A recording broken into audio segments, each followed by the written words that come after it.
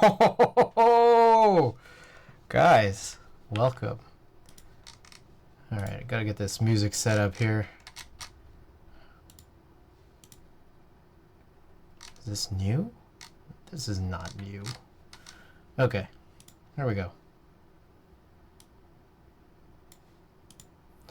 Okay, Flesh, welcome. Technique, Exploding Corn, and Amphixious. Welcome. Can you guys hear me okay? It's been like 2 weeks since I've last streamed. I'm not sure if my sound is coming in okay. Also, that Ziploc box right there is pretty unsightly. It's also really warm. Is it really warm for you guys? It's pretty warm here. Okay, so no packages technically, but you know, I'll give you guys the bonus here. It's like they're kind of packages, but kind of not really.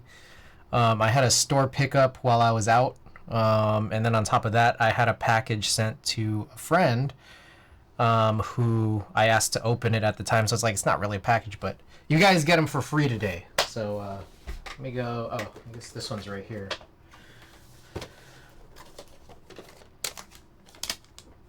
Hold on. Sorry, I gotta pull off. There's like some info here. Not packages. Hell yeah.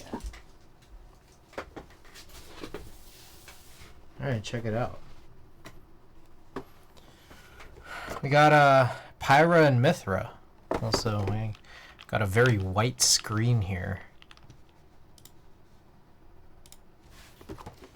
Alright, let's crack this open.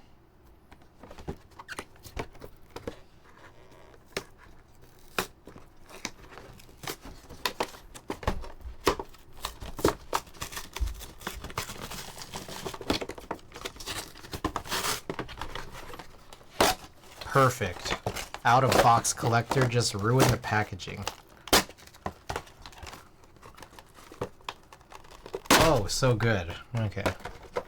Kind of nervous. CK is confirmed by Mex to take over one of the keycap sets and haven't responded to my email about their link being broken. Oh no. I did see that. It's for Terra Below. Is that right? Oh yeah. Fun situation. I got some updates myself about some of the Mex and Co. Like just from a personal standpoint, which I realized I didn't write into my notes. But I gotta get the Pyra and Mithra out of here. Come on, there we go.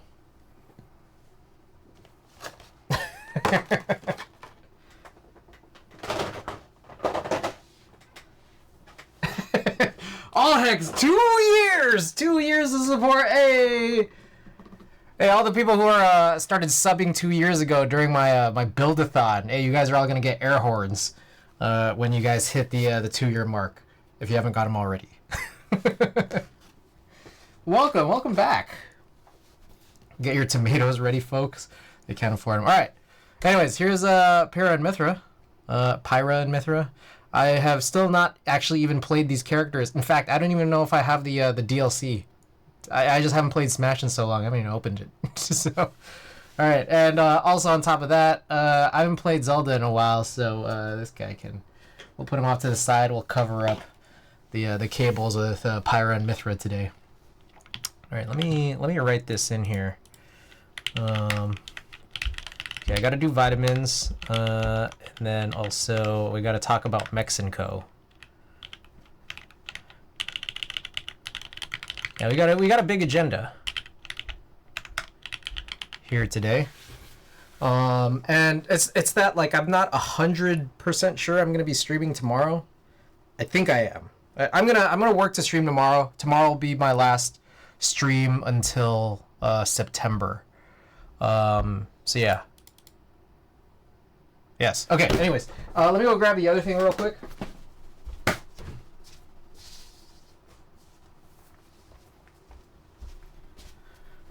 Why, sir? Oh, I mean, it's only like what, like 2-3 weeks. Well, I guess that's kind of a long time. Actually, I might be streaming very late August. Very late August. Yeah, I'm just gonna be largely unavailable for a while.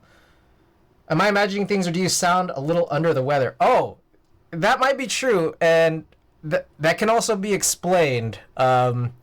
when I talk about the last 2 weeks. I just got back in the swing of fucked up sleep to be able to watch this late. No, okay. Anyway, okay, here. I just wanted to show this real quick. I was doing some market research. Actually, why am I even explaining this?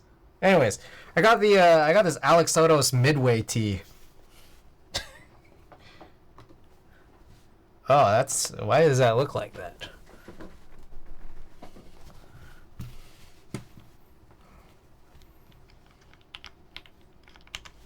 There we go. I got this arc60 Midway tee. I like the design a lot. But I just wanted to see. Okay, there's no critical info in here. I wanted to see, like, merch out there and see, like, how it's being done. I think arc60 is using like a drop shipping service, as I understand. So I think the design is really cool, but I don't know that this print quality is. I fear that this print quality is not going to hold up for very long. But we'll have to see. I'm going to have to wear it at some point, and then I'm going to have to wash it at some point. We'll see how it goes. I hope it does, because the design is cool. Anyways, yeah, that was the second thing. Yeah, so friend of mine opened this up, and I just wanted to see. I wanted to get some info. But yes, all hex, Anthixius. Hammer Brother, welcome. Okay. Let's get our vitamins in. I haven't taken these vitamins in a while. Also, shit. Where's my ticker? Come on, man. There it is.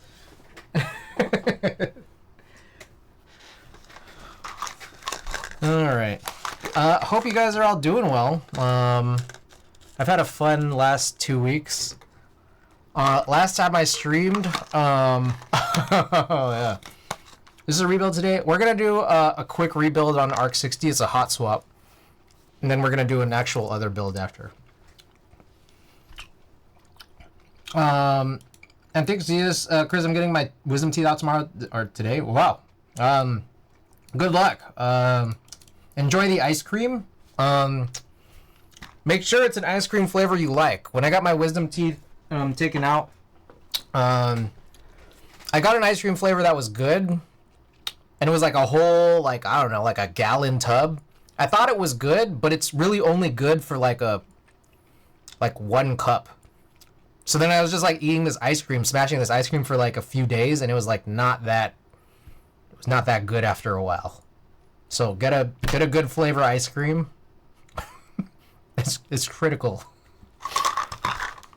What flavor you get? Oh man, I can't remember. It was just like, I think it was like hold on, I gotta look it up.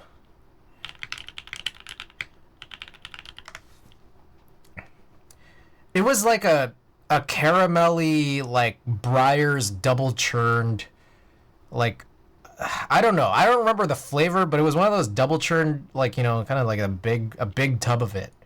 And like, again, like for one sitting once in a while is good, but like you can't eat this for like 2 or 3 days. It's just like, it gets a little like, after a while. Get one that like you'll be able to smash on, and you can smash on.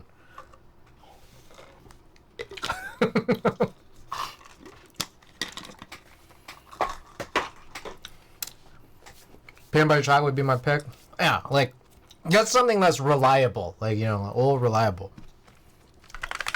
Okay, so here's what happened.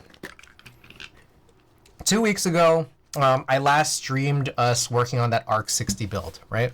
I was thinking, okay, this arc60, I think I'm gonna take this with me for the next 2 weeks, doing what I needed to do for the next 2 weeks. This was 2 weeks ago. Turns out at the end of the stream, a lot of those keys didn't work. I don't know. I think it's just a weird fitment thing. Hot swap sockets plus the plate plus the oversized switches. Just some combo of this was kind of messed up, and that's where we're going to rebuild today. At the end of that stream, I decided to run a poll for like which keyboard am I going to bring with me on my trip, and then the daal won. and I didn't finish actually changing out the keycaps on the doll. I wanted to change the keycaps on the doll, so I did that at the basically after stream. This is what it looks like, and I actually really like how it looks. I didn't end up taking this home. Let me eat these. I didn't end up taking this home because I think there's just too many issues with like some of these switches here. I think these need to get fixed at some point. We're not gonna fix them today, but I think it's like the C is really bad, but I think I've also had issues with the P and the J. So I was just like, I'm not taking this with me to where I'm going. I don't want to deal with like, you know, having to work remote with a keyboard, like with only one preferred keyboard here that has some issues with some of the switches. I didn't think it would be worth it. Pretty based camera angle. You like overhead?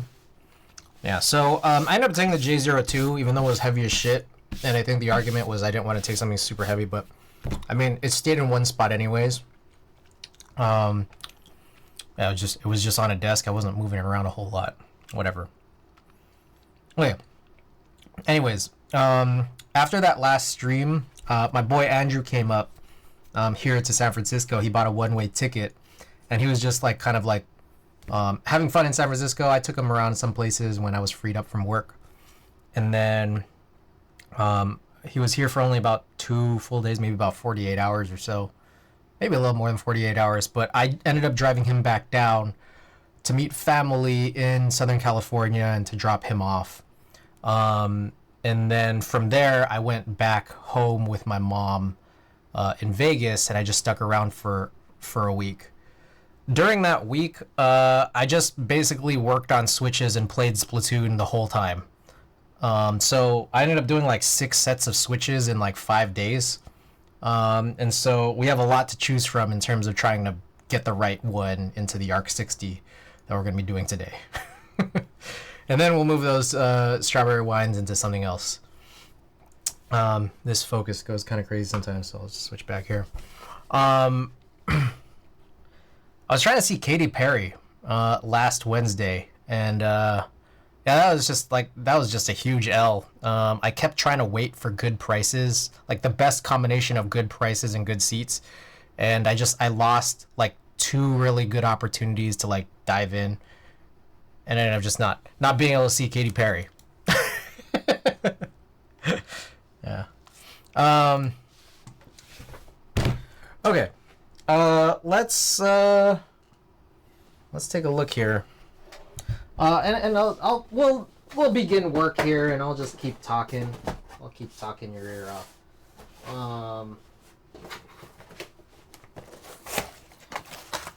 Alright, here's the arc60. We put a GMK Toko on it. And I'll pluck these keycaps off. We're gonna need trays.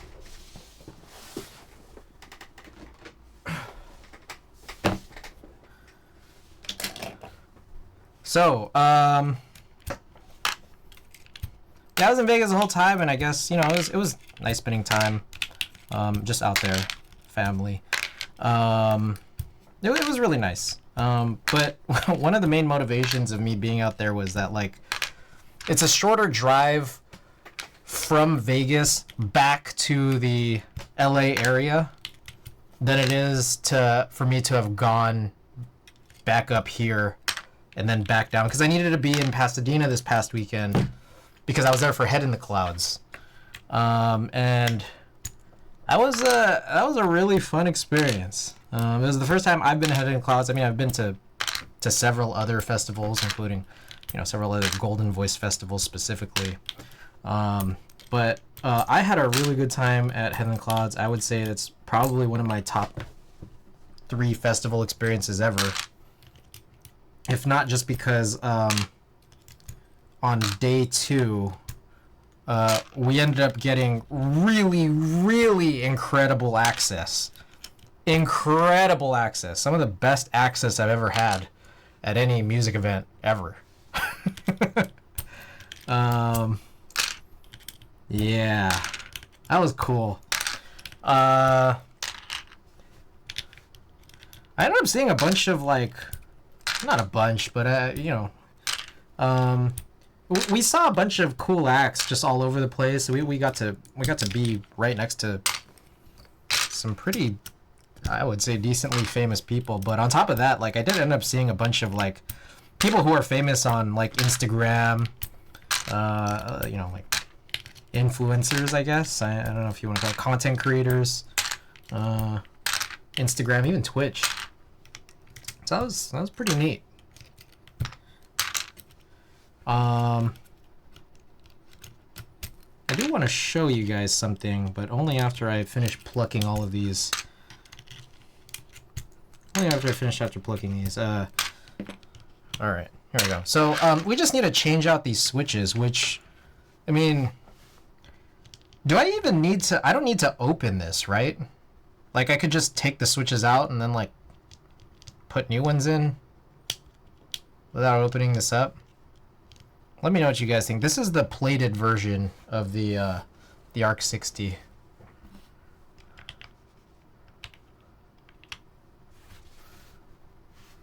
What do you guys think?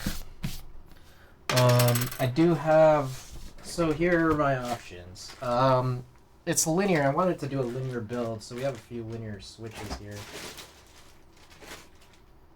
Let me get them. So I think we have these Haimu. Sorry, not Haimu. They're the Geon Blacks, the Geon Transparents, JWK Mamba.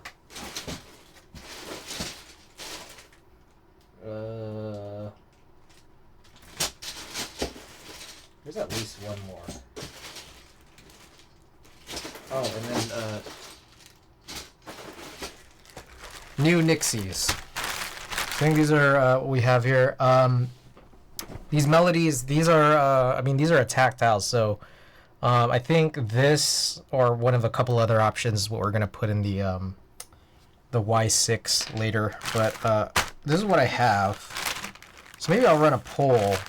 Actually, a poll doesn't really work because, you know, it's like still contingent on like this, the keyboard has to work, you know? Well, you do live. Good to see you. How's things? Bitter Seeds, welcome back. Yeah, no, I was busy the last couple of weeks, and then I'm going to be busy for the next couple of weeks, too. But I did want to get a stream in today, and I'm going to work to get a stream in tomorrow. And then come Thursday-ish, maybe some of Friday or through the weekend, I'm just going to ship out everything. Everything that I owe everybody. Including all the international stuff. So... yeah. Yeah, I was just talking about my my last week, but I was at the Head in the Clouds festival out in LA, the 88 Rising Asian American / Asian artists who come together for a music festival every year. And it was cool. I did want to show you guys a couple of cool things here. So, 1 second.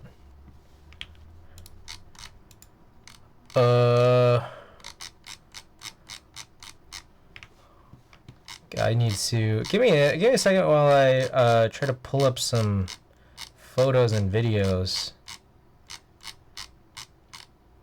Jeez, how far do I have to scroll up?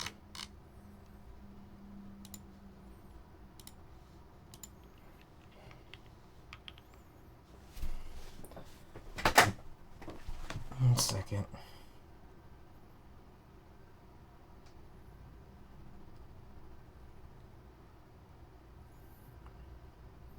Alright, this is gonna work, I swear.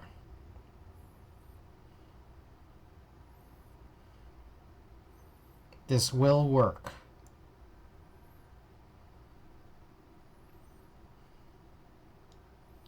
Alright, so some of you guys may have seen, was the festival good? Oh, it was great.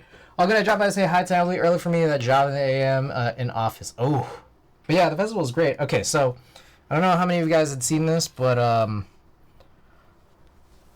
there was this photo that I posted onto, oh shit, what the hell? This photo I posted on Instagram where I was wearing this cum crisis tee. And I know that this is like heavily overexposed here, and I could just show you the picture on my screen right now, but that would require me to get this photo from my phone onto my screen, which is not the easiest thing, not the most. It's not trivial. But yeah, check out this access I got.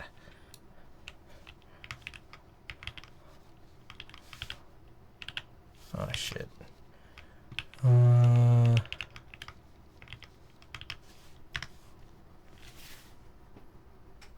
This is gonna have to change. Sorry about this.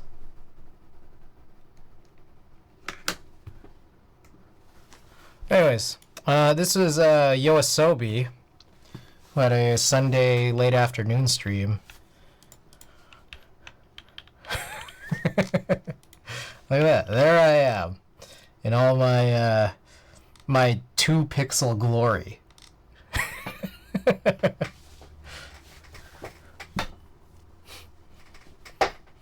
Yeah, that was chill. Super chill. Also, I think there was another cool thing here that I could try to show off.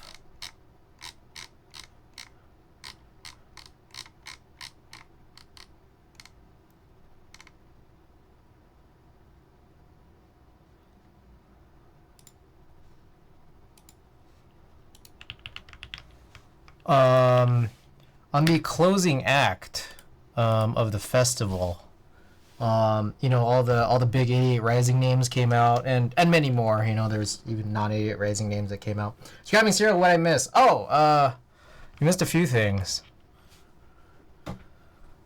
So, I don't know if you'd seen this on Instagram, but I need a better... Here, I'm just figure out how to send this.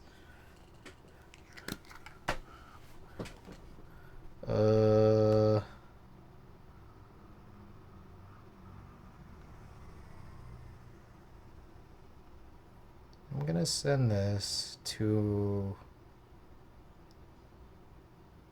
something where this becomes beautiful or viewable. I was gonna say beautiful for some reason.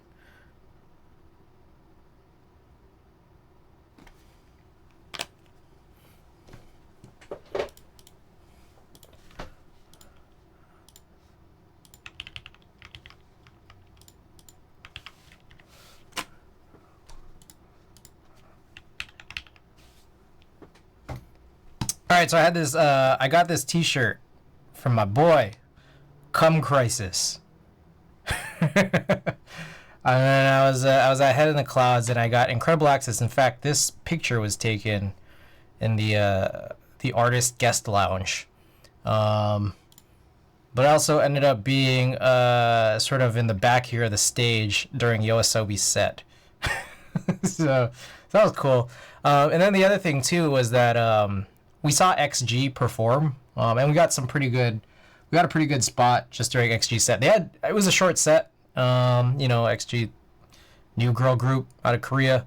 So not a whole lot of songs. We got a good spot, you know, watching them. But later on in the night, during the closing act, we were standing like right next to them. And so you could see here, in some of the places, they were surrounded by these giant bodyguards. So like we were trying to, like, I think I was wondering what the fuck came across my stairs when I saw Cum Crisis. Why did I press that? So we saw these giant bodyguards, and my buddy's looking over at me like, what? Where are these giant bodyguards? And then he realized, oh shit, I think that's XG. So they were surrounded by him. But you'll also notice here that there are these like non-bodyguard men who were like cooling them down with these handheld fans. And I found that very interesting. Yeah. Anyways, so that was pretty chill.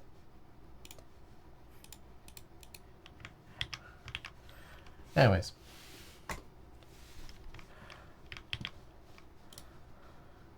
All right, back to it. Did I have any more? I think Exploding Corn, you were asking me, you know, why my voice sounds a little shot. Earlier on the Sunday, there was this singer who was on the second stage, Her name is Lynn Lapid. She's a Filipino singer. I think she kind of got famous just from like, you know, social media, Instagram, TikTok. And she kind of blew up. She had a good voice. So we were watching her set, and then, you know, her crowd wasn't like huge, but it was pretty decent. And then like partway through her set, just like, I don't know, the audio tracking just kind of blew up. And, you know, it's kind of like that, like sort of like awkward situation of, you know, when there's technical issues during a, you know, someone's music set, especially at a festival. So I don't know, I just, oh, sorry about that. What the hell? Sorry, that was me. My bad, guys. My bad.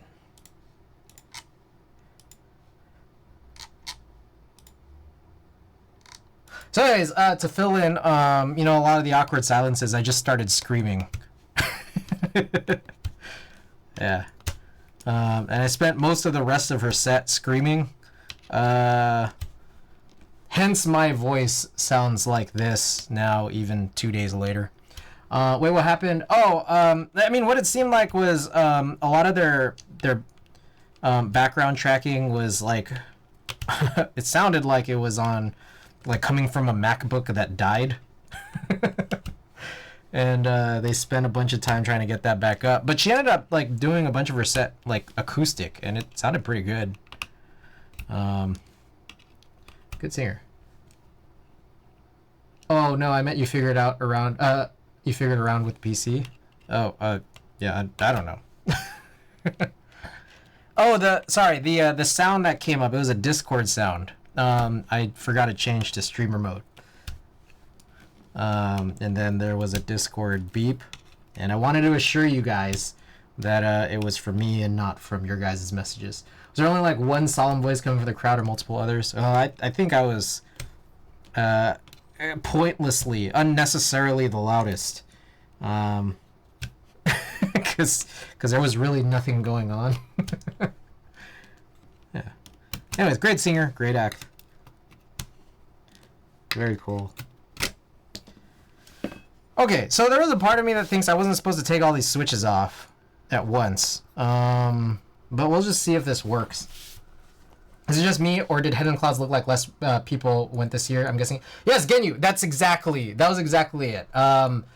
Especially Hard Summer. I think, like, you know, the idea that all those ABGs who probably would have otherwise gone to Head in the Clouds went to, like, you know, the festival that had more like electronic music, like that only makes sense. On top of, like, you know, everyone always, you know, a lot of Asian American music fans who would be creaming over Joji and Keshi. Joji and Keshi weren't there, so it's like, you know, one of those things. The rave crowd is definitely heavily populated by the Asian crowd. Yeah, you know, I've never been to like a big electronic festival, and like as I get older, it's like I kind of like, I feel like I've missed out. Like I kind of want to go, but I also feel like I've aged out of it at the same time. Like, so it's like, it's kind of weird. Like I'd like, honestly, to go try going to EDC or Hard Summer, but I just feel like, like, you don't look a day over 18. Fair. By the way, Getting Silent, welcome. Remember the first year I went to Hard Summer, I saw people having sex in broad daylight on a picnic bench. That's chill. Okay, so I'm gonna try these. These are Geon Blacks with I think the stock spring is like a 65 gram. I think it's 20 or 22 millimeter spring. So I went and lubed this just stock spring. We'll see how this goes. Alright, so that was a horrible idea for me to pull out all of the switches, because now I think I have to open this up. Well, yeah. What a fool I was.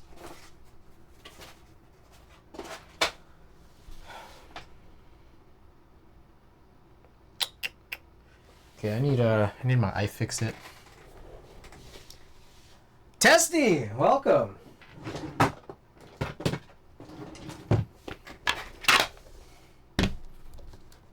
What's going on? Hope you're doing well. Is this the right one? That's not the right size. Ready to clean up before surgery? Ooh. Yeah, you gotta shave your legs. you gotta shave your legs for your wisdom tooth surgery. Come down with Keep Life? Yes, I am. Yes, I am. Fuck, I can't even see. Like, I don't know. It's too damn dark. Shave my one eye. You gotta shave your legs. And if not your legs, you gotta at least shave your knees. Oh, is this Torx? Oh, I think it's Torx.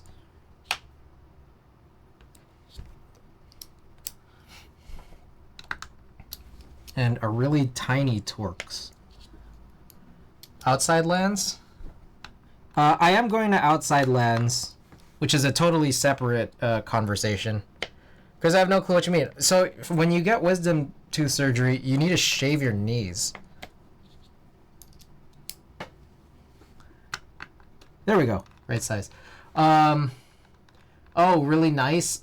Stupid Bullets is rolling by to grab me, and we're driving down Keep Life. Nice. Yeah, no, I look forward to seeing all you guys, for those of you who are going to Keep Life. And for those of you who aren't, you should still show up. Just show up, and then just, like, you know, pound on the gates, like Eric Andre trying to get into the RNC. Let me in! Let me in! Let me in! No clue why I need to shave my knees or legs. Why is this a thing? No, it's like a thing. You gotta...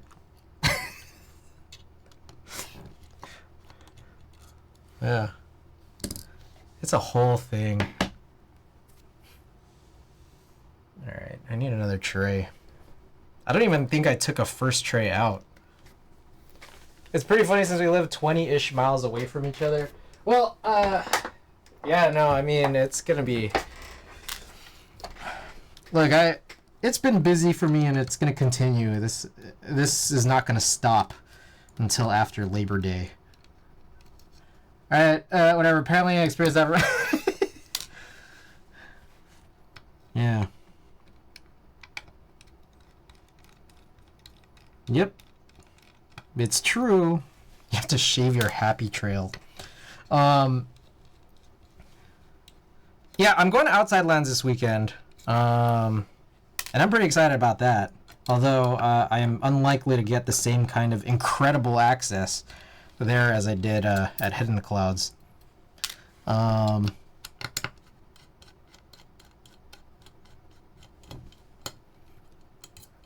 got the full 3-day pass, and despite people not really liking what the lineup had, I think it's great. It's interesting. There's a bunch of conflicts.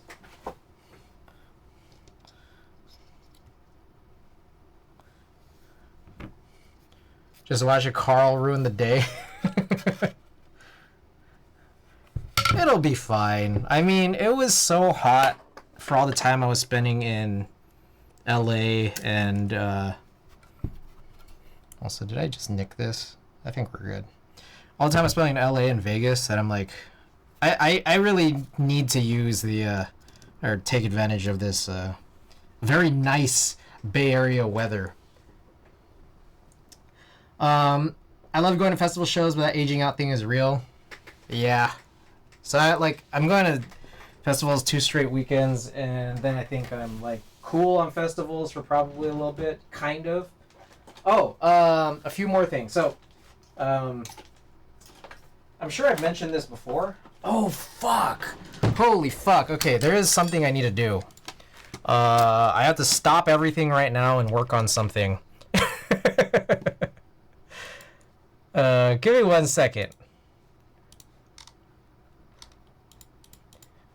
We're pausing the build right now because I totally just remembered something here.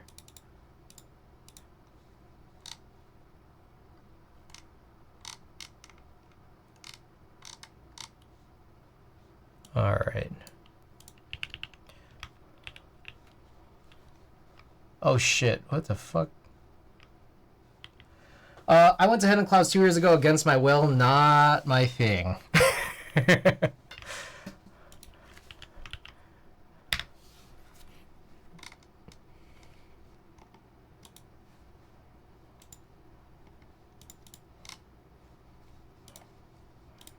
I had a lot of fun. But also, again, my perspective is heavily skewed by the access level I got.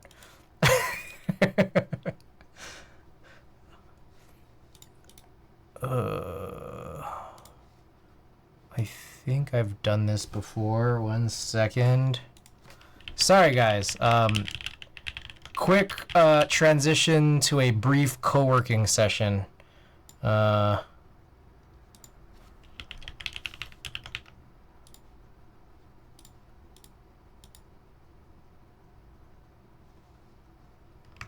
right.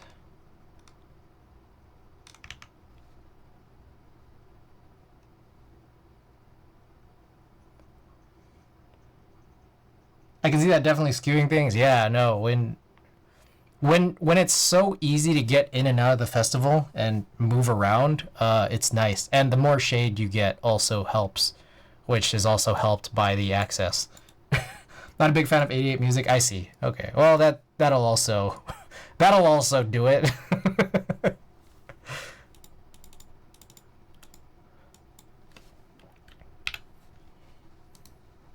All right. Sorry, guys. Brief 5-minute co-working intermission.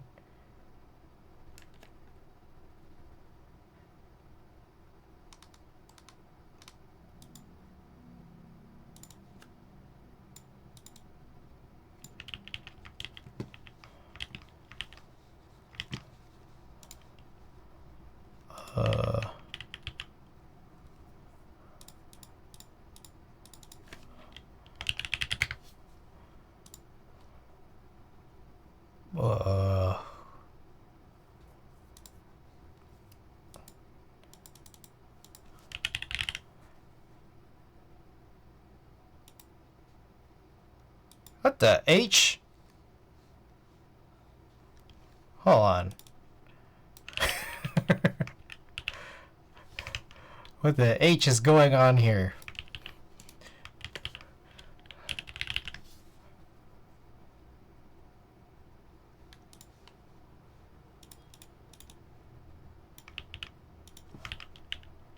What the frick?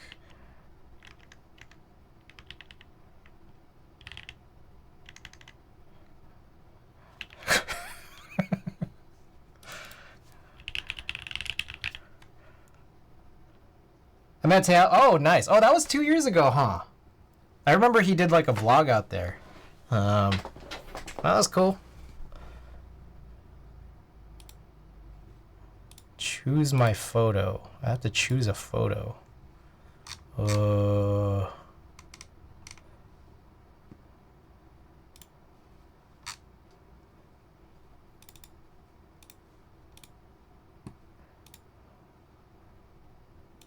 Save. Continue. Nice work. Okay. Where is my...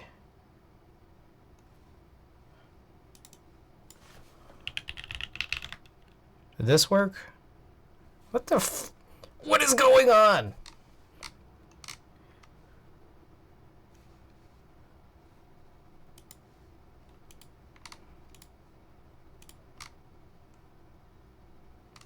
Oh, shit. Bruh. My profile. Sorry, 1 second. Oh, shit, it was actually 4 years ago. Wait, you met Teha at Head in the Clouds? I know that, well, didn't Teha... Okay, so maybe I'm thinking of something different. I know Teha did a... I don't think I started watching Teha till the pandemic started, and then I know he went to a recent Head in the Clouds. Not this year, but a recent one. So maybe you met him before that? I don't know. Alright. How do I... settings. Come on.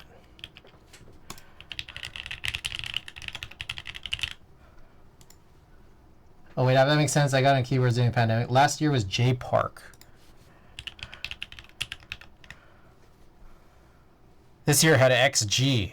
And, I don't know, the whole gang.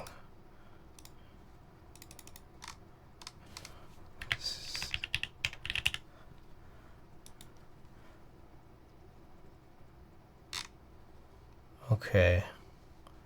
Will this work now?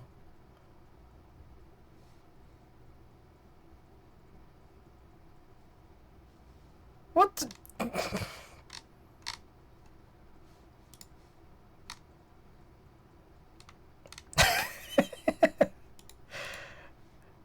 Alright, you know what, I kind of give up on this. Guys, if you guys don't already know my real full name, I guess you guys are going to find out about it now. Okay. Alright. So, okay, so here's the situation. This weekend, I'm doing Outside Lands here, in San Francisco. Kendrick's playing Friday night. There's a pretty stacked Saturday, I don't know, conflict for the headliners with Foo Fighters, Lana Del Rey, and Fisher. And to be honest, on Sunday, I'm not even going to see the headliners. I think it's Odessa and 1975. I think I'm just probably going to watch Lil Yachty and then bounce. Or I think Megan Thee Stallion comes on after Lil Yachty. Anyways, and then, so that's Sunday night. And then next Monday, I'm going to be gone for a couple of weeks. I'm going to be out in the Philippines. What about Odessa? I'm not like a huge Odessa fan. I'd seen Odessa from, I think it was 2018. I want to say 2018. And I don't know, it was chill. But like, I think, like, I'm not a huge Odessa guy. And I'm sure that, like, on the last day of my second festival in the span of like 8 days, I think I'm just going to want to leave early. So I apologize if that causes any offense. But, you know, I think I have to save myself by that point. Because on Monday, I'm going to be gone for 2 weeks. I'm going to be out in the Philippines working on this volunteer project. It's a disaster relief project in Eastern Visayas. And so I have just set up this fundraising page here, which has my real full name. So if you don't already know it, it's up on here. Yeah, so I'm volunteering with this organization. I've done this before in the U.S. Virgin Islands, and I took 2 weeks then to work on it. I'm going to take another 2 weeks to work on this project here. And they asked, like, hey, do you want to set up a volunteering, like a fundraising page? And I just said, yeah, sure. So feel free if you guys are interested in helping out. All Hands and Hearts, this organization I've worked with, you know, they could use, you know, whatever they can get. So. Yeah, it's gonna be cool. I think as far as I understand, the project is like in a recovery phase right now. So, I think as soon as I sort of touch down there, we're just like we're working on construction at a small school that has been sort of I think using a bunch of like temporary spaces for like the last what I imagine was 10 years, and trying to sort of rebuild it from the 2013 typhoon. So yeah, if you want to reroute any bits or subs for the next month, and instead put your whatever support money you would normally send me over to the All Hands and Hearts fundraising page here, feel free to do so.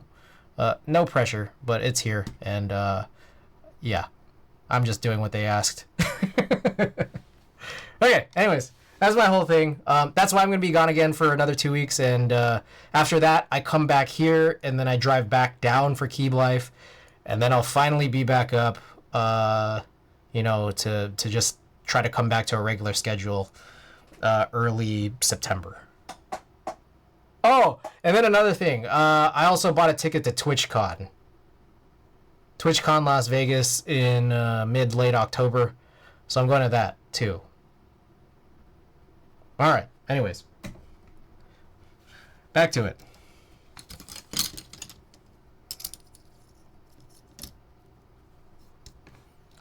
Okay, I'm gonna. So I think what I wanted to do here was these Geon Blacks. They're like nylon, and what I kind of notice about these nylon style switches, like or the nylon material switches, like these and like cherry switches, they seem like a little bit more like resilient, which I think is something that's like kind of critical when you're, especially doing like hot swap with a tight plate. Like it's probably like these cherry style switches are probably going to be like the best. So I'm just going to do this. I go to outside lands for only always. I see.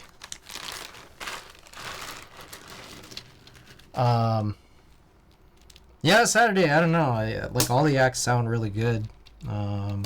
Like in terms of things I'm looking for, just between. Oh shit.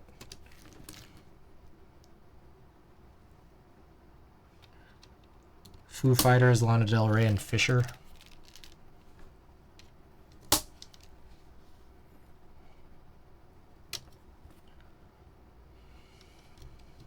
Oh, also, in case you guys wanted to talk, if you guys want to talk Mexico, that's a whole thing, right?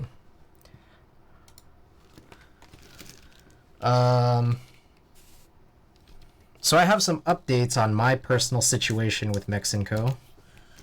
My credit card company called me and told me that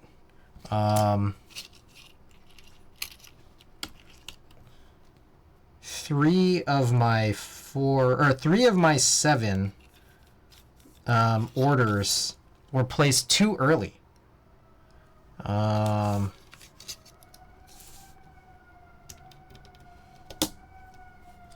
So they just like, for that reason, they just automatically closed those disputes, which is, no less than a bummer.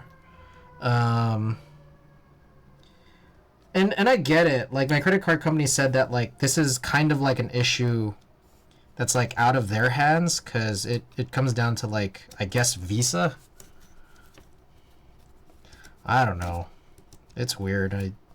I tried arguing for a bit, and they kind of just mentioned like you could take it to some kind of, I don't know, like, what was it? They gave me some, what was this? They said business credit bureau. Take it to a business credit bureau, and like that would be like kind of the sort of next step, from a sort of legal standpoint. 2-1. Welcome. How's it going? Hope you're doing well. Yeah, we were just talking about my last 2 weeks, my next 2 weeks, and now we're talking about Mexico. You have any orders with Mexico?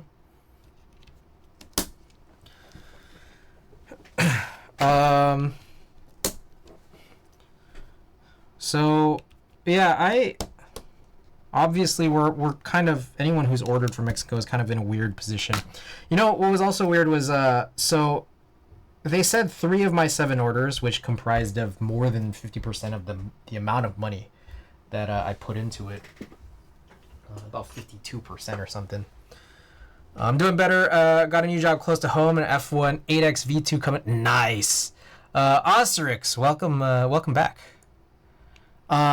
So the other 4 orders, the other 48% of the money I had in Mexico, they actually just credited my account. I guess it was as easy as that.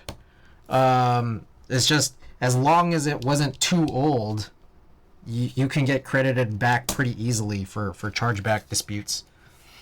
So yeah, it's obviously it's a strange situation that we're all in now. The other weird thing is that like the same exact day that they credited me the you know, the 4 most recent orders that I put in, Mexico actually refunded me for the latest order, and I still need to, like, I still haven't done it just because I've been relatively busy for the last couple of weeks. I haven't gone back to see, like, did I get double refunded because of the chargeback and their actual refund? I'm not sure. I need to, like, go through my statements and find out. Past that, obviously, there's all this other news that has come out, like, including Canon Keys helping out with, you know, one of the 30 group buys that they have outstanding, which is Terra Below, which I was not a part of. I think also Prototypist is doing something for, I'm not sure if it's for everyone or just like EU-based orders. So it's like there's all these vendors who are like reaching out to just sort of help the situation, which is cool. Just none of it has applied to me as of yet.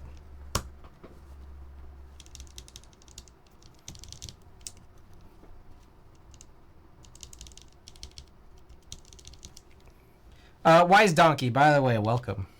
When was a year ago? RIP GMK Taiga. Take the money and run. I don't know if you guys saw Teja just put out a video today. It was kind of like a sort of interview / conversation video. It was like an hour-long video with Armendis, I guess a moderator of the Mech Market Discord.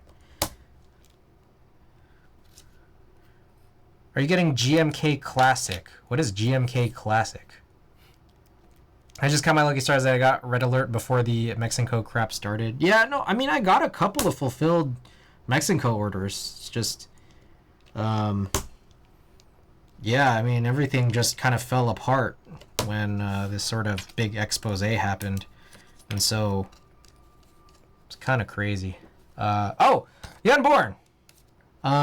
Welcome back. I don't know if you, did I ever message you back? I hope I did.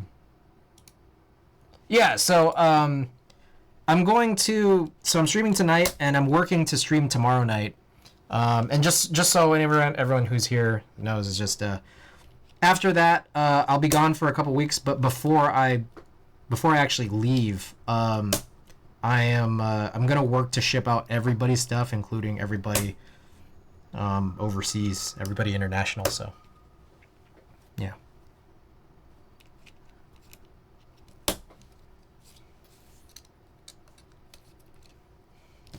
So this is like an interesting thing here where it's like there's these gaskets. It's like I have to like switch this screen every time just so I could get more light.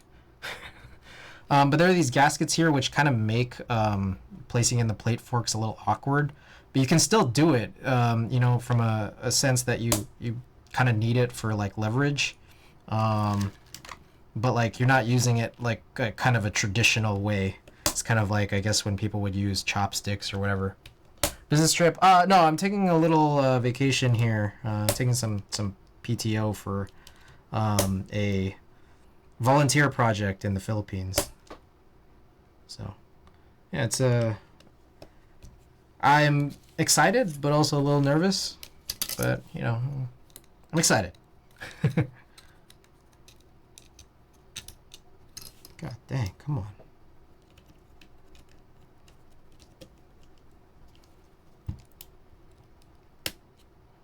So what is GMK Classic?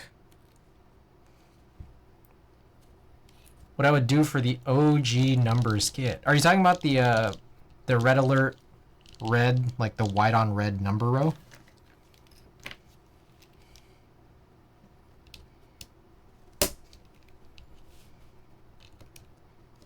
GMK Classic beige? Oh. Wait, this is not new. Yeah, I'd seen this. Yeah, I'm not picking this up. I think for me, like, I already have a couple of beige GMK sets, which is already kind of, I feel like, in my opinion, kind of overdoing it because I already prefer CRP. So I'm just kind of like, I don't know why I did this.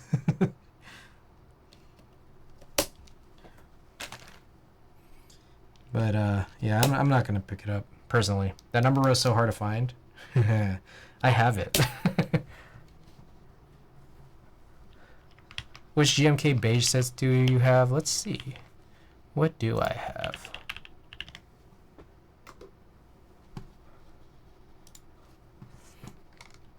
Well, I guess we can go here. I got the key sets tab.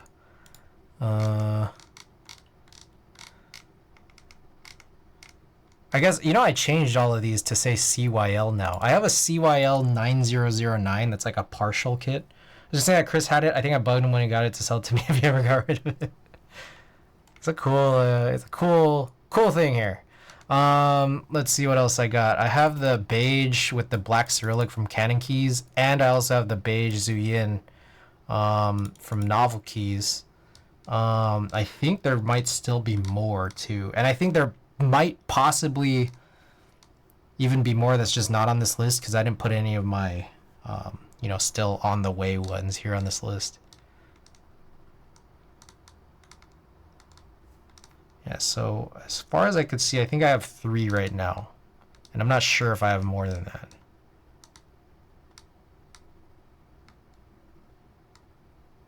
Yeah, that might be it. Yeah, no, sorry, what we're referring to here is, I have the Red Alert GMK, Red Alert number row.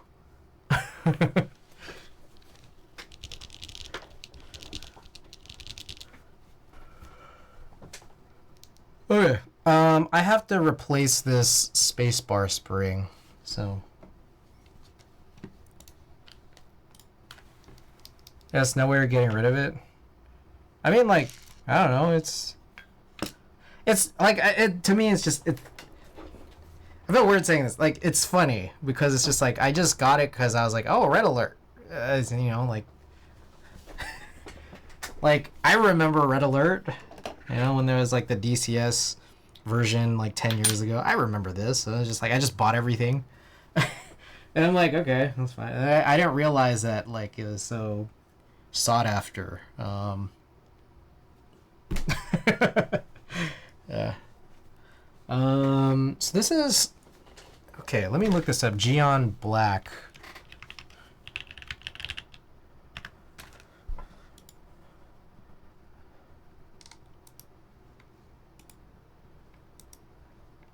Is it Haimu Geon? There's no way it's Geon. I don't know what I'm looking for. I'm not gonna lie. Oh, it is Haimu. I don't know why I thought differently. Okay, so it's a 20 millimeter, 65 grams. So I think my hope would be that a 75 gram from Kinetic Labs, I think this is 22 millimeters, 2-stage would suffice. Yeah, there was not many extras. Oh, excuse me.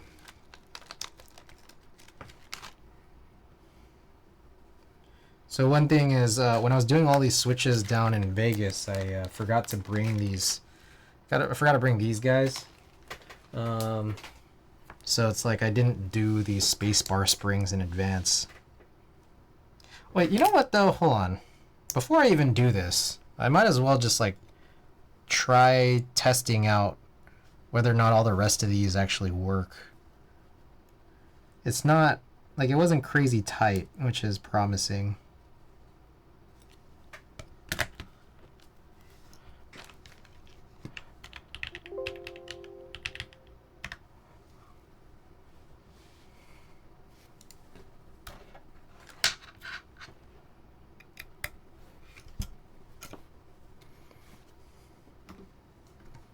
All right, we got a synergy situation, so you're not going to see the matrix, but we'll just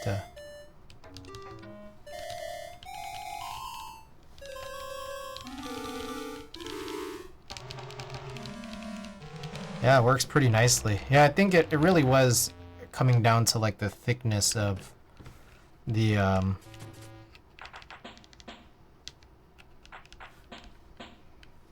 yeah, this is fine. Like I think it was just like that weird combination of that switch size for the Saruki strawberry wine to go along with the hot swap in this plate. And that was just kind of causing things to go awry. What's your preferred space? Like spacebar spring? I like this. This is 75 grams, 2-stage Kinetic Labs. To go along with, you know, because I usually have them about 7 to 10 grams lighter for the rest of the switches. Yeah. Okay. Oh shit. Oh shit. Oh. Okay. And then before I do this, I'm gonna get rid of this spring.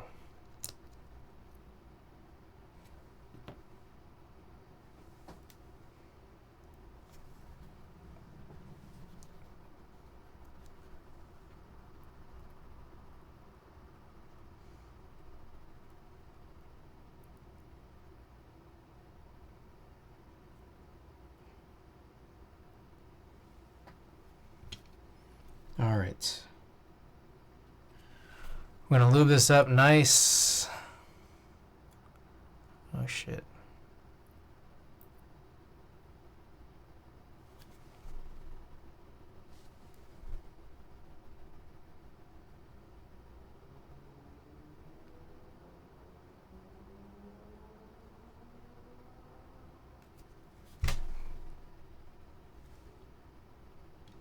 Nice and good. All right.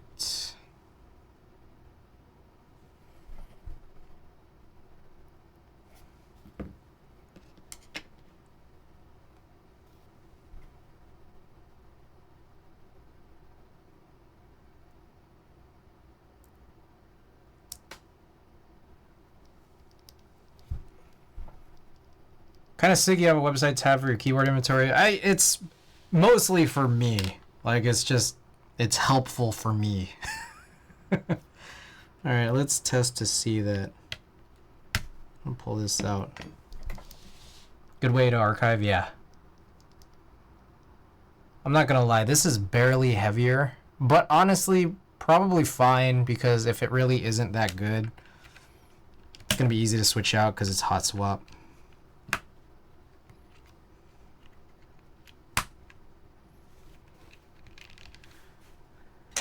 All right, I'm gonna mark this up, the silver, that we just know pretty easily here that it is a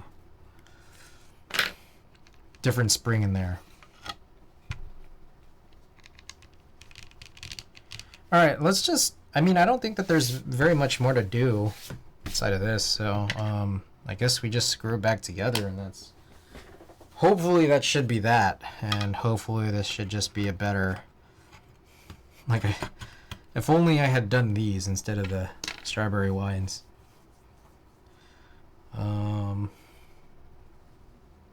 Just like, where did I put the,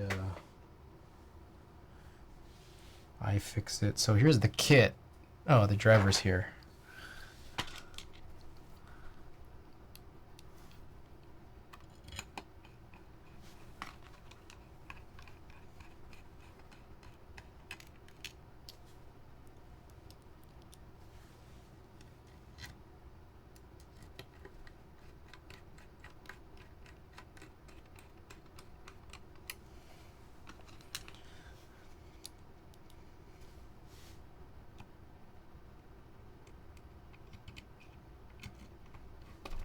What happened was, at our last stream, the strawberry wines were kind of basically the only switch that I had tuned and available to use. So since then I have finished tuning a bunch of options, which includes this, and I think is good. Just I think these like nylon housing switches, they just like, you can kind of like feel that they have like more give than some other like plastic materials, and I think that that's helpful when you have like the tight cutouts on your plates.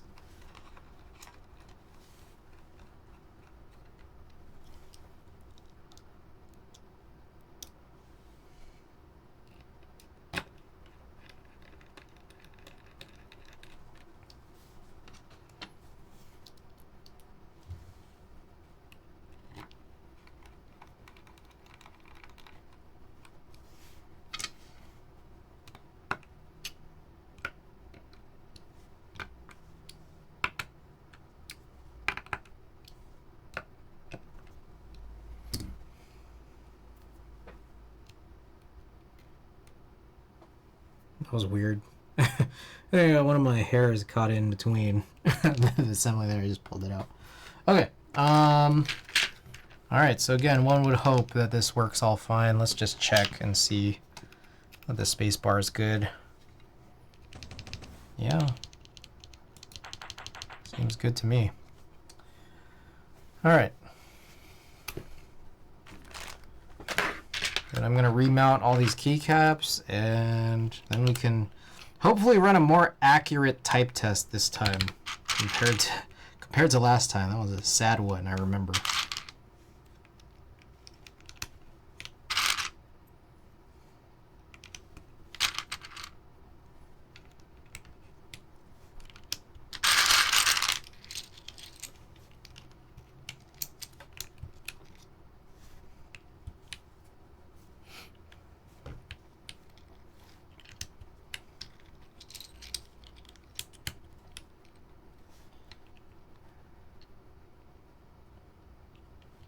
Goes there. 6 should be there.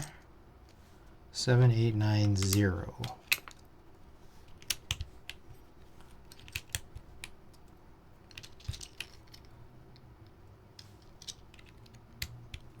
Any shows lined up when you get back from the Philippines? I'm seeing James Blake at the Masonic here in San Francisco in, I want to say October. And oh shit. Huh. Yeah, I gotta figure that whole thing out. Reason why I got suddenly concerned. T-Y-U-I. Wait. E-R-T-Y-U-I. I'm not sure if I need to be somewhere during that time. That general period in October. Right after that would be TwitchCon. And then in November I wanted to see Faye Webster. She's the kind of like that indie folk artist that came out of Awful Records. But I guess she's blown up because she's doing like a huge venue now, and it like sold out. It's kind of crazy. Okay, I got to crash. Probably stop by tomorrow. Hey, Bitter Seeds, thanks so much for being here. Other than that, I don't think I really have a whole lot lined up. I can kind of make it out to sort of any San Francisco, like Bay Area Golden Voice show, like if I give enough notice. But it's been like pretty quiet through June, July, August in terms of shows or acts that I would have wanted to see. So good that I'm getting this period out of the way, being out there in the Philippines. And hopefully September will pick up, and I'm sure there's good stuff happening. I just don't really know what it is. That does seem weird. Like lopsided. Can I not press this in all the way?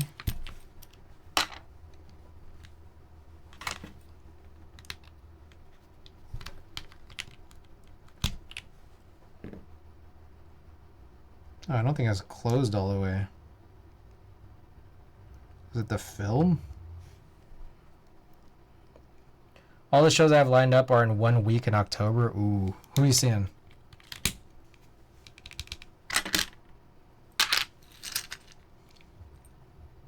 Yes. Okay, we're good there. Oh, that's nice. Oh, I like how this sounds. Ooh.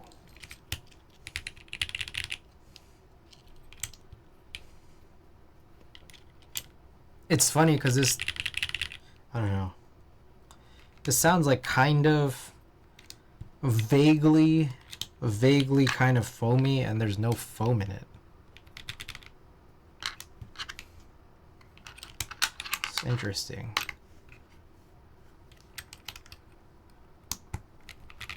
Alright, so my desk is officially a mess here. So let me just try to pack all this up real quick. Done this. Converge at the Glass House, Blonde Redhead, Death Cab. Ooh, Death Cab and Postal Service. That's lit. Oh, that's lit.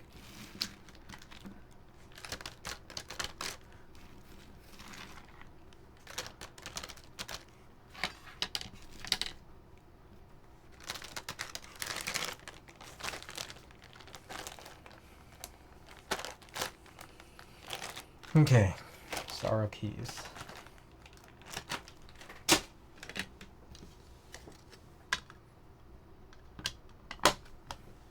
Alright, I'm gonna try to get some of this stuff out of the way.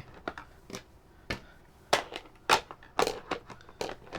don't know, there's like all this like weird random shit here.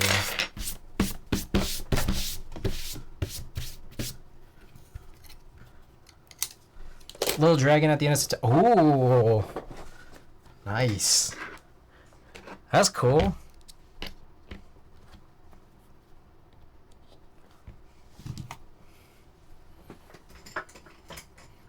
All right, this can go in here.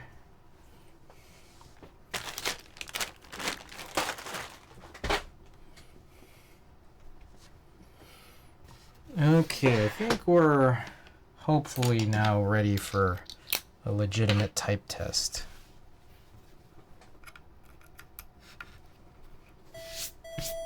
Oh, sorry. What was that? What was that? Also, I think we had kind of already done a prediction for this from last time, and you know, I fucked up because of all the switches being messed up. So we're not gonna do it. We're not gonna do it for this one, but we are gonna do another build after this, the Y6, and we'll have a legitimate type test for that one.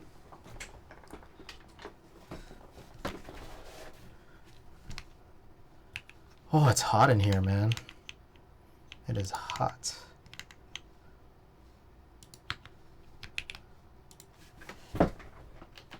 Now I have to turn this off. This fan behind me. Okay, here we go. This is the hot swap aluminum plate build for the ARC60. This has the Haimu X Geon dust-proof black switches, the stock springs, for the most part at least. And then we got GMK Toko. Fuck.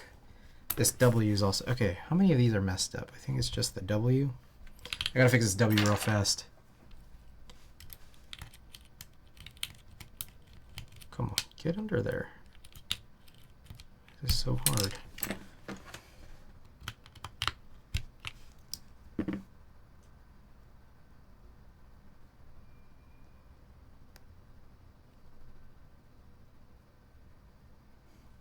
Damn, that's nuts. I guess some of these, they can still be too tight. Maybe after you film them. The film's probably the issue, but most of these are fine.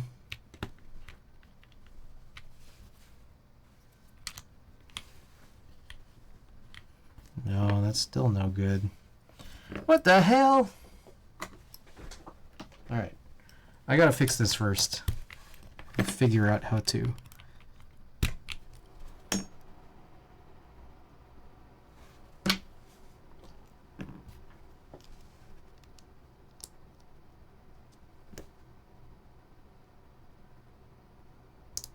Oh shit.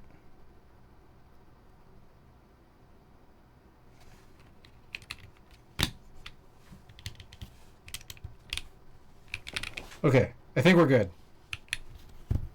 Maybe not. I think the O also has the same issue. How many of these will I find?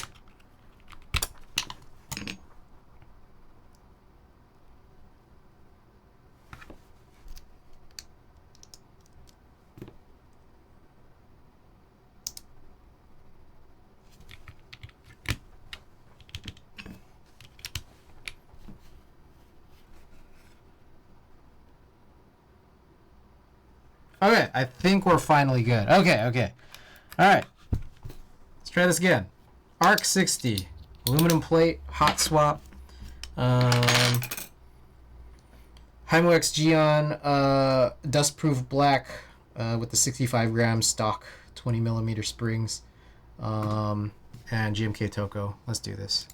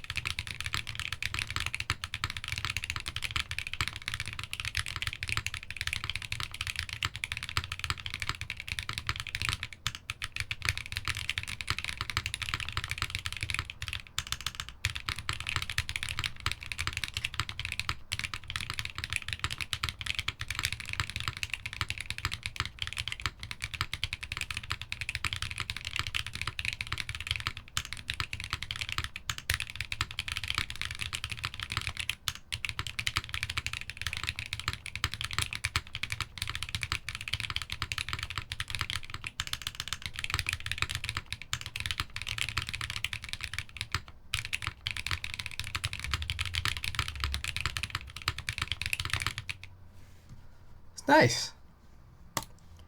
Do a couple 30s here. What do you guys think? You guys like how it sounds?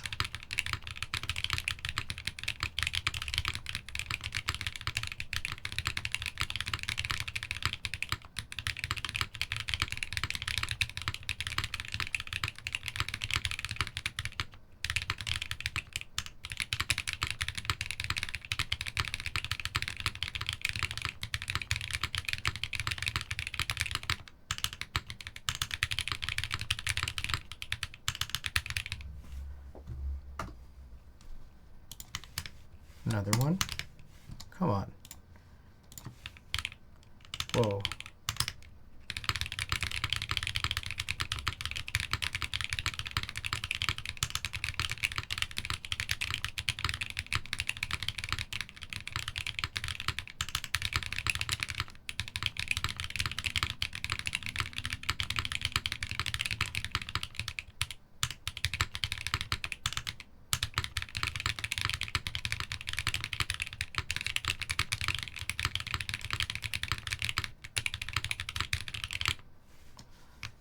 All right, music back on.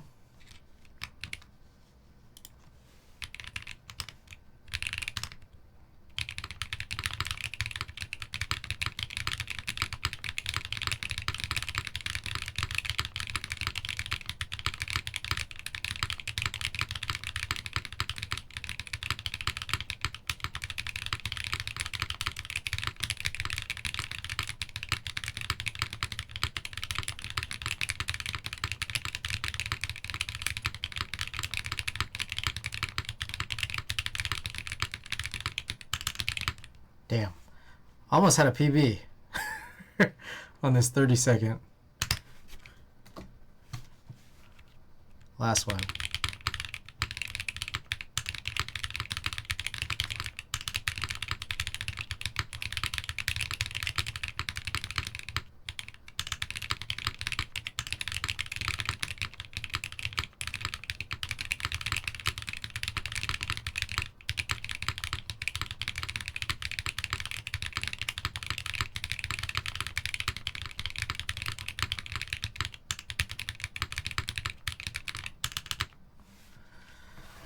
Yeah, well, there you go.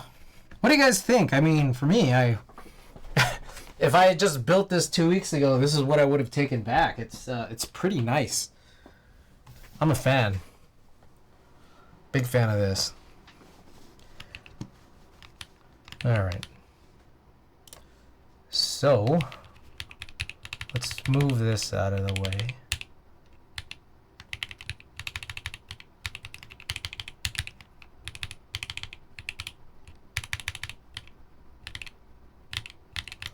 This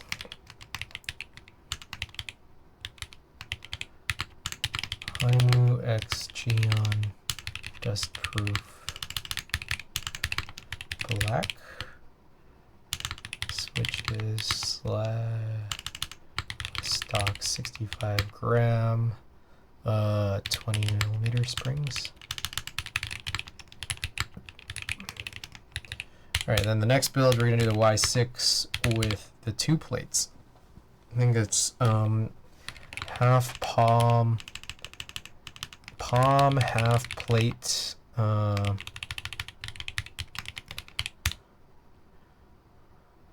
It's an aluminum inverse half plate.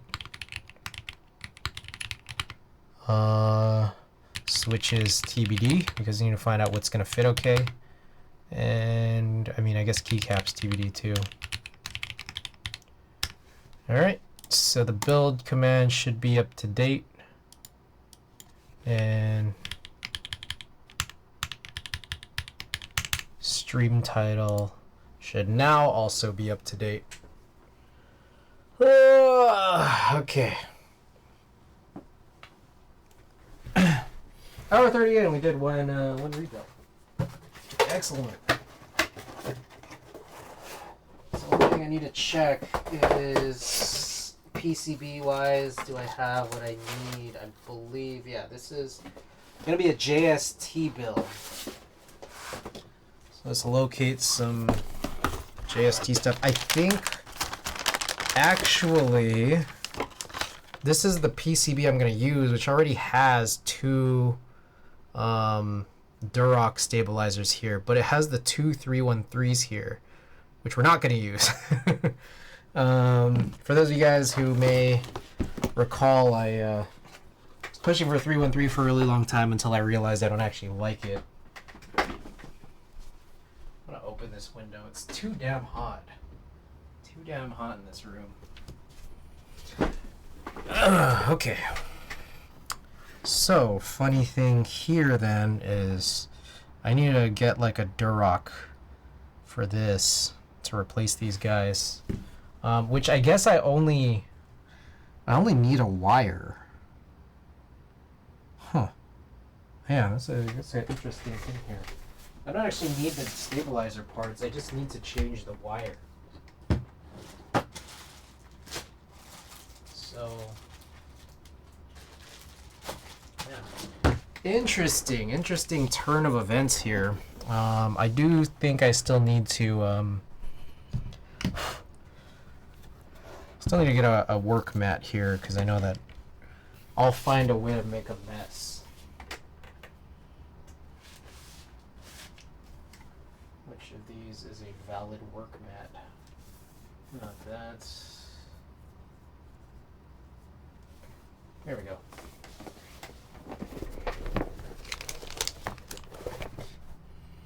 Alright, we got Mount Fuji here.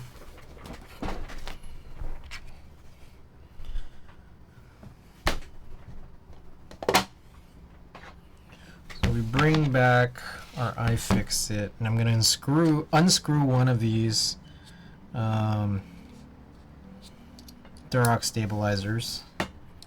Actually, I'm going to unscrew both. One of them I'm just going to bag up. The other one I'm going to pull the wire out.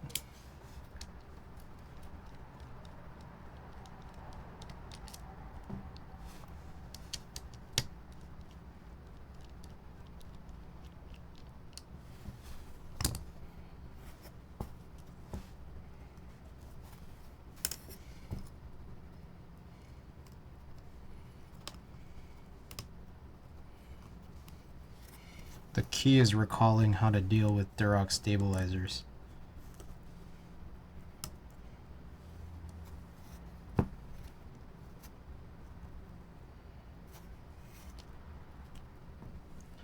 Y.6, the alchemy board? I don't think... when you say alchemy, I'm guessing you mean AKB, but I don't think AKB did this. Y6 is... my understanding, just another venture. Oh, Al.6, I see.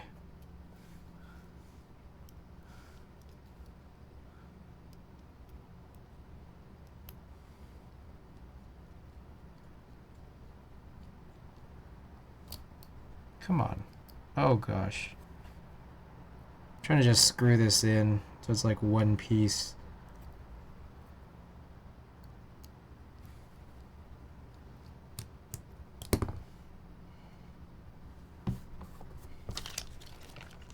Ankit!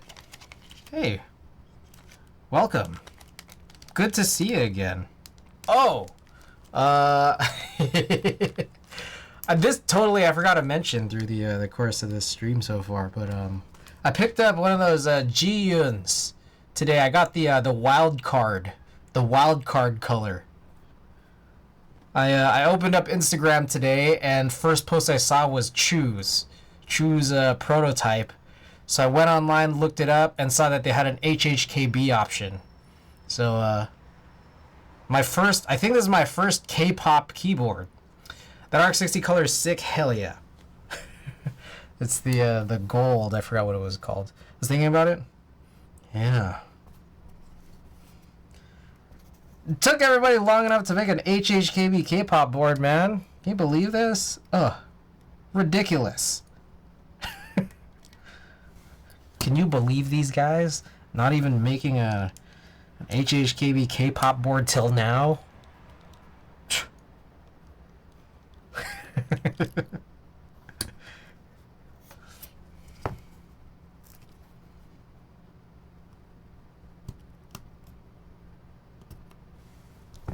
Yeah, okay, how you doing? It's been a minute. I've been gone for a minute. Just gonna wipe this down with this work mat. Alright, I'm gonna grab a... I'm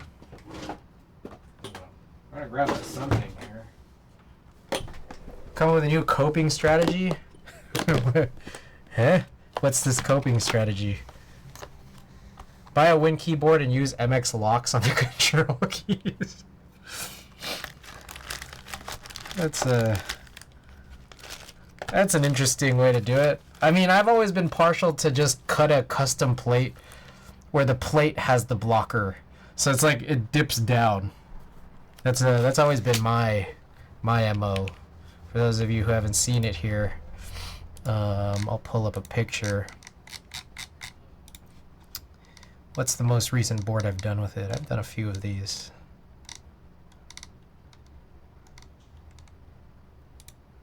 That doesn't work with... It really doesn't. It really does not. Like, you'd need to, like, have some kind of post mechanism between, like, the plate and the, Oh, look at that. I didn't even realize I took a picture of the stupid-ass wire here. What else we got? Yeah, it kind of only really works for, like, tray mount and top mount. Oh, you could do these, like, I don't know, K-Mac style or 5-degree style. Like, you should be able to do these. Like this. Like the actual quarter blockers. Hey, I said the name. Anyways, here's this one. This one also does the dip. DCS deadbeat's nice. Yeah. This is Brown Alps. Brown Alps. It's an Alps tofu. A walnut. I did the plate in like a lighter, like wood material, so it kind of just looks like a tree you cut into. Same thing here. It's similar, pretty much almost similar exact thing. Here was it's like a beige task board. Dips in. These are both tray mounts. What else have I done it on? Here's one. This one's the Balder. Yeah. Dips in. Clear acrylic. I scuffed that plate, but you can't really tell. Here's another one here. This one is my arc60. Dips in. Boom. Hell yeah. All of them, all these are trays though, I think. Yeah, I don't know that I've done a whole lot of others in like other layouts like that.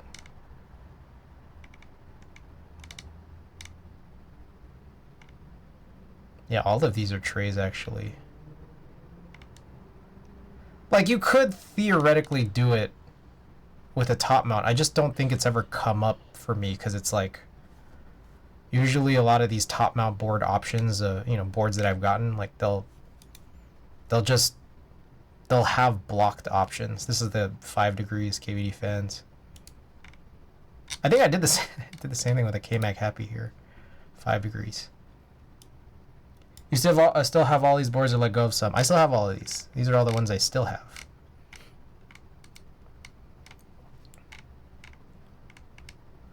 Yeah. Cool. Anyways. Alright, I don't have any gold 7U wires left over, so I guess I'm gonna have to mismatch it. We're just gonna run black here. Where do you store them for anti-dust? They all stay in their boxes, and all these boxes are on a giant bookshelf I stole from the lobby.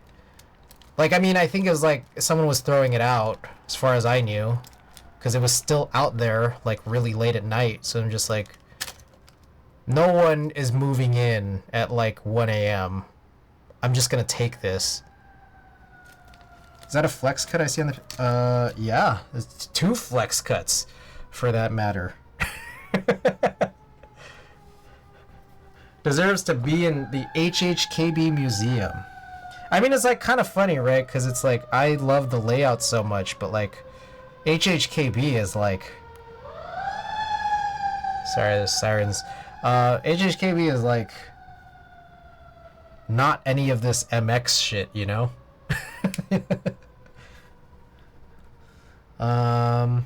So I'm gonna wipe down... This is a 3U wire. Give me a sec.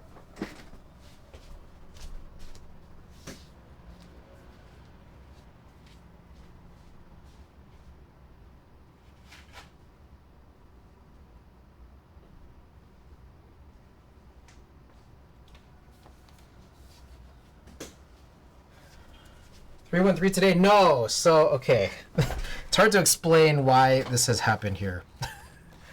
So, here's the backstory. And many people know a lot of the backstory already because I say it like so often, or at least there was a point where I did. But I was really into 313. Really, really into 313 until I tried it.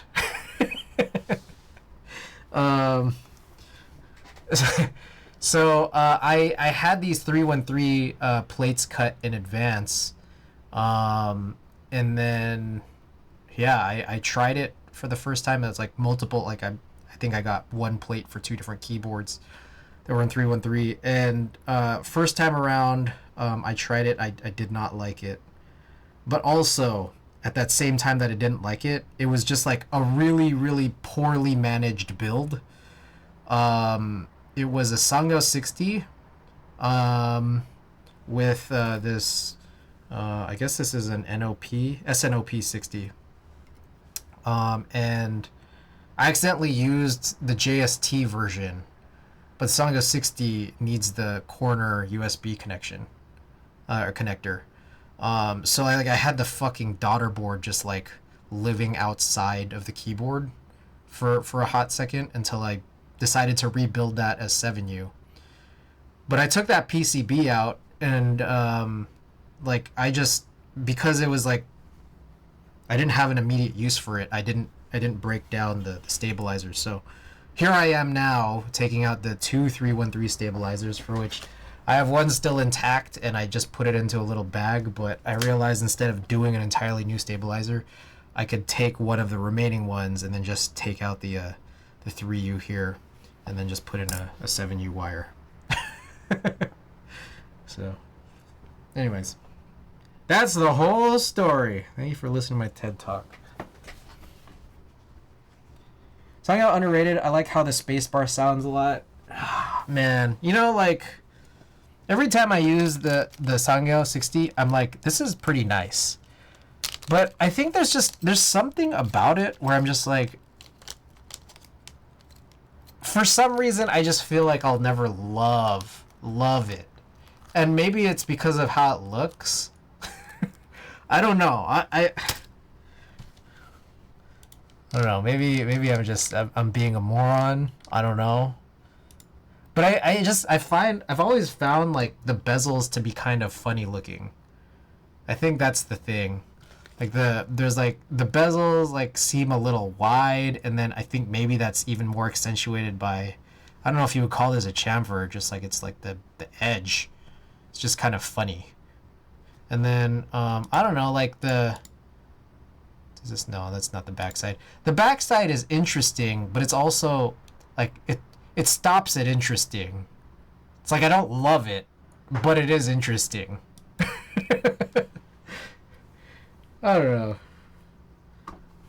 Again, maybe I'm just being an idiot. Okay. The hell?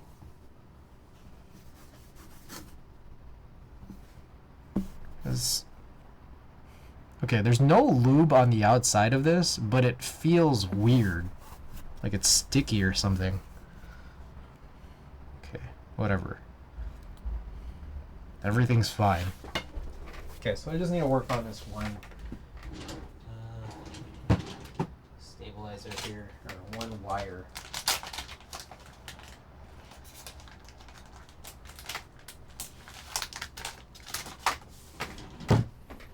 Anyways, so this JST PCB that I am now bringing back from the dead, this is going into our Y6.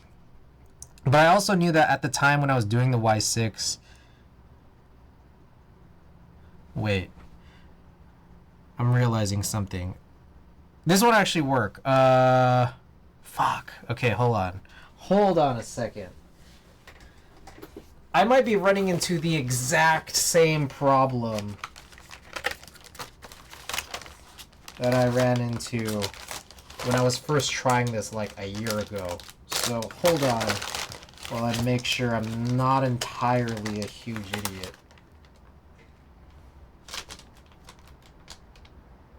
Okay, that's a corner connector H60.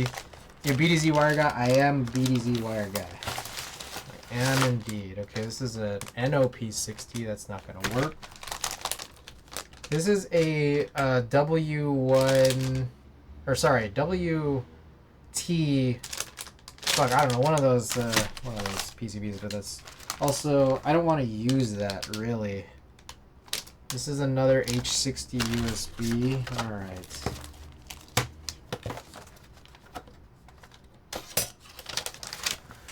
Oh boy. Okay, so there is a chance here I am entirely a moron.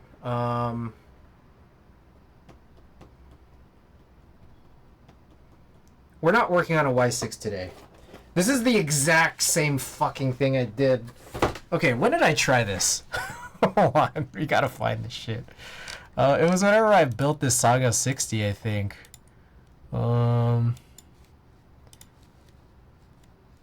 I need an H60 JST, which I kind of have, but I don't, like, not free.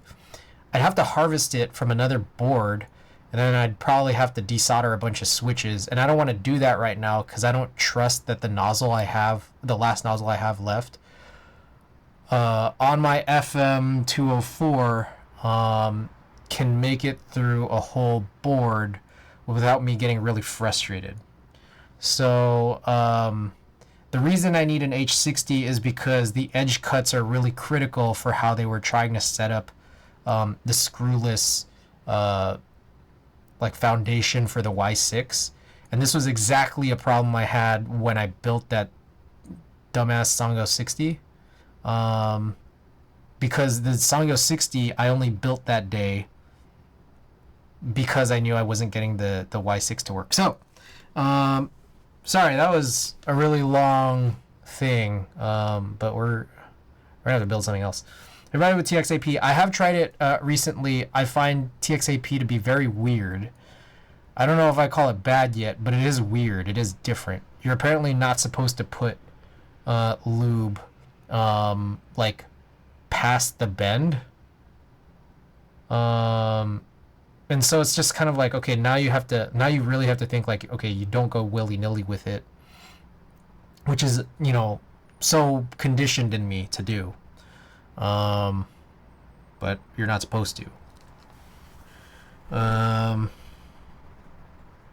Yeah. It's a little weird. I wanna keep trying it. Weird is a good summary. So you just I mean, well, I still have a bunch of TX Rev 3s. And then once I finish those, I'm going to be going into TX AP. But it just happened that, you know, this setup for this whole stupid, complicated thing I've been talking about this whole time was already using Durox just cause. There's nothing, I don't find that there's anything really wrong with Duroc V2. It's just that, like, I don't know. TX is nice. I think buying TX is nice because you can get the 2U kits, and then that's like perfect for an HHKB build with split backspace and split right shift, and you don't have just a bunch of shit left over. Yeah, I mean, like, I find like that's the most, like, the nicest, most convenient part. And then, like, I guess, like, it's already like kind of engineered to, like, you know, sort of from the start, like, reduce rattling. So you don't, I've never had to really struggle with, like, doing a whole lot to TX in general, like being really, really precise and trying to find the right amount of lube and stuff like that. So I don't know, whatever. Okay, let me figure out what else we're gonna build here, because it's not the Y6 tonight. I think that was over a year ago. So dumb. What's wrong with me? Boy, it's been a while.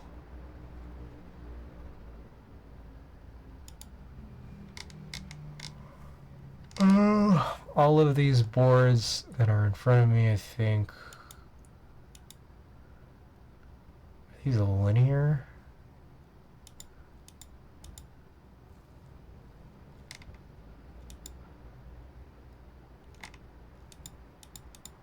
PLX Type 60, IDB 60. Oh, I still hate touching that IDB 60 because it's like, it was just like colored very weird. And all hex, I don't know if all hex is still out there, but we need to figure out something about that Anno situation. All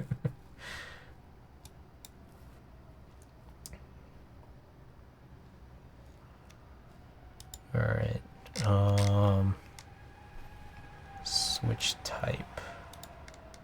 Linear.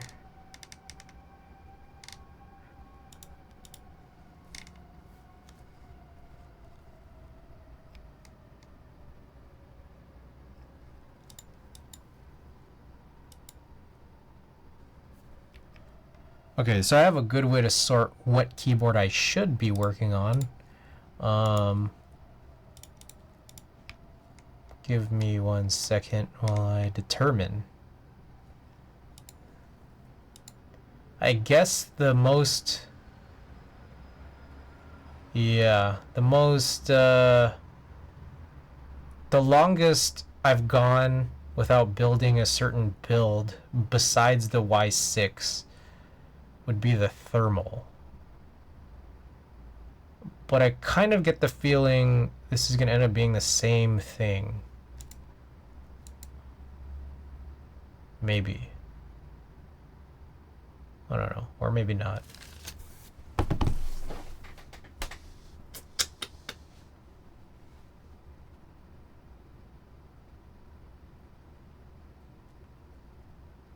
I'm thinking, sorry guys, I gotta think real hard about what I'm doing today. W1AT, it's in here somewhere.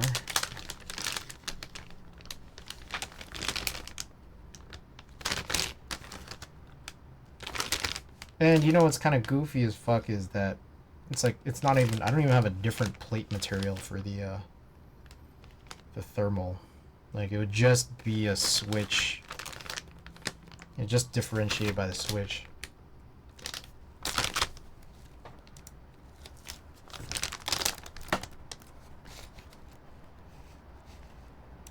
One second.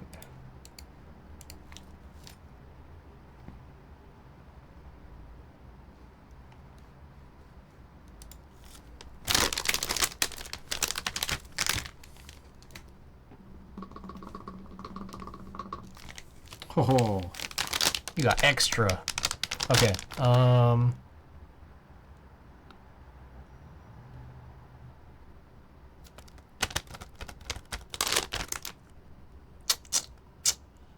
don't know what to do. I forgot you had to press it.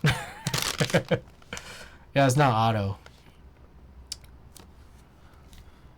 And what would be the next one after that? Iron 160? Man, this is very strange.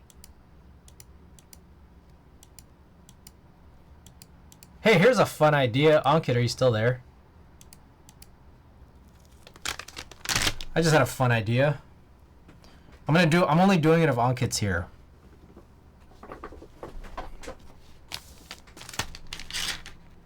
If Ankit's not here, then I'm not doing it. What the fuck do I even do? You know, I guess, I mean, I'll put this thing on now, I guess, and just save this PCB for later, whatever, whether it's today or another.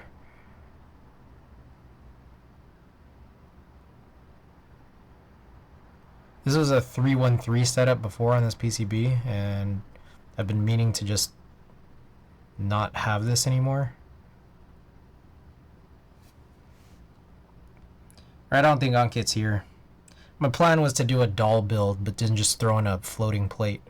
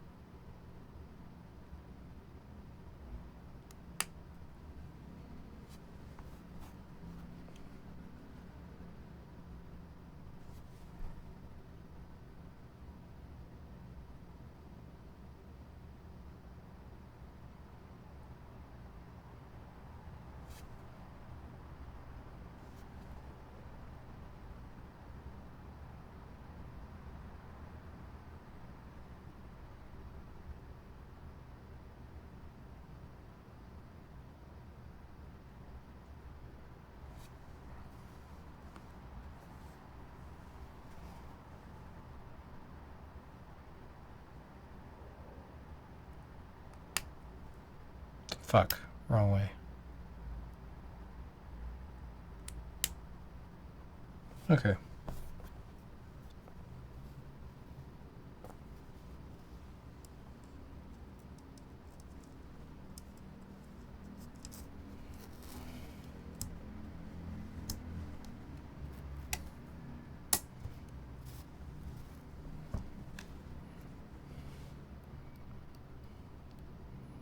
What are we working on today?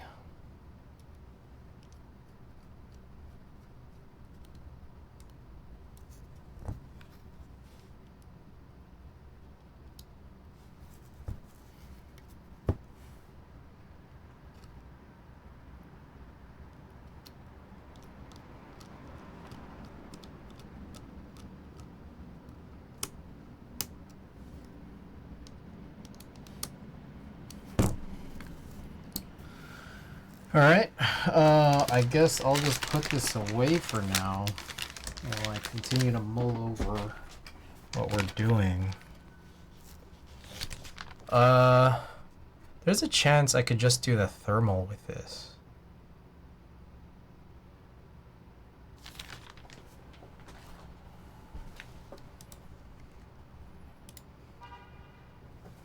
Thermal with what? So our other thermal had thermal.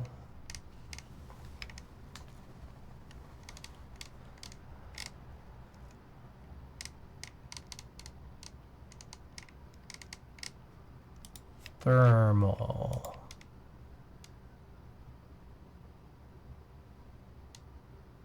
Our other thermal did have linears, and it was on a whoa.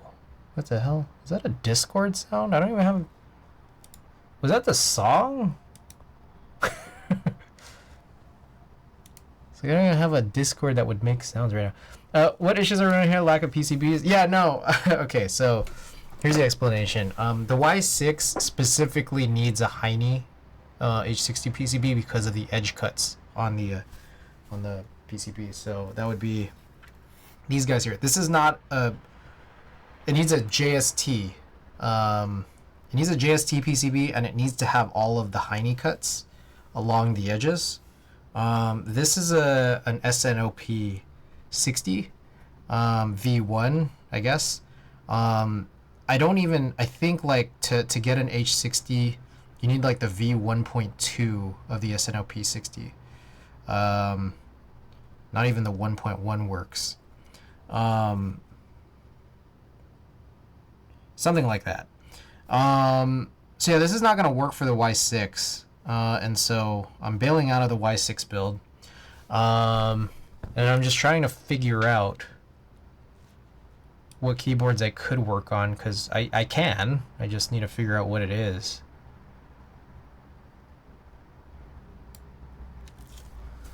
So,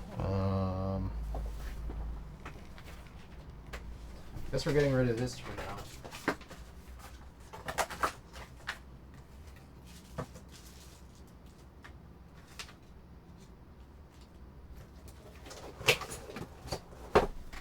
Okay, so let me think.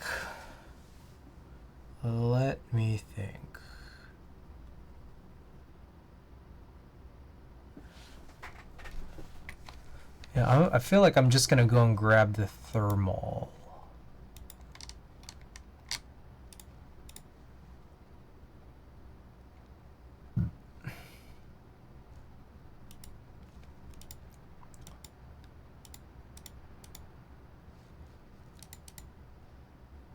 So you can't use a new Heine H60. Well, it's like I have these Heine H60 JST PCBs that are like in other boards, so I could go get those, but I don't want to desolder tonight.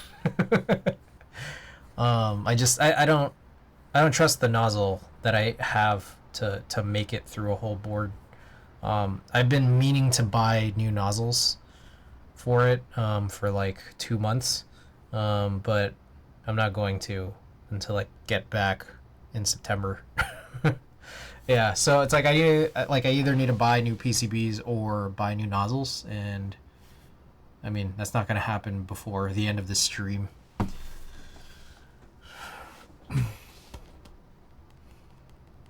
Yeah. Okay, I'm gonna go grab the thermal. BRB.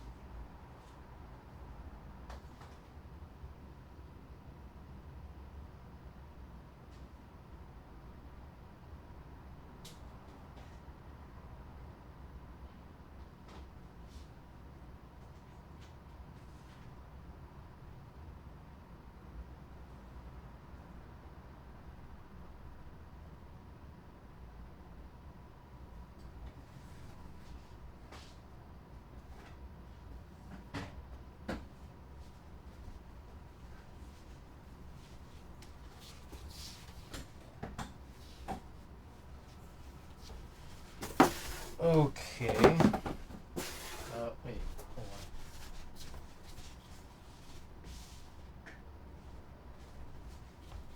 on. All right. Run to Novel Keys Warehouse real quick.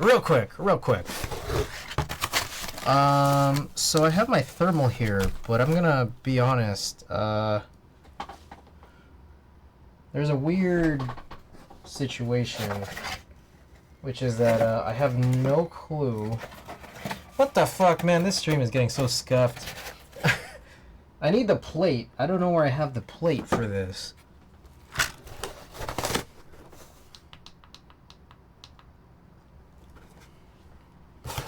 So I had a second plate for the thermal, and it's not in the 2 boxes I would have thought it would be in. I have an extra H60 GST just sent it to me. Bro, what the hell is going on? Oh. Unbelievable.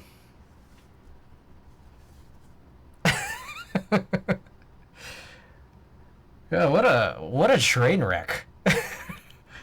Yeah, there's no shortage of keyboards I could work on. It's just the keyboards I wanted to work on. It's, you know, this is this is good comeback stream. This is why I'm gonna be gone for another 2 weeks.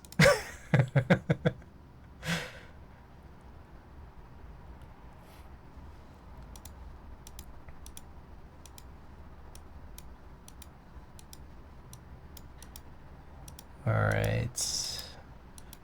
I mean, we could work on an Iron 160. We haven't touched an Iron 160 in 3 months. So we could do that, but it's also... That keyboard's too heavy to work on. We're gonna get this thermal thing figured out. I gotta find this fucking plate. Where would the plate be?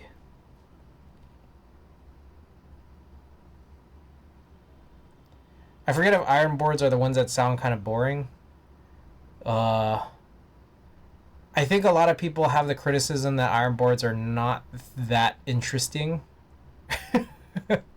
So maybe that coincides, or like, you know, it's kind of not worth the money. They also kind of do look funny, in the sense that like the bezel is kind of chunky. But I do think like their rear design is really cool, especially on the 160. And I do also think that the plum color, their color offerings are really nice. Plates, check the cabinet with the bowls. Hold on, where would it be? Thermal.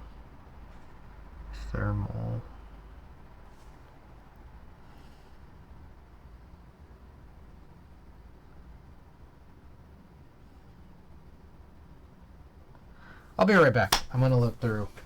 We can find this. I just gotta believe. That's the key.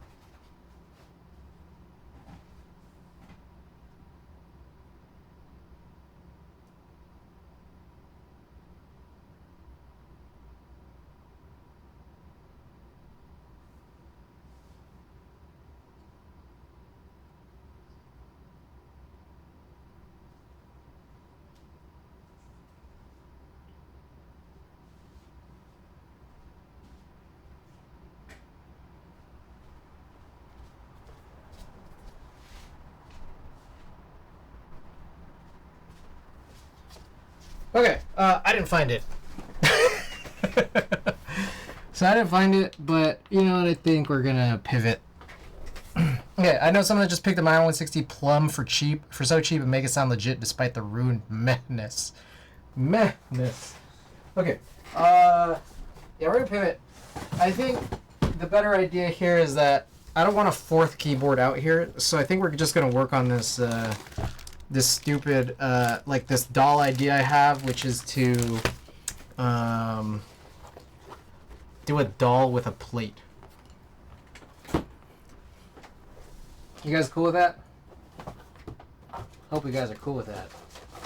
Because I got plates. I think these two are the same plate despite being in different bags. I hate stabilizers. Thanks. Kajata! Welcome. Yeah, these are the same plate, so I think I'm going to use the one with the bigger bag so I can get rid of it.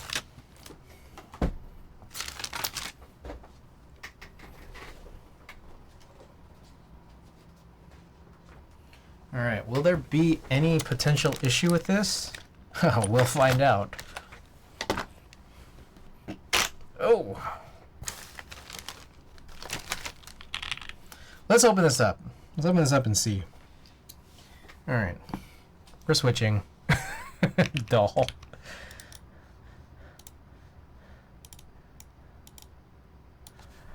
Daal with a plate. Done. And then I'll change this.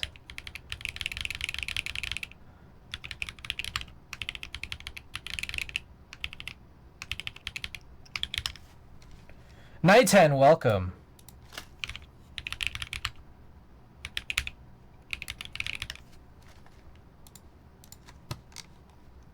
Let me make sure here that it's an aluminum plate.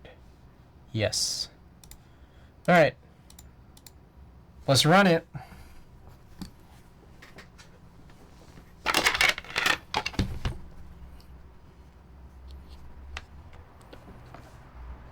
Oh, could be rolling over in his grave when he sees this one.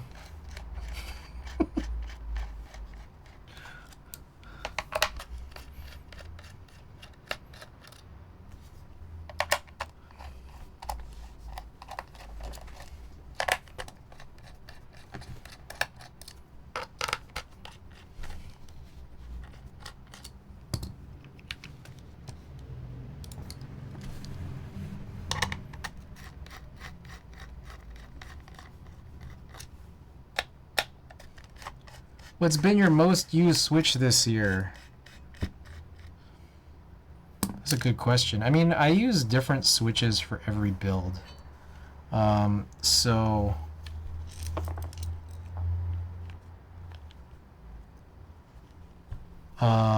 one that I would have used the most is the one where I just used the board for the longest.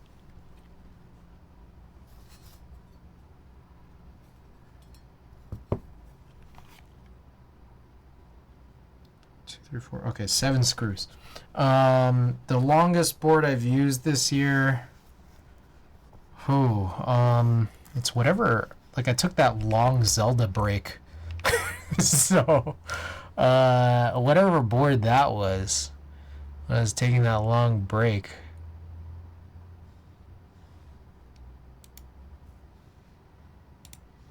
I'm looking here. My CW60 had the Pinocchos, and then the CL60 had, I think, Geon Clears. So I want to say it was probably the Geon Clears are the ones I use the longest.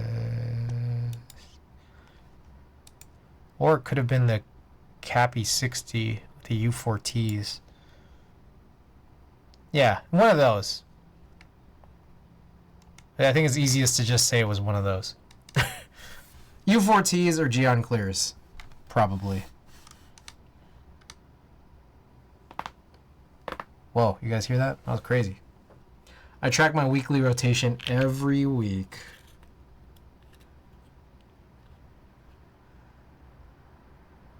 Okay, so the daal had this interesting build where it was like not the easiest thing to put in the JST. So I've kind of forgotten, there was a trick to it, and I've kind of forgotten what the trick was. But there was a trick. Easy to take out, but it's hard to put in.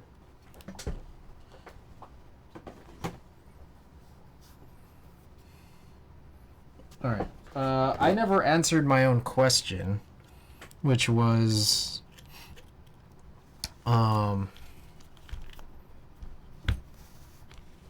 Is there going to be any issues with running a plate? And I'm realizing there probably is, which is that this blocker, it might not appreciate a plate there. So I think we can like kind of just test this out. Like the blocker isn't cut down enough. What were your thoughts on the Class 60? My thoughts are I forgot to buy one. I'm guessing the buy is already over. That's my thought. Like everyone kept talking about the Class 60 and then I just forgot to buy it.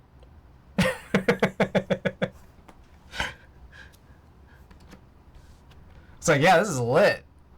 And then everyone kept asking about it like over and over again. And I was like, yeah, it's cool. I'm going to buy one. And then I didn't buy it. Just, yeah, oops. How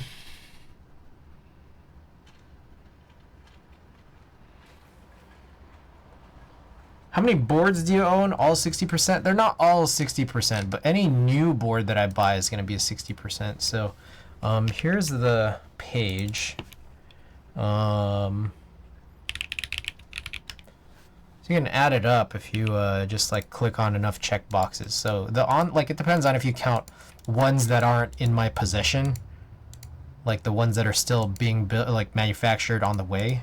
But I guess on hand I have, according to this page, I have 92. Also, the on the way section's not up to date because I just bought the GUN today, so that needs to be updated.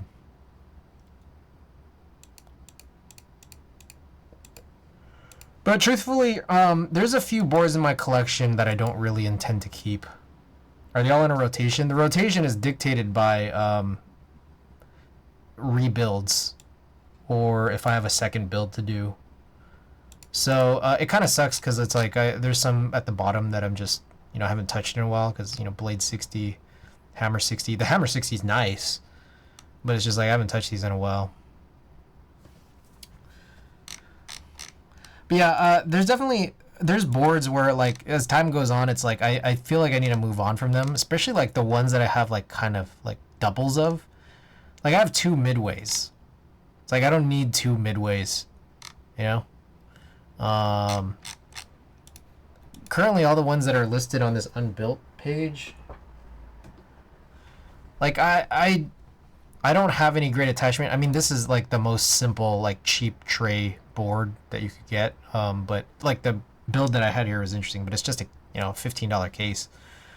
But these guys here, I don't know if anyone's like interested in buying these.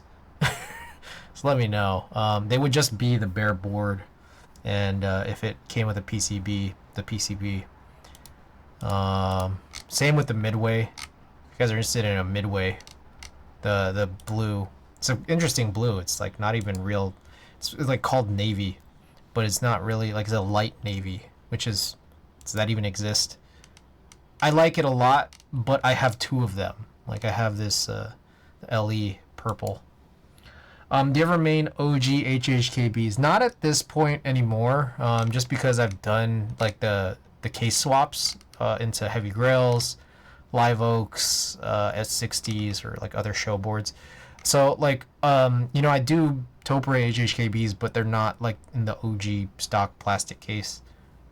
Yeah. This is many boards. This is in fact many boards, yes. Yeah. So like I'll be like very, very mildly trying to trim these down in some capacity, which just includes those, those little ones, the unbuilts, and then the doubles. Yeah. Anyways, yeah, I'm not 100% sure about this this whole situation with the doll. We can try to test this out probably pretty quickly. All right, this is turning out to be more of a discovery stream than a build stream. Cool inventory page, thank you.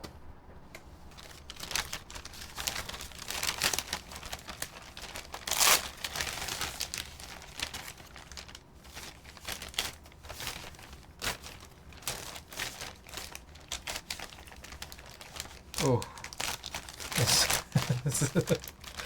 the PCB like gets stuck on the plastic. Great photos, thank you. Mostly all on Portra 800. I'm pretty sure. I don't know if I have anything that's not on Portra 800.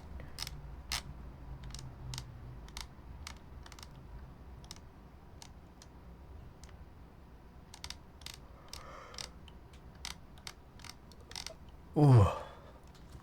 Okay. Honeywell numpad, can't say I've seen one of those before. Yeah, this was like I'm gonna break this down, the little tear tabs here. Yeah, it's a Hall effect switch. It's a little bit of a rare artifact. The one of the guys behind Kono, Jacob, I think his name, his handle was Hata. He just done a lot of work with a lot of random stuff, and he found, like, he came across these Hall effect boards, or numpads that would otherwise, I mean, like a lot of old stuff, like especially in like kind of like more sensitive industries, they usually like have to be destroyed, like, or wasted. So it's like, it's always kind of crazy when you find like some stuff that like these shouldn't exist anymore, and like these are some of them. Right. I am going to. Here's the JWK Mambas. I'm gonna try to get some of these down. Just real quickly, no stabilizers or anything. I'm just gonna throw them down. And my goal here is, that's the wrong way.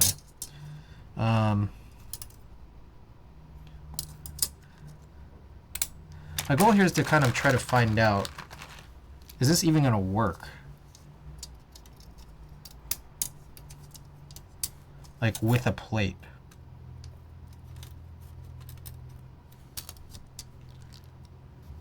This is one of, yeah, the Model F60, the Kish Saver, as well as the Honeywell numpad. Those are things that, like, it's only by a stroke of luck that anyone would have them, just because it's like sensitive. So again, very lucky, and I'm happy to have them. They're cool as hell. So.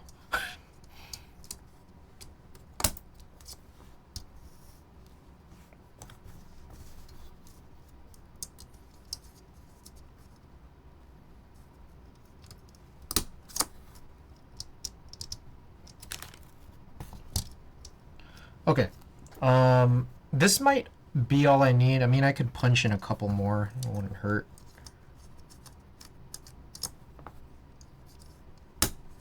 Especially in the bottom row. The bottom row is what matters the most, so I'm going to do this here. Alright.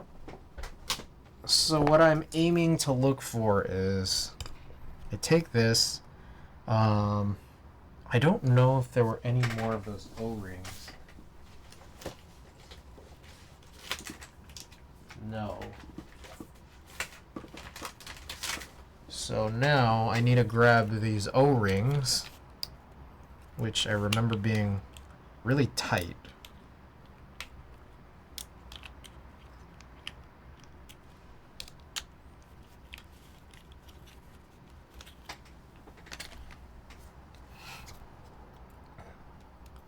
I'm gonna put these around here, just sort of stretch them out. Oh boy, pretty gnarly. Holy smokes, how did I do this?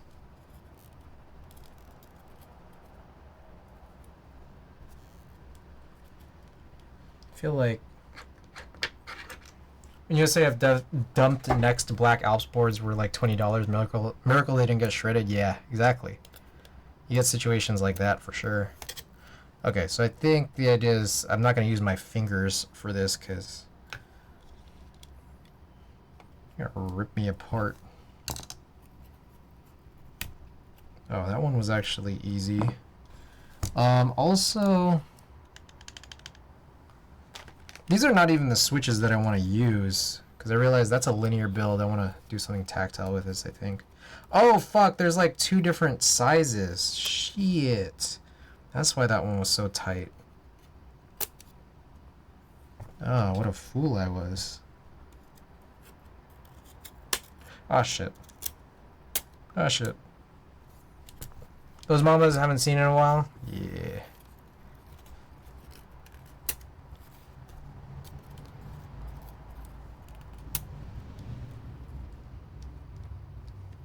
Okay. So here's my goal. We're not going to build with these.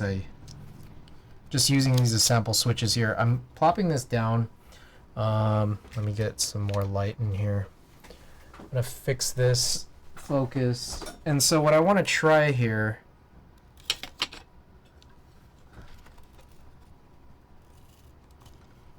so this does actually work. It appears.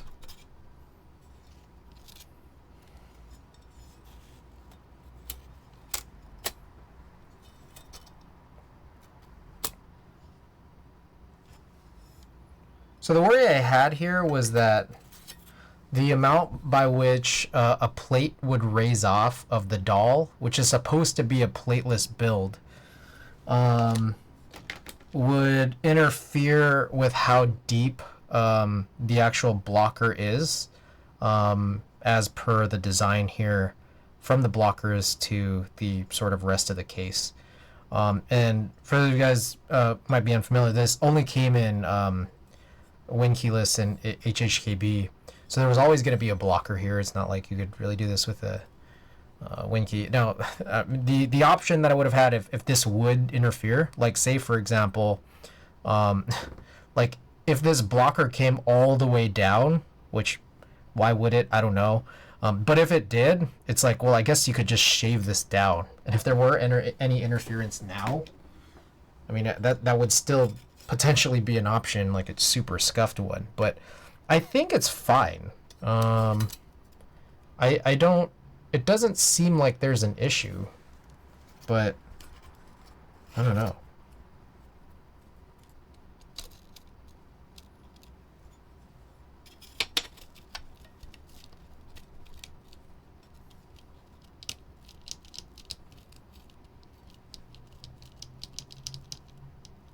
The only thing that I might worry about is like again, like this, there was never any, I don't think there was ever any intent for this to actually work. So, like I would fear, like there's a part of me that thinks like, okay, I should probably like, I don't know, not necessarily like prevent a short, but maybe like, still just put some tape here. I guess people would call it like a force break. Because there might be some contact that would occur where this plate is against where the blocker is. I don't know.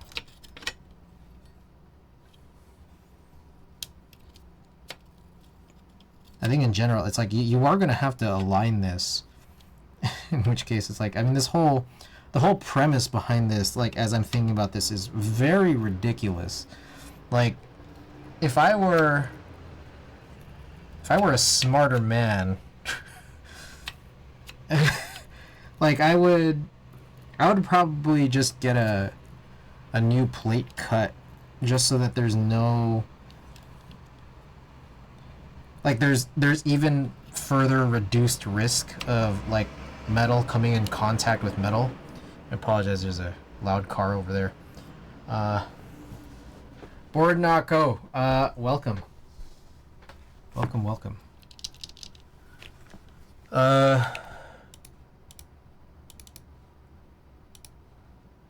So I don't know. What do you guys think? Should I proceed with this crazy idea?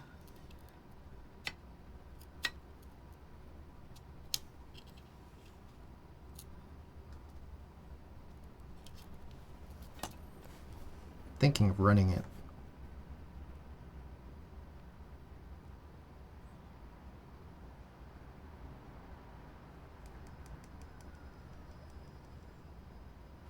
Yeah, I'm gonna do it.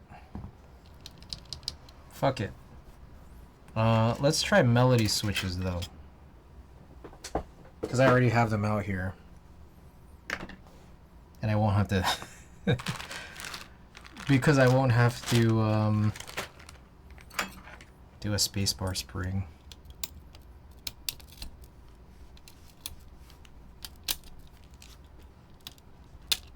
Time melodies right now. You like them?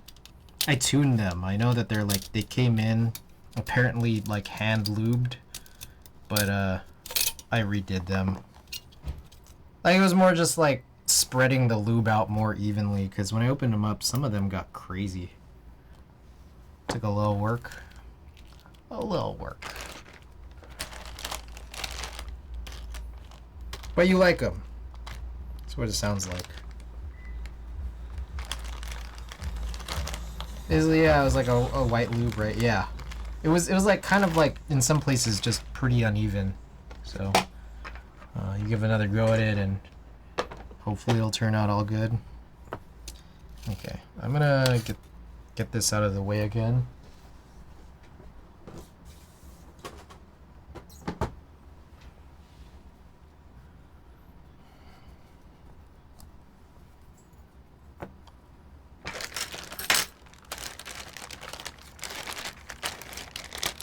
You try the arugula fillet? Yes, we put that in the dolly, I believe.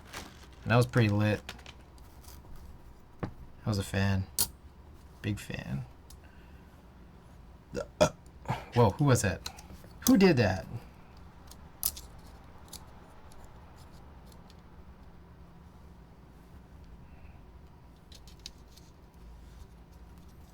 Alright, so the goofy thing here is that I put the gaskets in advance, which kind of hinders this a little. Just a little.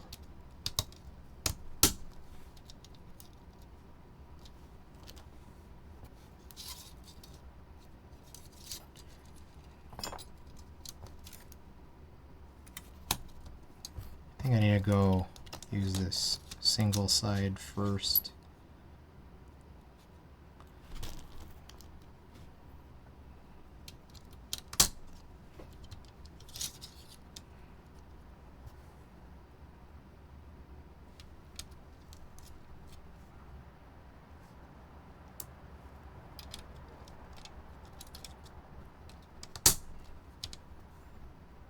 So I have to come back and look, make sure that these switches are closed properly. Alright. So, yeah, there's this weird thing I've been noticing here when, like, you put gaskets on, I guess it would either be the plate or the PCB, depending on how the build is. You get this weird situation where if you try to throw in a plate fork, it kind of, I don't know, it gets a little funny. Jeez. Just like right now. So I'm like trying to figure out the best. It's like, did that really work? I mean, I guess it did.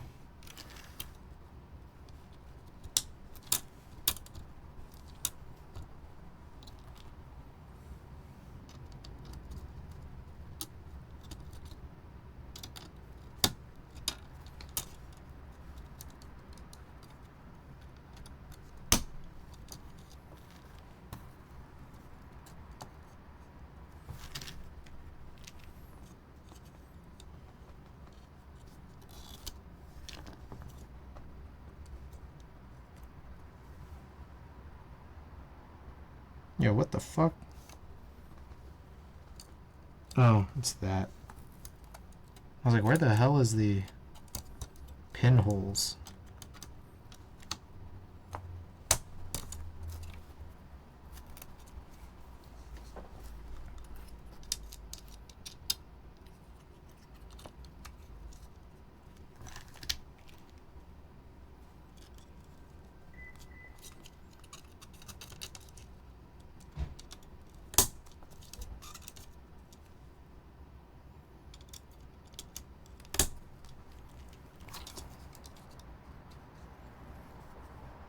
Wait, what the fuck am I doing? I didn't even do the stabilizers yet. Okay. Well, I could just lift this off and do this after. Okay, boy. What a stream, am I right?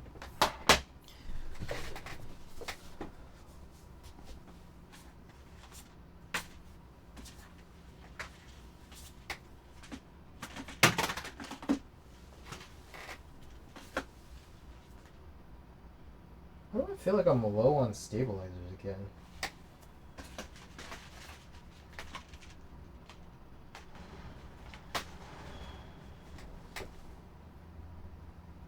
Guess I'm not that low. Alright. Let's run it.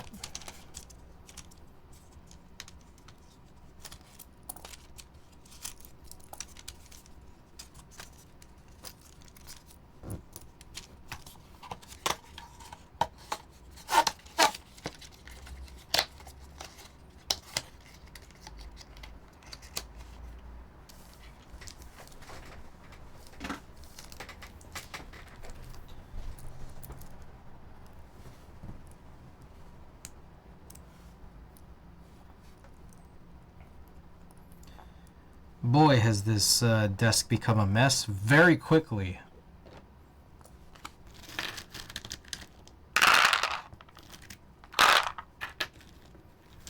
Oh, TY, welcome back. How's it going?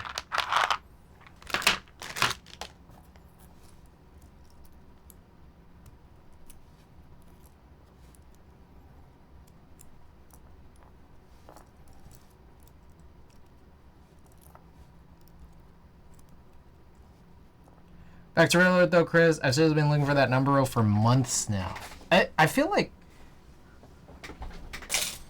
the market for interesting stuff is definitely gone now. Just in general, not even just that. It's like there was definitely like during the pandemic when everything was booming. Obviously like the prices are really high, the demand for everything was really high, but the supply was actually not terrible in terms of secondhand stuff. Like you could find people who would make stuff available. Granted, it would be at high prices, just because that's what people are reselling, for. But like it was available, and like now it's crazy because things are just not really available. Yeah, like there's no one making them available, like just these random things, So it's that's become pretty unfortunate, I think. Like, I mean, there's stuff I'm looking for, and like, it's not really there,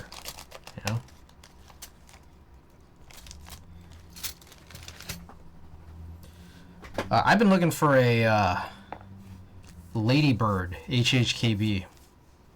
Doesn't exist apparently. Like I think there's one person on the Mech Market Discord who is opening up their Ladybird HHKB for trade for a win keyless version. So I'm like, well, that doesn't give me much. Peeps aren't actively posting on Mech Market to get rid of their stuff. Yeah. Yeah, the movement just really isn't there.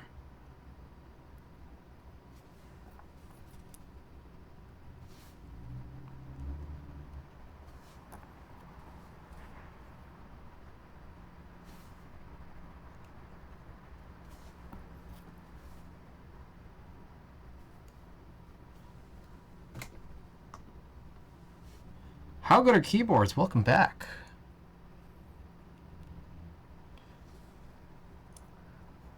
Niche random kits / sets, etc. Bummer too, because there isn't really a GMK red set that I could pull the number off of. There's a classic red, but then you need that. I don't know. You need both the base and the alt alphas kit. Hiding boards aren't too common, no. I mean, there was that big. I think it was about a year ago now, July 2022. There was a big like sale for the Ladybird, and apparently all units got made. It didn't reach the maximum order quantity. But all the units got made. I just missed the window. I think I was really busy this time of year last year, so I had seen some like proto build streams, and I was like, oh, okay, this seems cool. You know, it's from Heine. But I just missed the window. I didn't know the timing of it. Oh, Downey said, never seen a plated doll build before. I know. Yeah, that's we're doing something real stupid today. This is just like a universal plate that you could get off of, like, you know, KBD fans, or you could just make yourself. But I think there's going to be some quirks to this. You know, it's like, it's a floating plate, and it's like, you know, the PCB O-ring gaskets. Like, you have to kind of self-align it in, like, you know, in advance before putting it all together. So you need to align it in a way that, like, you're minimizing the risk of contact between the plate and the top, like the top case. One of the other things too, though, is that because there's blockers on this, you know, whether you were choosing an HHKB or a Winkeyless doll, those blockers also may potentially make contact with the plate. So I'm gonna try to, like, you know, throw on some gaffer's tape on it and see if that'll, you know, that'll do anything. But Trick is God, welcome. Time to get an SBL. What is an SBL again? Is that the Darien keyboard? Is that a 60? And does that come in HHKB? More rare. Yeah. Is rarer not a word?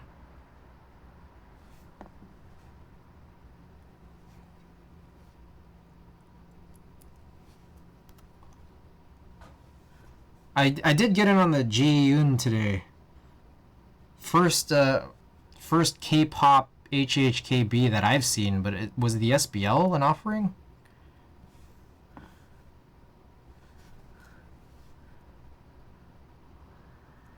The Type DN SBL is HHKB with HHK. Oh, I don't know. Is that available, or is like a commission thing, or was there a buy for it? I guess I just missed that. Like, I'd heard about the SBL from before, but didn't look super hard into it. In stock? Oh, it is?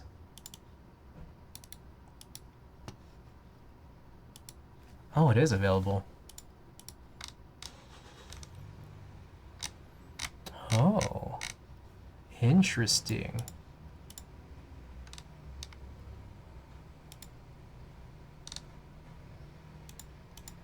Oh, does it only come in black? Should still be up. That's kind of lit. Has this been up for a while? Oh, 15 total units.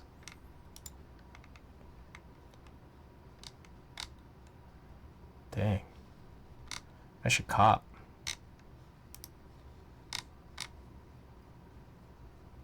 Is that the only, is that the only HHKB and, like, the only color? It looks like there's a few of these, but well,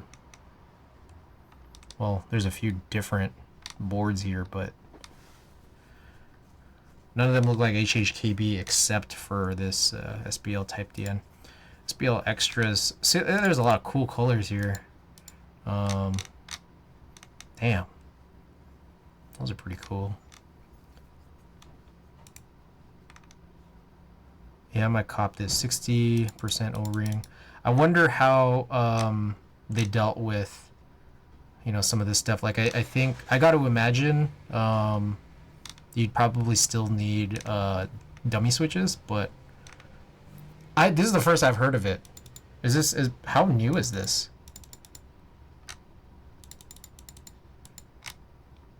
Yeah, I might cop after. I think get my second K-pop board. And oh, I wasn't even showing my screen, was I?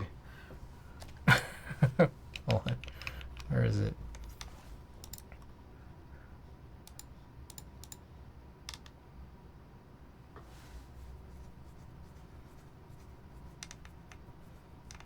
So I gotta imagine this probably... Oh, so these plates are sold out, but it does come with an alu. I'm guessing you could just you could pretty easily cut a plate yourself. So I could get like an extra PCB.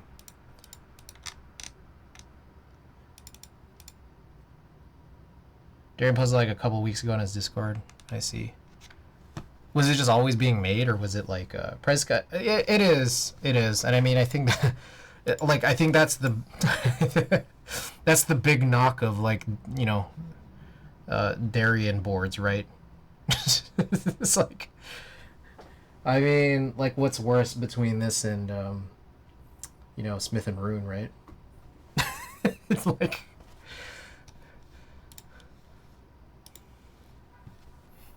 Yeah, I'll look in this after stream. Okay, I finished all of the housings and inserts here. Oh, like, yeah, no, I'm just curious because again, I'd heard a lot about the SPL, but like, I think when I was looking at it, it was only just that win-keyless version. So, like I'm just like, was this always going to be like some, like, you know, limited in stock? Or was there a group buy period? Again, I'm asking all these questions. I realize I could just look all this stuff up after. But cool, I mean, I appreciate the heads up.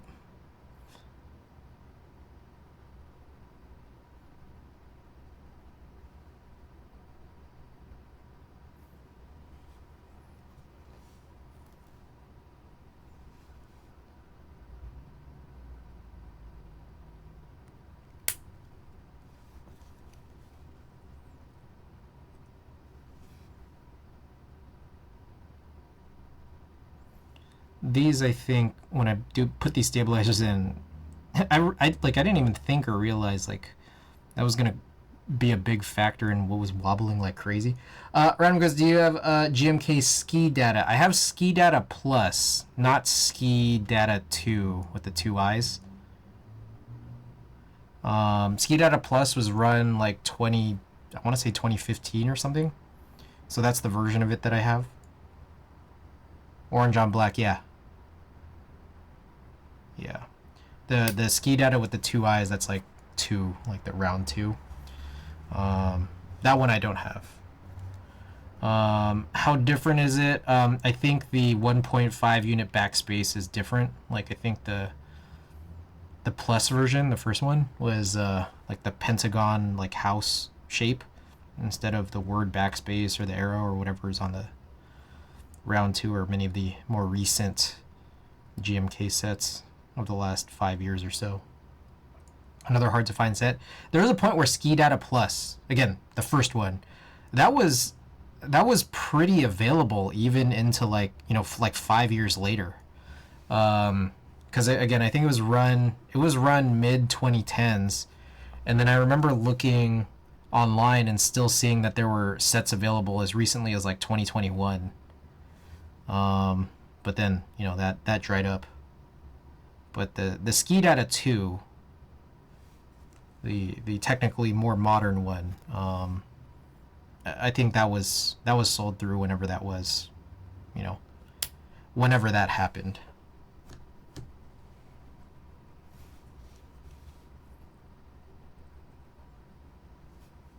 Boy, what a ridiculous stream. I feel like I started early, but here we are 3 hours in, working on a planned second board, but the board itself was not planned at all, and I'm still on stabilizers for it. I was late to this rabbit hole. I found like 2019 full fill. Yeah. Well, I mean, it's cool that you got in like before the pandemic and you just kind of had that nice period before everything got really crazy. But even when it did get crazy, it's still pretty chill. Like, seeing how everything kind of unfolded. Such as Mexico. Remember that whole thing? So yeah, I'm apparently out, you know, what feels like around $700. from 3 out of 7 buys, but then like I got chargebacks for the remaining 4. So we'll see what happens.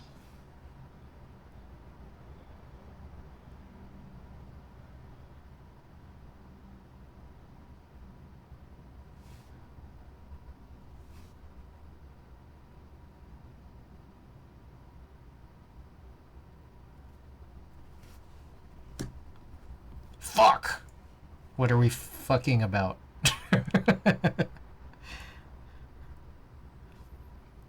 I thought I heard they were doing some refunds slowly, and yeah, you just got to do a chargeback, which is whack. Whole thing pretty sad.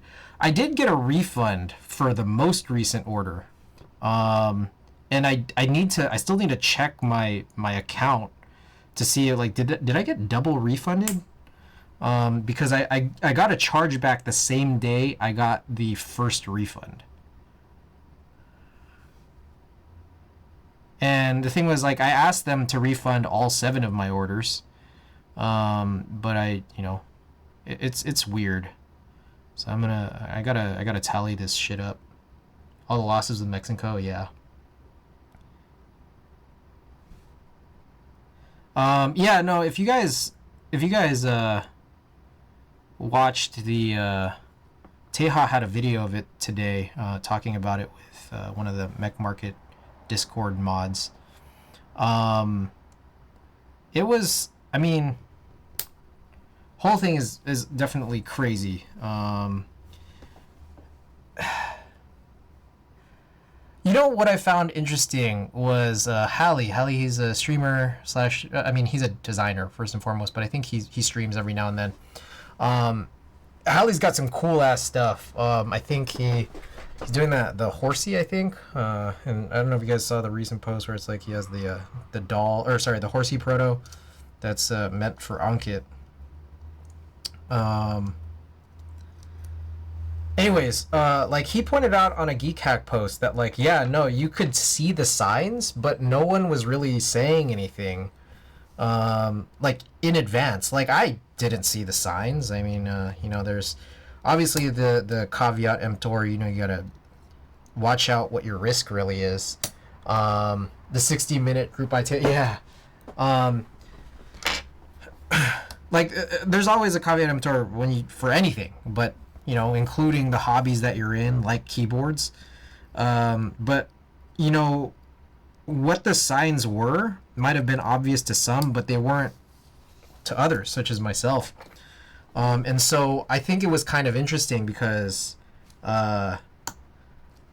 like, only those signs I only understood them once Hallie put together a bunch of these screenshots, which just kind of showed like the differences between like actual customer purchases for a lot of those buys versus like the same exact bar graphs with the vendor extra orders on top of them were just so drastic, and it was for like many buys. And so it was like I'd wished that I had the foresight to look at this. Obviously, like it was kind of obvious, but at the same time, like I think as someone who has been in the hobby in a long time, I still fell victim to the very thing that you're supposed to like kind of be aware of. So it's unfortunate, but it's just like, yeah, I wished I looked at this ahead of time. I wished I knew. Yeah, I mean, the discussion on that video was, I mean, it nailed a lot of the things that like it makes so much sense. It's just all that info being said over the course of that hour-long video is like, it's not like I had it written down or like all completely organized in my head before I watched the video. Like all the things, it makes sense. Like it makes sense why this whole thing is crazy. Like it's just like one of the big takeaways is that like not necessarily that I got from this video, but I think it was just like the wording of it was good. Was that like Um, kind of Knighton, when I say I'm missing a lot of these messages, but like assured, I am reading them. But Knighton was saying here like most people, I don't think most people are privy to vendors and how they run their businesses. It's like yeah, like that's kind of one of the big messages I think is like on the surface it looks fine, like it really did, like especially from the standpoint of like um we gave a like I think we gave and still continue to give a lot of legitimacy to a lot of these businesses because they have like a Shopify storefront set up. Like it seemed like it was scammier when I first was in the hobby because it was just like Armendis was saying, like it was all done through Google Forms and like PayPal transactions. Like you would just PayPal a guy's email address, um, and like you were just tracked on a spreadsheet, and like you could look at old. They didn't even mention this part, but you could look at old group buy threads on Keycack, and then like see like the customer lists. Like it's just like they'll say like, oh yeah, there's, oh shit. Oh, two more. Okay. You could see like the list of people who bought like Duck Eagle and Duck Viper V1s. Like they're just listed out like in public. Like it's crazy. So it's like when you see like a Shopify storefront, like you get this mental idea that like, oh, this is a legitimate business. It's gonna follow legitimate business practices. But the thing was that like, I mean, people are calling it like Ponzi-like behavior what Mexico is engaged in, and I don't fully disagree. Like it's kind of, I mean, it's kind of true. Like that is kind of what it did, and I mean, just because you have a Shopify storefront doesn't mean necessarily that they're trustworthy. Now, granted, I say that as when I come back in September, I'm gonna try to get the storefront up for my merch, and I hope you guys trust me, and I'll work to be as trustworthy as I can. Like I'm only gonna run like 3 products, which is just like t-shirts and a hat. Like, but I don't know. Anyways, sorry. Let me catch up on some of these messages because I think it's worthwhile for me to read them out loud here. So,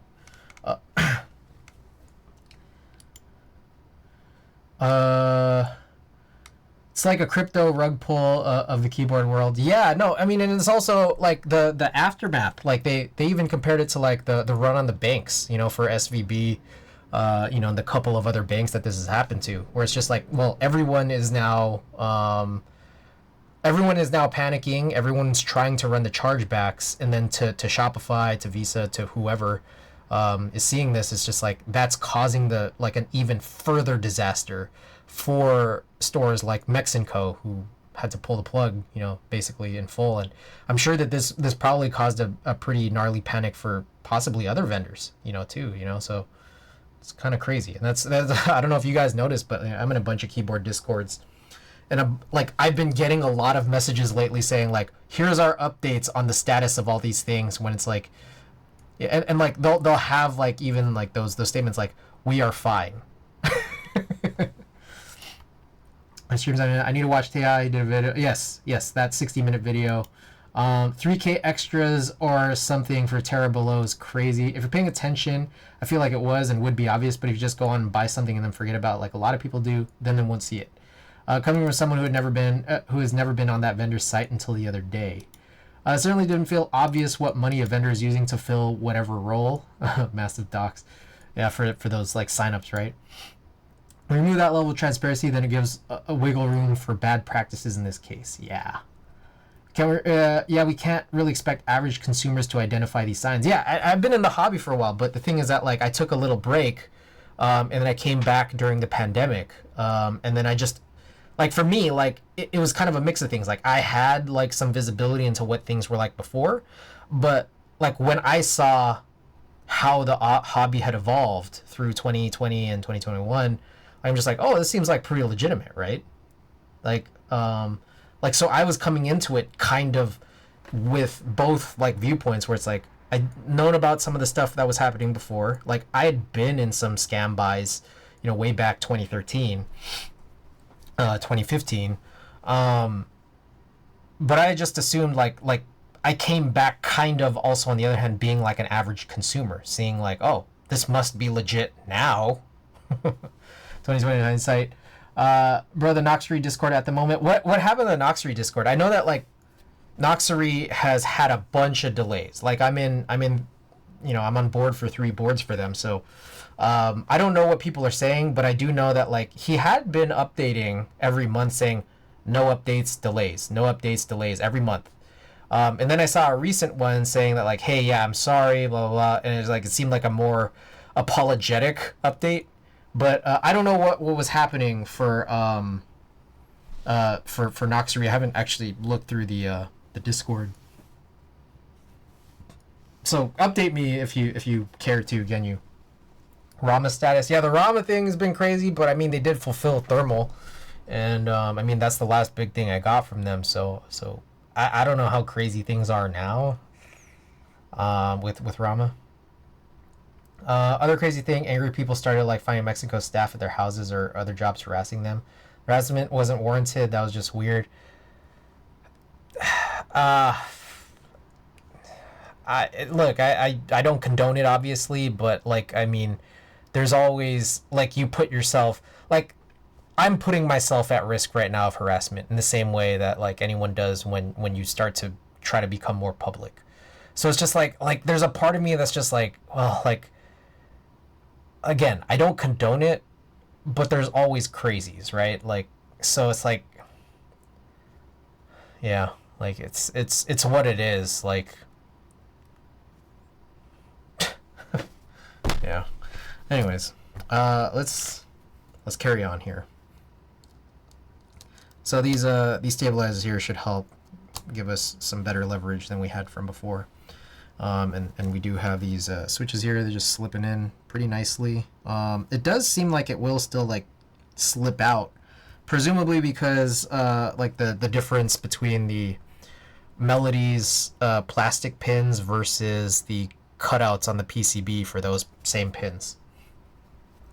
How do you feel about Corsair now owning Drop and subsequently Geekhack? I don't know. Like truthfully, I have no clue. Like it took me a while to realize when I returned that Drop bought Geekhack. Like I didn't know that until like way later after I returned to the hobby. And it's like, well, everything stayed the same. Like I mean, I think some members are gone because they were mad about it, but like what really changed about it? It seemed like nothing. So like I don't know, it could be a nothing. Like everything could be fine or not. I really don't know. I mean, I have a lot of history with Geekhack. I love Geekhack, truthfully. But I also understand the many reasons why people hate it and why many people think that, there should be some sort of change or difference in how things are done in the hobby. So I wouldn't be surprised or necessarily mad if it went away. But like I do have a history with it, and I've always liked it. I had no idea that Drop owned Geekhack until I heard that Corsair bought Drop. Yeah, I learned this like maybe a year or two ago, but this whole thing happened in like what when was that, like 2018 or something, while I was gone.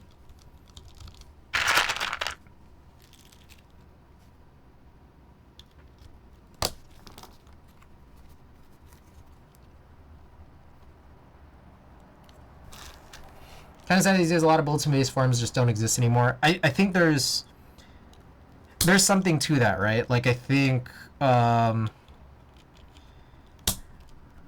there's always like this sort of spiral or a cycle of like, how do I put this? Let me reset. I think the way that at least in American culture, media is consumed has definitely evolved over the years, and it's evolved because of the research that's been put into it. And I feel like the way that I feel is that like bulletin board system based communities, like they are very like from a trend standpoint outdated. Like this is not the way that people want to consume information anymore, and that just happened through the evolution of how designers were putting things together, and how they how these things were being implemented, and then how users were responding to them. Like we've just grown out of it as a culture, I think.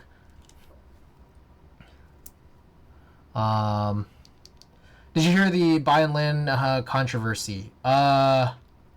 I did actually. I did vaguely glance through that. Yeah, it's like a situation where they're like trying their best, and like there's a part of me that thinks that like Mexico, there's a weird part of me that feels like Mexico is trying their best, and it's very bad. Their best is still very bad, but they are like.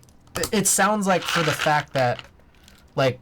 You have situations like Prototypist and Canon Keys being able to take over some of the longer buys. And then you have situations like people are getting random refunds. They're trying their best. Still not good. Still pretty bad. But the buy and land, I don't know if I'm pronouncing that correctly at all. That was insane. Like that thing that I saw where it's just like there was... product was being held hostage. This is the one, right? The product was being held hostage, and then when it was finally like released, it was like in like terrible shape. Not even like shipping damage shape, but like manufacturing standards were just like horrible, right? Like, so it's that transparency is great, and it's also like a situation where, like they are trying to right a lot of the wrongs here, but it's crazy. I mean, some of these situations are crazy, right? I would say that I and a good lot of us are very lucky that the X amount of dollars we each individually have put into this hobby is, I mean, some of it has come into the proper fruition, right? It sucks that there's been these fuck ups though, obviously. And so like here's to hoping that I either get my $750 back that my credit card company couldn't help me out with. Here's to hoping I either get my $750 back or the product. Don't know how it's gonna happen or how it's gonna work, but I hope. Hefty Keeps, thank you for the 7 months. Oh, that's excellent. Thank you. Appreciate it. I kind of want to get a bias Genelic coat. I'm not familiar with what that is at all, but that sounds interesting. Backend has to be an utter nightmare. Canon Keys left a bit of a bad taste in my mouth after I was told there would be no discounts on NPBT Shinbun R2 for people who bought the OG version with the misprint. What's weird is the misprint was present even in the renders. I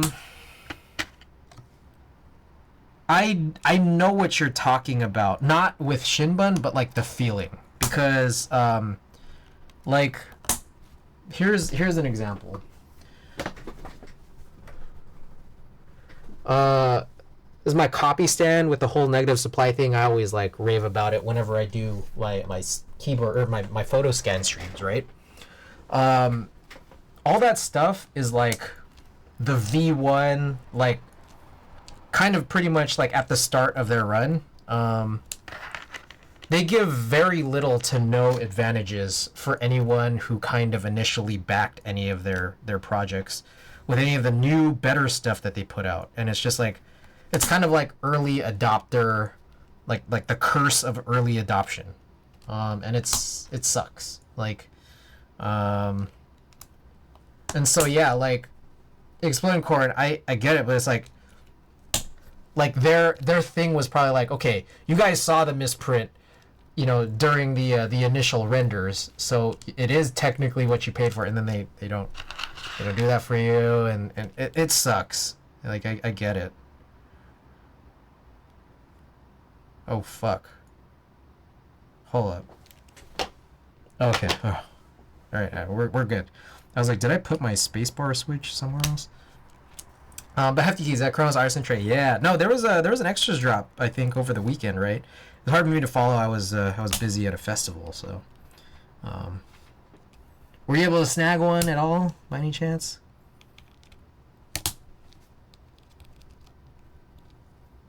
Designer even told me they were going to talk to CK and see what could be done. Radio silence since then. Yeah, no, similar situation happened with, I think it might have been Canon Keys also. Let me check. It was the DCS 9009, which was through Canon Keys, which had some crazy issues, like just in general. And then I would venture to say there's still an outstanding crazy issue that I don't think they're going to resolve. So for those who don't know, DCS 9009, it's, they ran that. It was cool. Like the idea of it is cool as DCS. What was extra cool was that they made both an MX and an Alps version. Then the next thing that happened, I don't want to say that it was cool or not, like it kind of ended up being kind of cool, was that there was a fuck up. There was a fuck up that ended up being cool, which is that they used the wrong font, or the wrong typeface, like the Legend typeface, when SP was manufacturing it. So there was an unspoken delay, and then they revealed at the very end of it that the unspoken delay, that they spoke it, which was that they corrected it. They used the correct Legends on the run, but then now they had this big extra batch with the wrong font. So they ended up selling those as just in-stock extras in addition to the regular in-stock extras that they were meant to have anyways. And so those what's on the site, and they had those both in MX and both in Alps. So there's technically like 4 variations, right? 9009 correct in MX, correct in Alps, incorrect in MX, and incorrect in Alps. So they just had all this stuff, right? Now, the fuck up that I was concerned about was that I got a couple of sets in the 9009 Alps. Like I got 2 of each. I got 2 incorrect, 2 correct. So I have 4 sets, but they're all Alps. But specifically, one of the Legends is really funny looking. It's just like really fat. Like is the apostrophe double quote. Like they just look very, very chunky, those Legends. And then you can actually go back and look at the history of like SP, like DCS, like the Gorton typeface Wise style Legends. And there's like different versions, different variants of this like double quote apostrophe key. And they chose like the fattest one, which doesn't match the rest of the key set at all. It's like, and so like I reached out to Canon Keys saying like, hey, this is really weird. Like it's really, really weird. And I gave them like a whole big explanation, like in their Discord, in the, I think it was the Balls Discord or whatever, to Canon Keys, and they just said, hey, we'll investigate it. 5 days later, they came back and said, we're not going to do anything about this. Okay. I mean, I otherwise love Canon Keys. Like they're a big vendor. They're a pretty otherwise like reliable vendor when it comes to getting your product. But obviously, there's just some of these like weird situations that have come up, right? And like it's hard to say. Like it's not really necessarily Canon Keys' fault. But it's just like these situations come up, and like I can understand Exploding Core and like what you say was just like bad taste, but like for me, I'm not necessarily gonna stop buying from them, but it's I don't know, not necessarily. I mean, like how many times can you really withstand these sorts of situations? But they are otherwise just reliable in terms of getting product in your hand. So, yeah, I passed on Reaper for that. Reaper had a weird backspace issue, but they did correct it. And it wasn't through Canon Keys. I think it was Thought Keys. But that did end up getting corrected. I'm kind of salty how a bunch of... Oh, yeah. So yeah. I got my situation corrected. But that was for the 1.5 unit backspace, not the 2U. Luckily, the designers behind it basically told me don't buy it. So I don't know if you're talking about the 2U, but the 1.5 unit backspace was really weird. Like just really, really weird. I don't know. Like just the alignment of like the text and the icon and just like, I don't know, just something about it was really strange. And I got mine and I was like, this is really weird. And I guess the 2U also had a problem, but I don't, you guys know me. I literally don't look at anything that I don't use. so I don't know if there was a fuck up on mine for that or not, but Thotkeys, the US vendor for it, did reach out to me, saying like, hey, like if you have any issues, just let us know. And I didn't respond to them till like really late. Like I think even past after the date that they said, hey, tell us by this date. They never responded, but I did end up getting something in the mail to correct specifically those keys, the 1.5 unit backspace keys. Yeah. Anyways, crazy, right? Anyways, let's take a look at this. So everything seems to be like pretty intact now. It was kind of easier to lift off from before, but now staying all in place here. Now, one of the things that I do want to sort of look into here is, put this guy back down, and everything should be fine. Definitely stiffer. I haven't soldered anything yet. I haven't connected anything at all, but the thing I want to do is put it all together, and you're supposed to kind of align it before you screw things back together, right? But one thing I'm like looking at, thinking about, being concerned with is whether or not the metal plate, which isn't supposed to be there because this is like a plateless style board, is making contact with any other metal. And that would be determined by how much space you leave when you try to align it. But would also be determined, again, by the plate making contact with the top case where the blockers are. So whether or not that happens, I think I'm just going to line this with some gaffer's tape here, which I don't need to do now. I could just do that later. But I think it's fine, and it's interesting. Now, one of the things that is worth mentioning is I probably would have preferred, now that I think about it, for these melodies to go on the plateless build and then the linears to go on the plated build. But it's kind of too late for that. So we're just going to run this and it'll probably be fine, you know? You know what I mean? Doubt it's worth asking my vendor now. I'd say just email, just ask. Just say that you'd heard about Thotkeys fixing it for the US guys and see if there's any conversation. I need a windbreaker for that colorway? Hell yeah. Different topic. You do a lot of photo/videography in the music industry SF area, right? Photography. They've asked me to do videography stuff here and there, but like my experience with it is very limited. My interest in it is also kind of limited. So it's like I'll just do it when they ask, and they don't ask for much when they do. Do I know Grady Brannon? I'm not sure. I could probably look at. I'm guessing this is a guy who's. This is a person who's doing this type of stuff here in the Bay Area.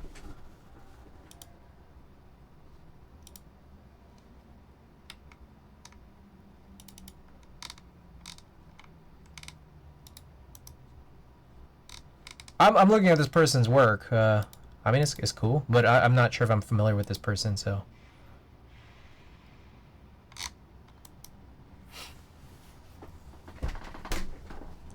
All right. We're over 3 hours in, and I have not to this point put in or soldered anything. He's G-Eazy's photographer, but does a lot of work up there with E40, all kinds of events and shit. Okay, so yeah, big time. Sounds like a big time Bay Area guy, right? That's pretty lit. Alright, one thing I'm also going to do is we're going to test these stabilized keys.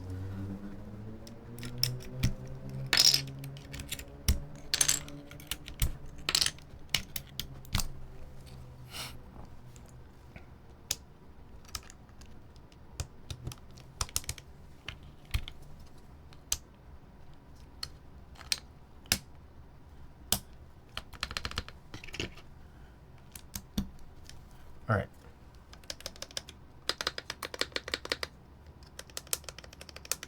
That's fantastic. He's a homie, just sometimes a small world. Right on. Okay, so you're homies with him. That's cool.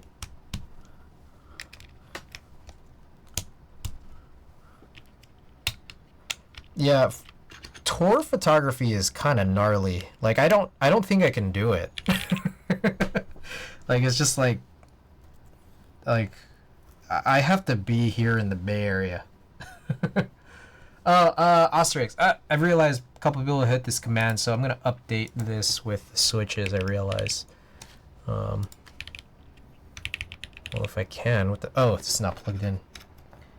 He's burnt now. Looks 20 years older than he is. Where is he down fast? It's crazy. I mean, I gotta imagine like it's probably really fun. Maybe especially at first. But I think just in general, like I don't think I can do tour photography. Like it wouldn't really make sense for me to. Because I know that the amount of money that I'd be making from photography wouldn't outweigh what I'd make by staying here with my current career. So it's like to venture into something like that, it would probably have to be something would have to really entice me. Like it'd have to be like my favorite artist or something. And on top of that, I just don't think that like I'm just not 100% sure that I'd ever be qualified from a skill standpoint to be working with my favorite artists. He started young. He was close friends with Jeezy before he blew up. I see. All right. Everything here is fine. Close that up. Start cleaning up and getting the soldering iron prepped. Are we mostly all good?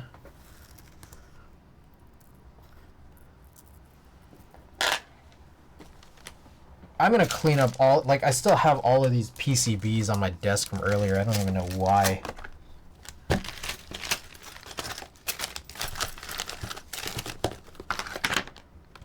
How has SF been these days? A lot of my friends say it's real bad. It's funny that you asked that. My boy Andrew came up here 2 weeks ago. Tuesday to Thursday, 2 weeks ago. And he said he was preparing for the worst because everyone has told them that SF is a hellhole. And I've had like no shortage of saying like, hey, like, yeah, there's some concerns that people have for sure. And he came up here 2 weeks ago and he said San Francisco is such a beautiful city. And he said he couldn't understand or believe or fathom like what people were saying when there were problems. Now, that's the thing, right? Like it's just like he saw no problems. And I think there's a lot of people who visit who will kind of say the same thing. They see no problems. And that's a good thing. Like, I mean, I think that like there's this idea that I think there's this idea of like what are you told and what do you experience? There's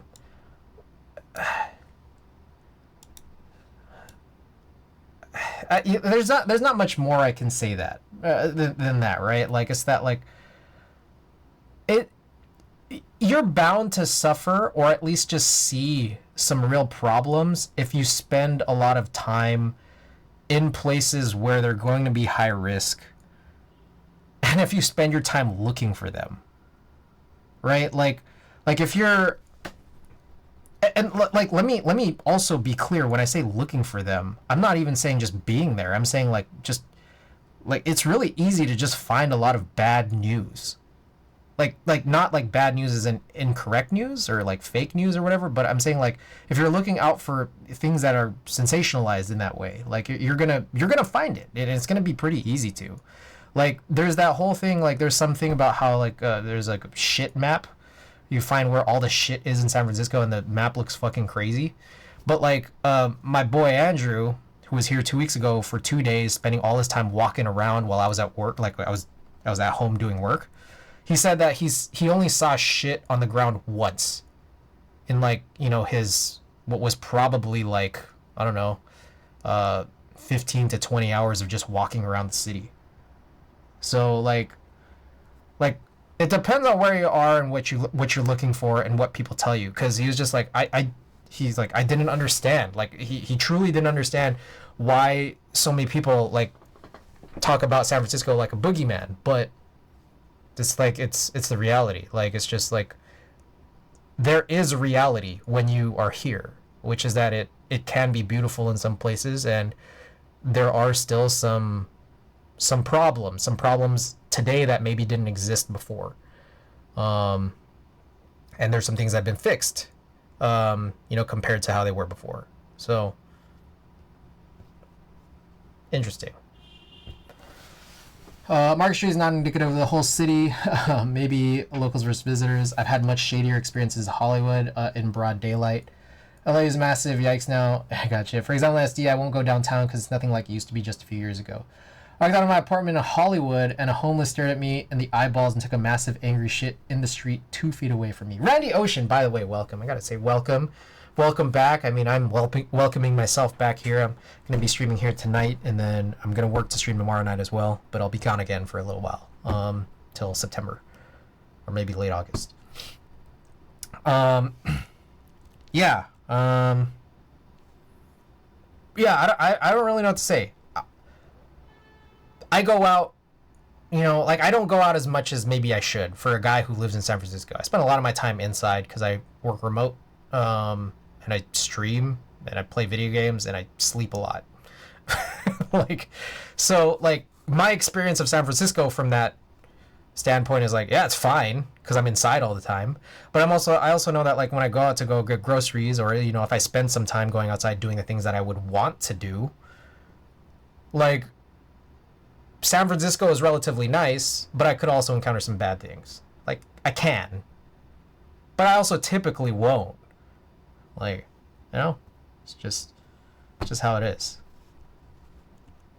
But if I spent all my time outside in the Tenderloin, like I'm gonna see more bad than I currently do. Same with Market Street.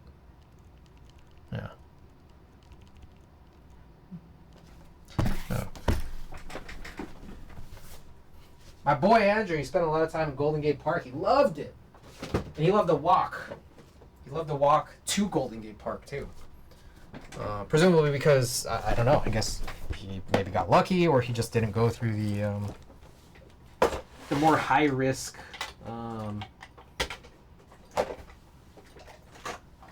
of something crazy happening parts of town.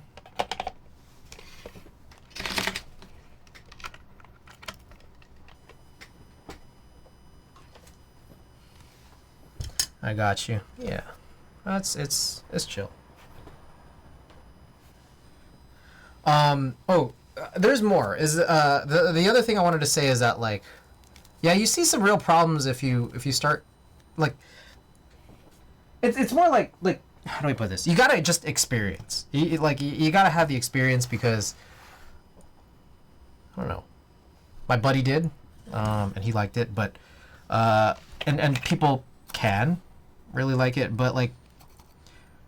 The big thing here is that like I scroll through Reddit, right? And I've been getting like a lot of recommendations. I don't know why. I've been getting a lot of recommendations for the San Francisco community, like the San Francisco subreddit, the Oakland subreddit, the Bay Area subreddit. And it's just like it's just like a constant, like I don't know why I get them in my feed, but I do. I mean, I guess it's because I live here. I must have pressed clicked the link at some point, and it just wants to feed me all this stuff. But it's like a very constant battle between people who say everything is perfect versus everything is horrible, and you're just gonna get these stupid battles. And like for me, it's like I don't want to have any, you know, any part of this, you know, sort of argument or whatever, but it's what shows up. So it's like it's kind of annoying, and it's kind of like it's kind of annoying that I get that, but it's kind of annoying that this like exists in this way. Oh yeah, San Francisco is not what it was before. Of course it's not. Nowhere is where it was before, you know?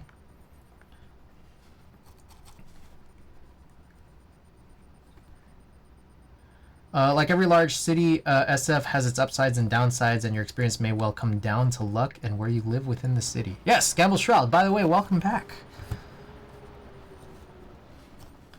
Good to see you again. Hope you're feeling better since, you know, the last time we saw each other. I heard the mapping algorithm Cruises uses for their fleet purposely tries to avoid market and the Tendi.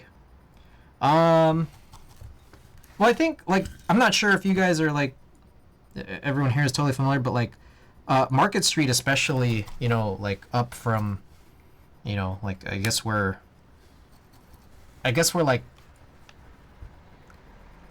kind of around, like, that Mission border, all the way up to Embarcadero. Like, regular cars aren't really supposed to be there anymore. Like, they put that into law, like, a couple of years back. So it's just all for, like, buses. Yeah, exactly. So for that part, it's like, I mean, that would kind of make sense, presumably. I don't know if cruises would be allowed to do that, though. I mean, maybe, I don't know.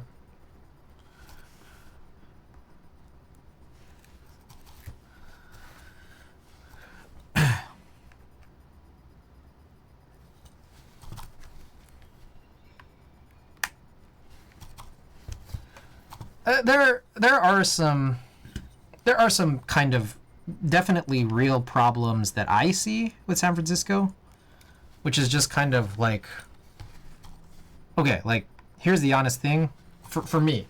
The problem I have with San Francisco is that all my friends are gone. And that sounds like a very me problem, right? But I think it also has boiled down to, like, you know, the cost of things, the cost of housing here, and you know, maybe it is a more widespread problem from the standpoint of, like, housing being made more affordable, not just the standpoint of like affordable housing for everybody, but even just like affordable housing for people who already like have high incomes still would probably not, like, they're still choosing other places. And like I find that kind of crazy, where it's like housing developments just in general is, like, I guess a really hard and like a difficult and politicized thing here. And it's like, okay, like that seems like a problem, you know?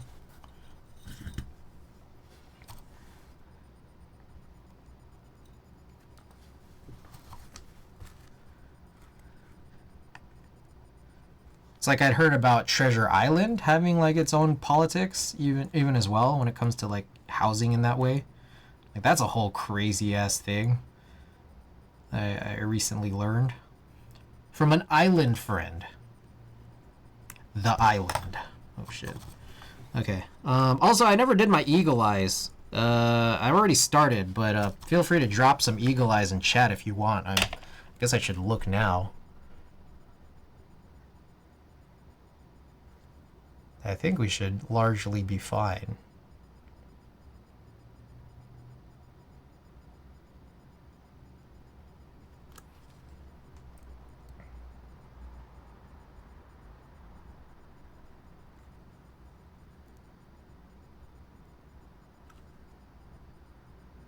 Yeah, no big issues that I see so far. All right, carry on.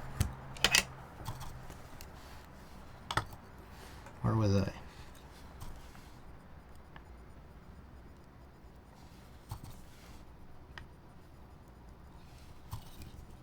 I was realizing I was actually doing some of these like push alignments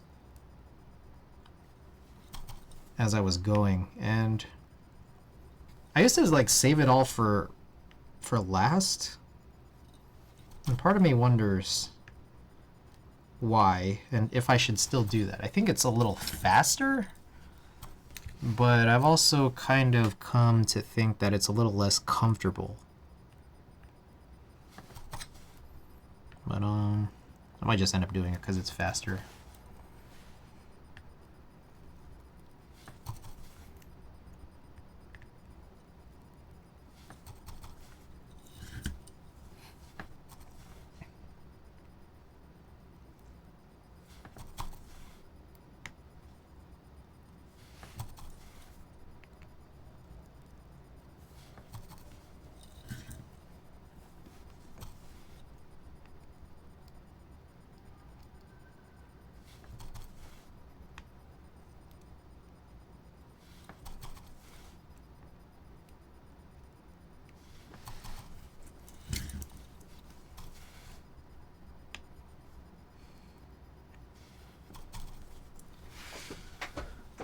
All right.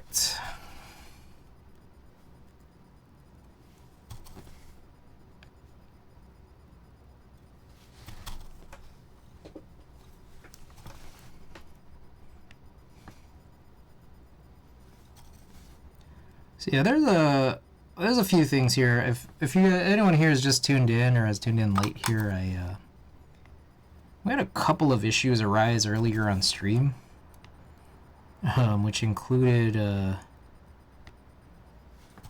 one, I came across the same exact problem I had now versus what was probably a year ago, which is that I still don't have a spare H60 JST that I would have used for a Y6 build. Then, second of all, when we were trying to consider working on a thermal, I couldn't find my extra plate. So I need to figure out something for that for sure.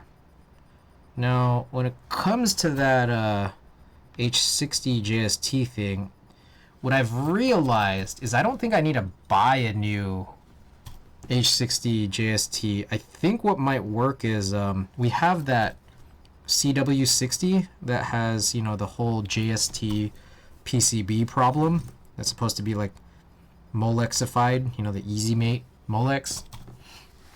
And I think like I'm just gonna have to basically desolder that, you know, work with a new Easy Mate PCB, and then that'll be the spare H60 JST that I would use for the Y6.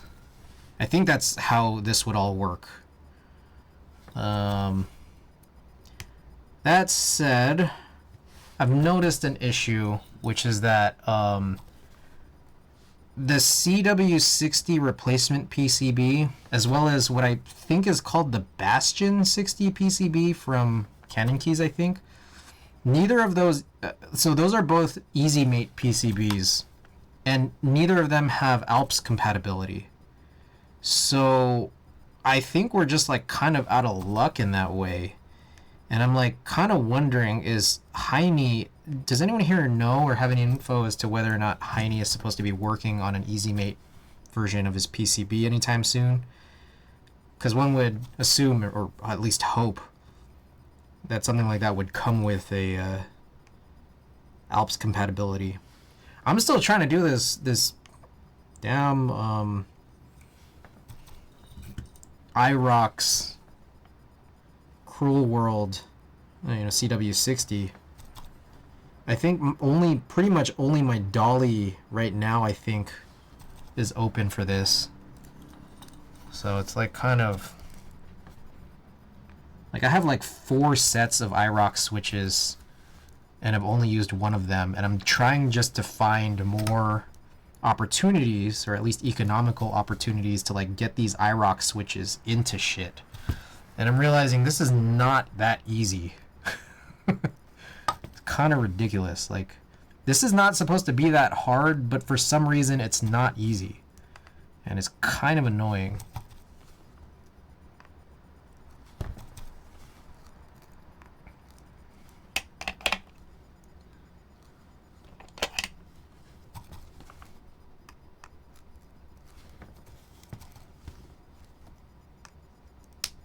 Oh, that was a good one. Oh, that was also good.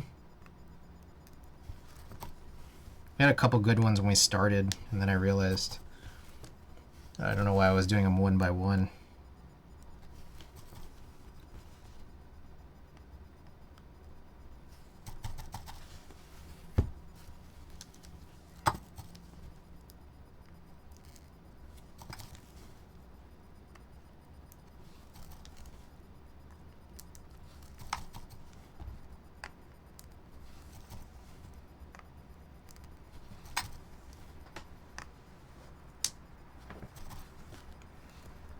That one seemed good, as did that. I don't know why I'm moving my arm so much just for that.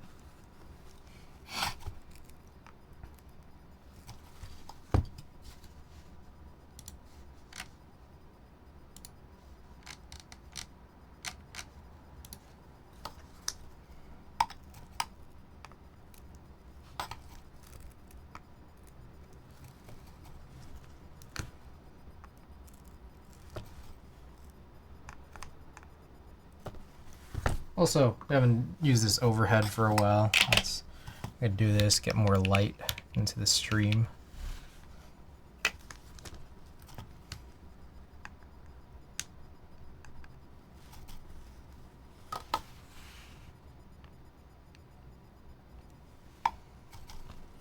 All right, so working with this the other direction.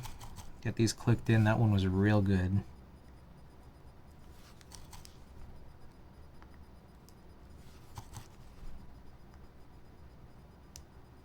I think, you know, even though you're using a plate, I do find that it was probably critical for us to use 5-pin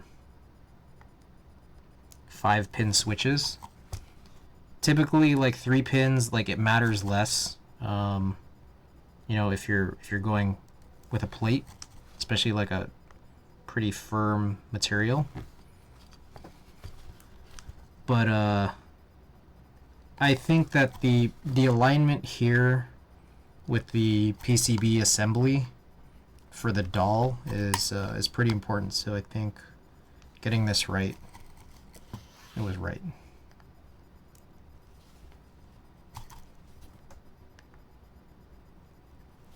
All right, one more row.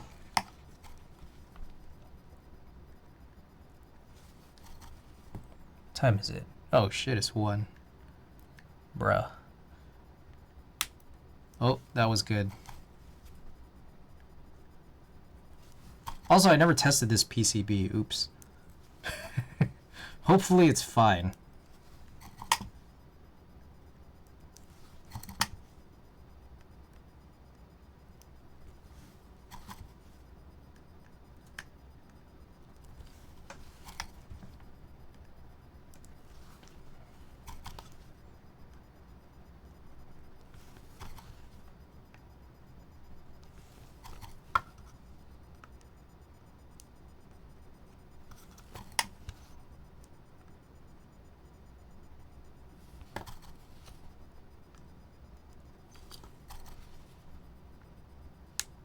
Alrighty.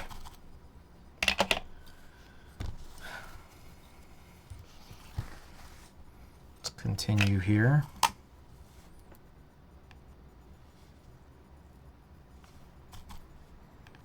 Just power through now.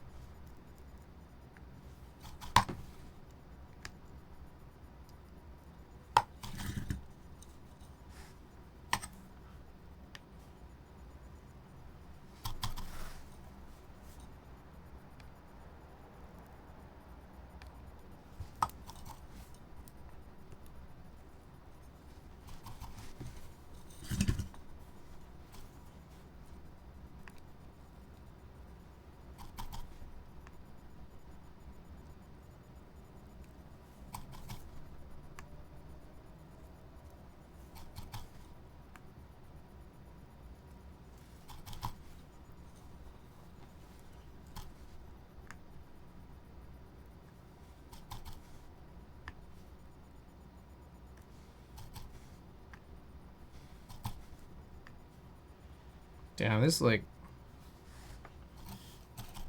These fumes are crazier on these second pins.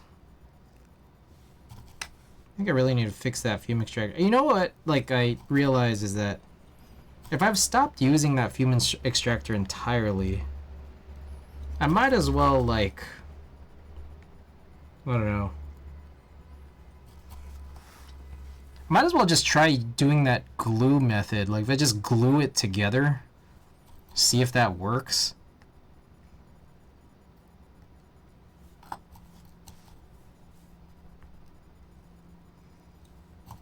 So that way it doesn't, like, rattle around. I feel like that's, like, a good last resort if I'm not even using it anyways.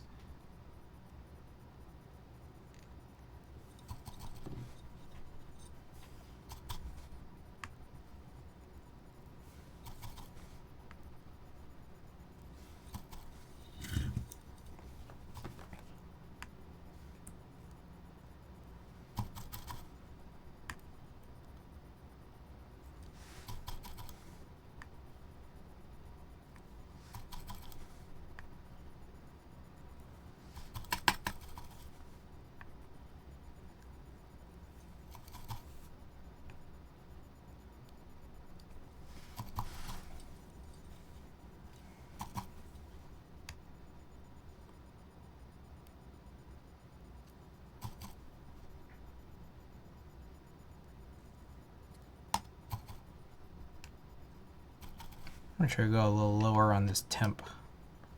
338.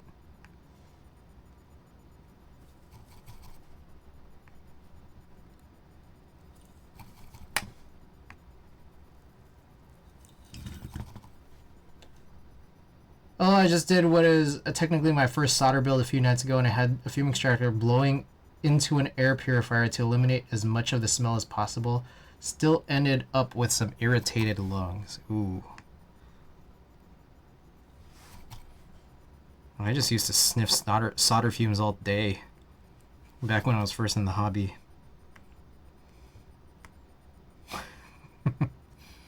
It was like, it was nice.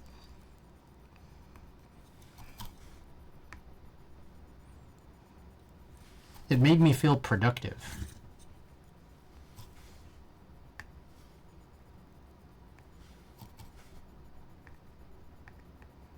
You ever have, like, I don't know, associate,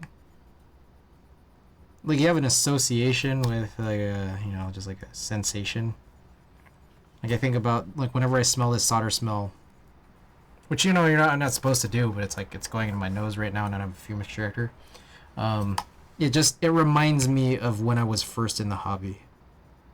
Same thing with, like, you know, there's like this thing about how, like, whenever you're listening to new music or new music that you're anticipating that you're gonna enjoy, you gotta, like, listen to it at a time when you, like, are thinking you're gonna have a good memory of it.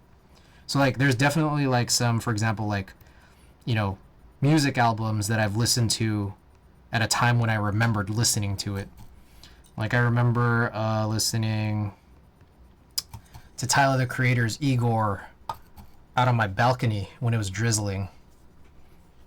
I had just moved in, I think, into this apartment. I remember listening to it. I remember listening to Mr. Morale, the Kendrick Lamar album, on a plane. What else? I listened to Travis Scott's Utopia, a couple of weeks ago here, while I was packing to go down to LA and then Vegas. Funny thing about Travis Scott, right? Like how he killed those 10 people and now no one's really batting an eye. He killed those 10 people with his bare hands.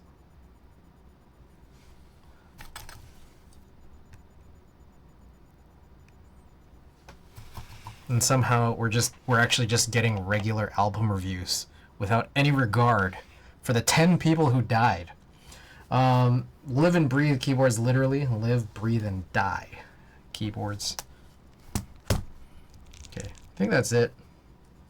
I still, you know, I even talked about this. I still didn't clean off any of these PCBs off my desk. Alright, well, they're gone now. So, funny thing is, I guess there's like kind of only just the daughter board, so I gotta get rid of this because it's all gross.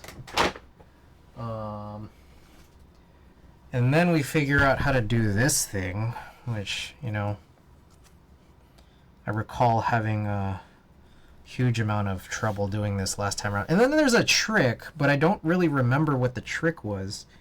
I think it might have been to sort of like, maybe like loosen this. Oh, okay, I remember.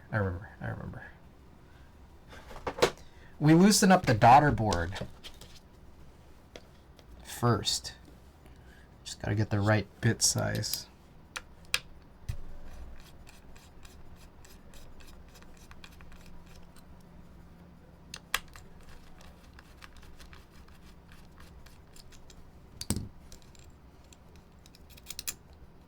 So like this, we have like a little bit more give to allow us to punch this in a little bit more easily.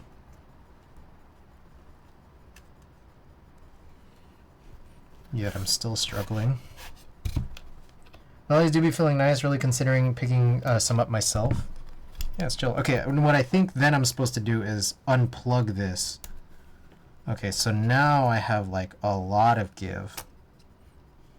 Ah, shit. Okay. Okay, wait. Okay. I'm gonna put this in here first.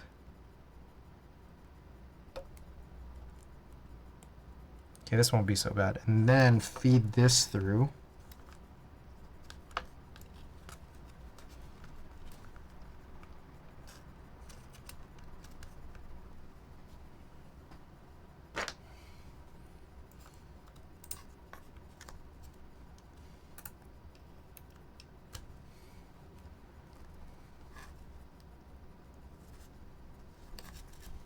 Okay.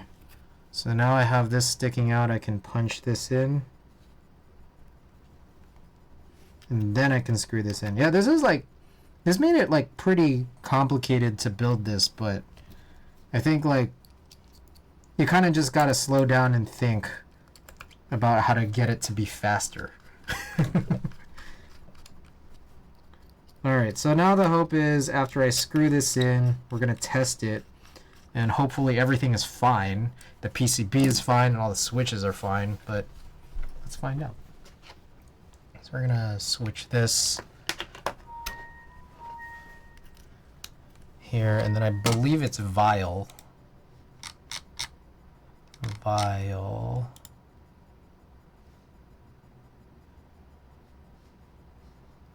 Okay. Matrix tester unlock. Yeah, I get some melodies. I don't know. I tried them in hand. I haven't tried them in an actual board yet, but we will shortly here.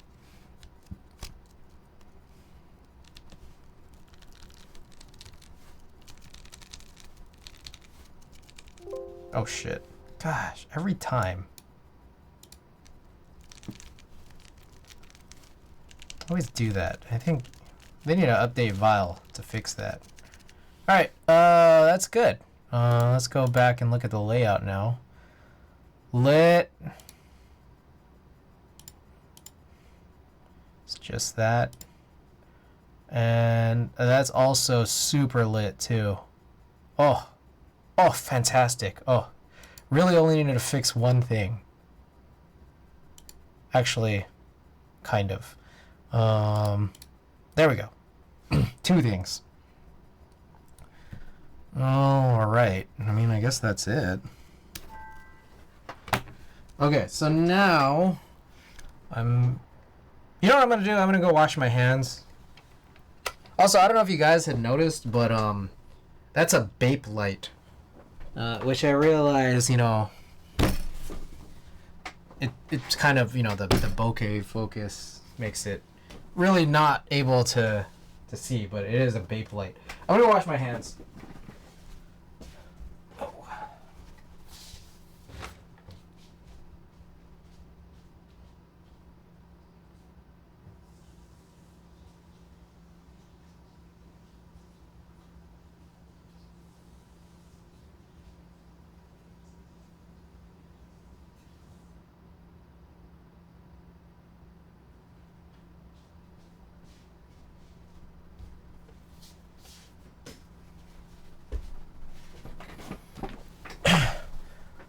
I love HHKB so much. Hey, same. I also gotta head out. Work tomorrow morning. I'm heading out. Good night. All right. Appreciate you being here. Always good to see you. And I really mean that.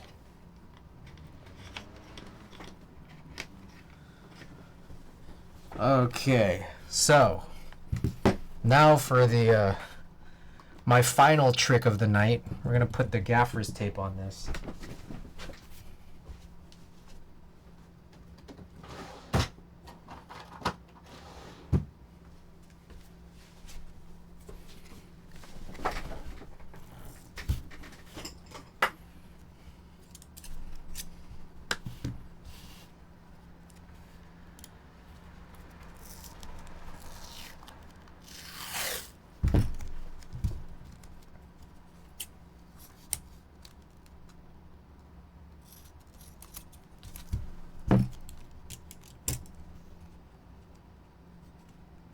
So I'm just going to line this almost entirely, make that mark, so I can kind of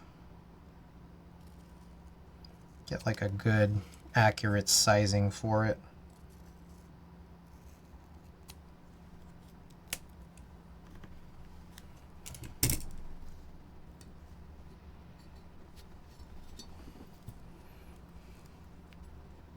I'm thinking maybe also,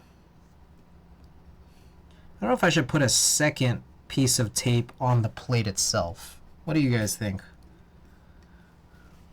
Let me know. Let me know what you guys think. Oh man, how do I do this?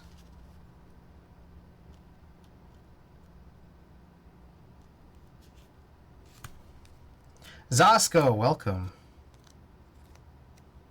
Alright, I may have blown it.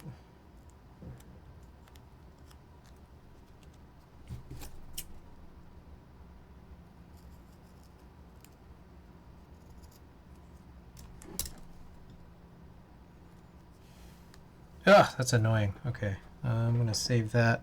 We're just gonna cut. What's going on with that tape? So, the daal is a plateless keyboard, and I decided to put a plate. So, I decided to put a plate. I'm curious to see Ankit's response to this. The main issue that I can potentially foresee is that the plate isn't cut out on the corners where the blockers are.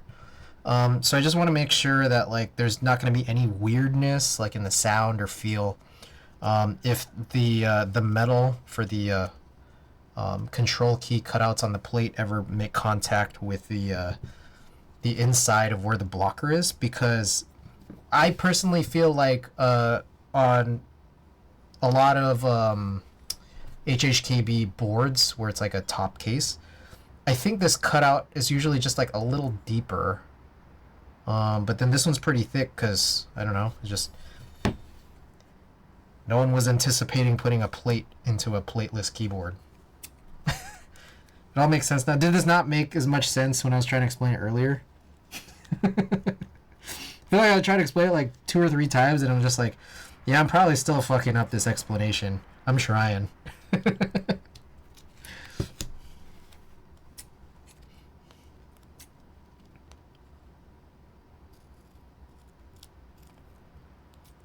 You haven't find yourself doing force break mod on alu boards. I've never willingly done a force break mod. Like it's like sometimes it's like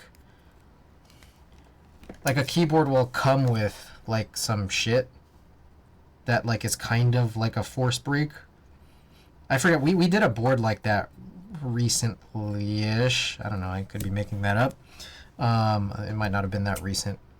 But I've never really done it. The thing is that like the idea behind force break is funny and interesting, and why did they name it force break? Like what does that even mean? We've had this conversation before, right? But anyways, like it's like that's where like you're putting shit in there where the metal, like it was designed like that metal was kind of supposed to make contact there. this in specific, like, I don't know if you would call this a force break, but it's like, this metal's not supposed to be here. So that's, like, I feel like I'm justified in doing this, like, even more so than a typical force break. That's it. I mean, anyone can do anything they want to their keyboards. Like, no one has a gun to my head right now telling me to do this. But it's just, I don't know. We're just doing this.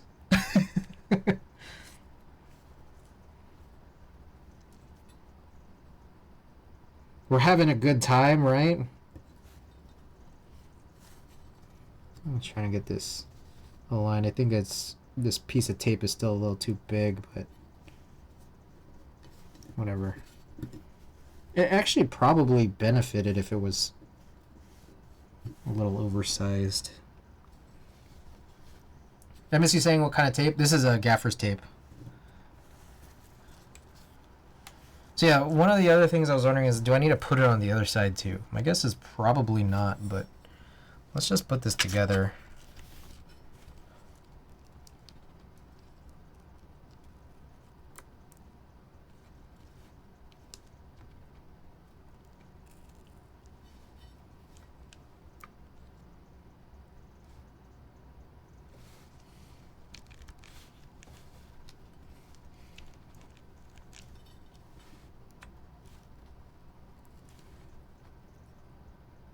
Yeah, but a key is you gotta kind of align it right. Gotta align it right before you screw things in together. And this is probably right. Let's just hope that it is.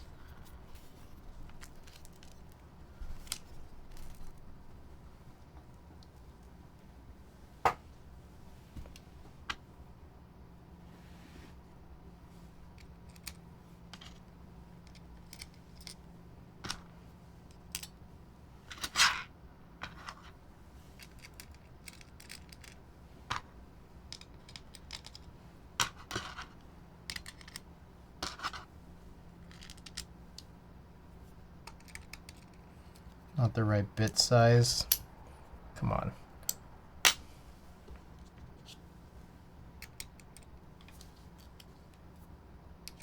There we go.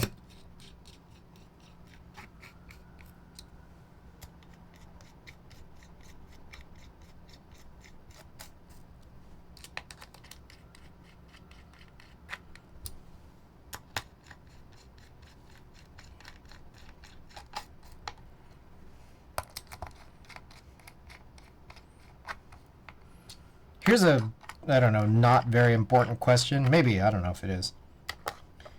What do you guys think of when you receive a brand new keyboard, like from Group I, not secondhand, and then the bump-ons are already on? What do you guys think of that? I don't know if I remember putting these on, but I think I've definitely received like 1 or 2 boards where they were already on.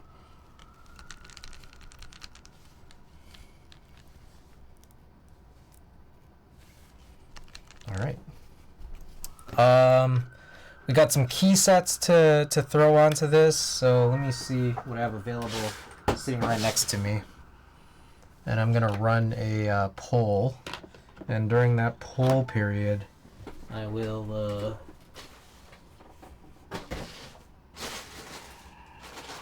during that poll period I will clean up. So here's the TA90. We got Honey, Rudy. I don't know if I want to put. I feel like Honey. Brownie board with pre-install feet, not the worst, I guess. Saving an extra step. Yeah, I don't know. It's just like not that important of a question. I feel like Honey would look better on a white board. So I'm like not sure that I want Honey to be in this poll.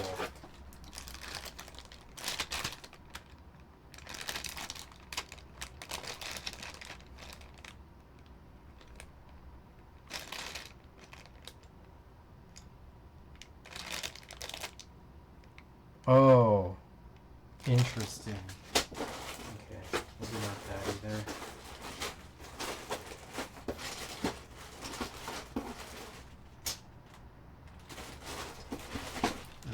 Wasabi.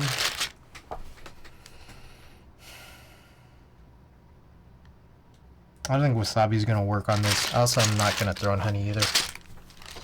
Kind of like installing the feet myself. I see. All right.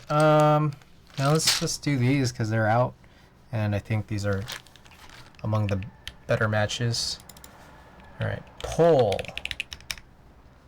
All right, which key set for daal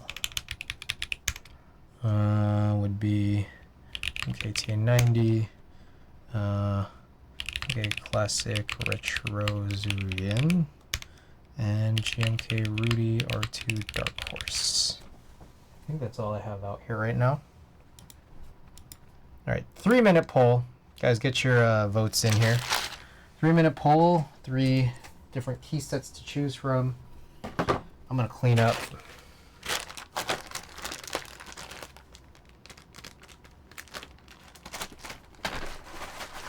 Oh shit, what the fuck? Damn it. There was a bag of switches underneath me. And I guess it was open. And then I spilled them out. And now I feel like I gotta count them. Because I don't know if this is all of them. Alright, well, I guess this digs into my cleaning time now. Get your votes in, guys, for which key sets you want to see.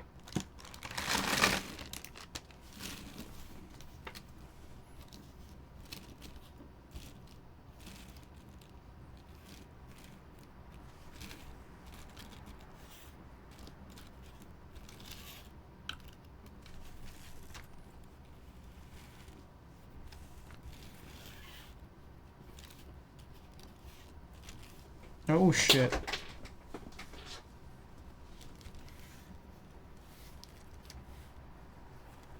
Alright. Either one of these has 6, or I'm still missing a switch somewhere on the floor. Beige Kings? Ooh.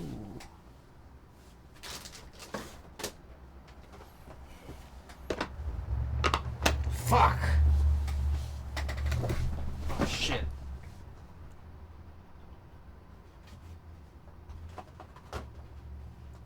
I think I just lost a switch. Oh, I found it. Ugh. Dark Host is all navy. That wouldn't be bad either. Yeah. Okay, I think that's all.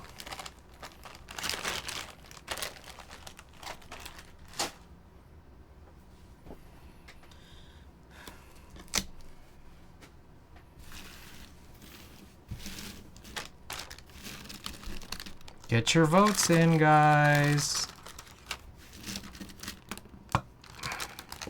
Oh. Almost dropped one again.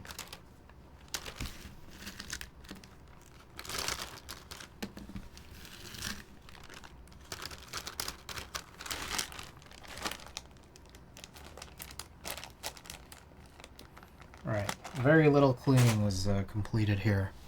But alright, it looks like, let's see. Classic Retro Zuyan is won. Interesting. Dang, you guys really don't like the TA90, huh? I love TA90.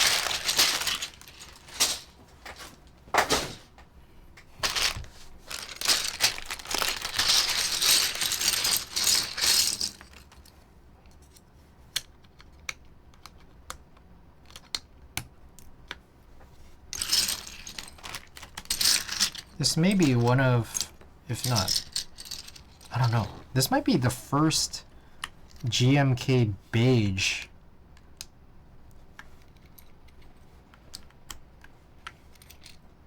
that I've mounted, at least in my streaming area, or like era. I'm not sure. I'm thinking if there's any GMK beige I've messed with before. I know I got the X60 V1 that already had beige on it, and I took it off. But I don't think I've mounted GMK beige before right now. ERTYU. Only ever done CRP. or EPBT. Did you go for any of those beige sets that ran last year, High End Classic? I did not. Yeah, I mean, I just kind of figured that, like, I mean, I have so much CRP. Like, and then on top of that, like, I did get in on a couple of beige sets, just not those specific ones. And here I got Retro Zuyin, I got the black Cyrillic with it, like the black Cyrillic sub-legends. So it's just all double shot. I think I potentially might have some more still in the, like, on the way. Let me check.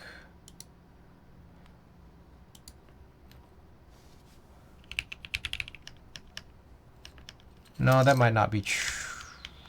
That might not be true. Oh, there is another thing I have failed to mention here. During today's stream, I'm also running CRP for my beige with red Cyrillic. Yeah, I mean, CRP is so good. Okay, one thing I failed to mention here is that I entered this stream here with no packages for anyone to redeem for opening. But, you know, I did have those,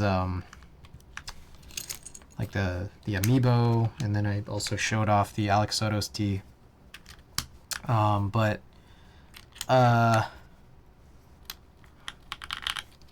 Ooh, that's interesting. Well, that feels real nice. I did receive a bunch of key sets, but I had them rerouted to my mom's place in Vegas, because they were group buys slated to deliver in the month of August. And I'm just like, I don't know what days I'm going to be here to safely bring them in. So it's like 3 key sets got delivered from Friday to Monday to my mom's place, which was the exact times that I wasn't in Vegas. So I'm just going to have to get them next time. Figure out a situation to get those. I don't think I have any more group buys that are delivering over the next couple of weeks while I'm gone, which I guess is a good thing.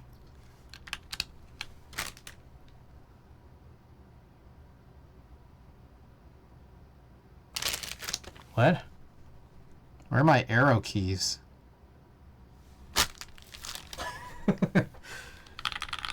Oh, that feels really interesting, these melodies. I gotta figure out what's going on with this. Short 2 keys, apparently. Let me go look.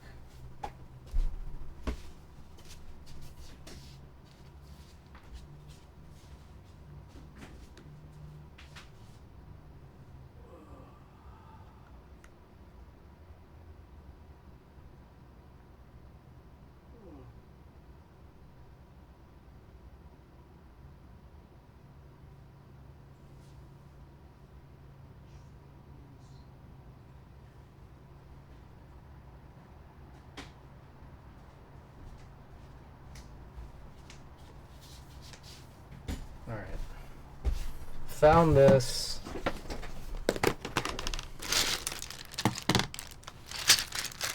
I think this is it. And the whole point of me doing this is so that I don't, like, separating out the HHKB keys is so that I don't have to do this. But this is exactly what I ended up doing, huh? I'm goofy. How did this even happen?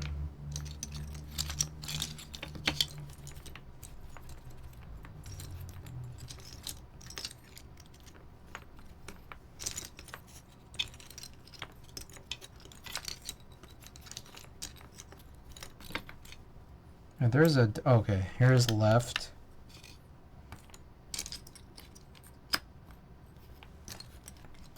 Here's right. It's nice. It's R5, which is really cool. Is that beige? I think so. What am I missing? Are there super keys? I'm guessing it's like super, or is it sys? Oh, it's super. Yeah, okay. That is all.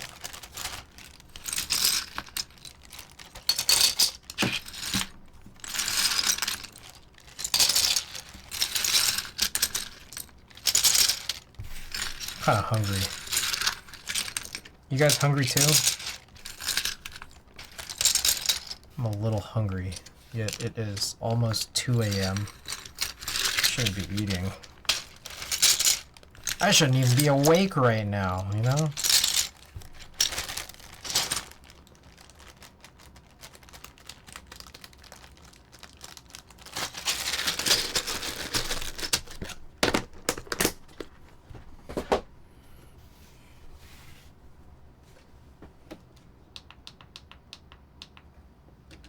Okay, cool. We need to run a prediction. These feel really nice. How late you going? Yeah, we're gonna let me make sure I don't have anything else.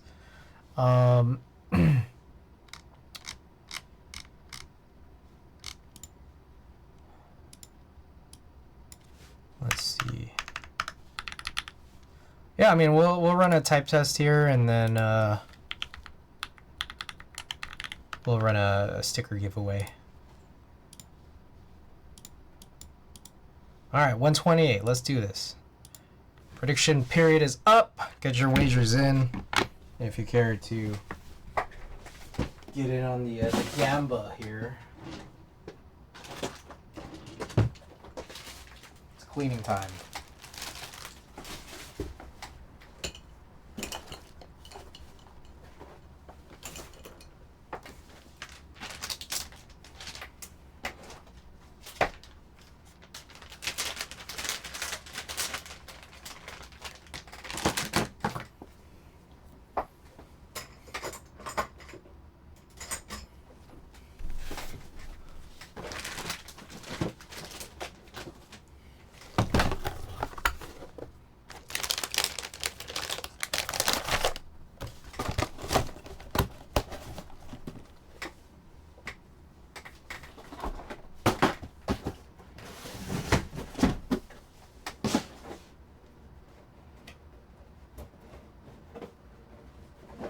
Alright, just cleaning up here while, how much time we got left? About a minute. Melodies have been nice for me. Do you have the runners too? I don't have the runners. I heard that those were being phased out, and I heard that they were being phased out for good reason.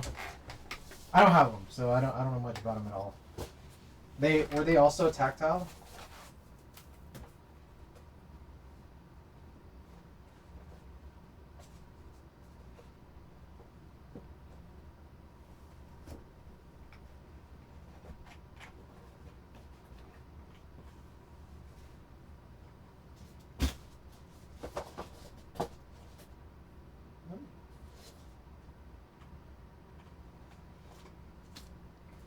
What the heck is this?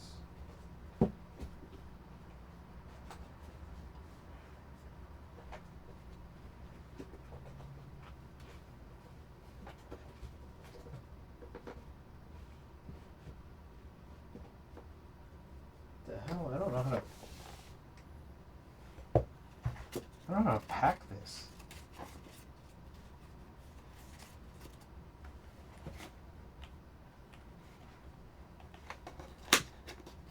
I have no idea how to pack this B60. I'll figure this out after stream. Yeah, they were melodies better. I see.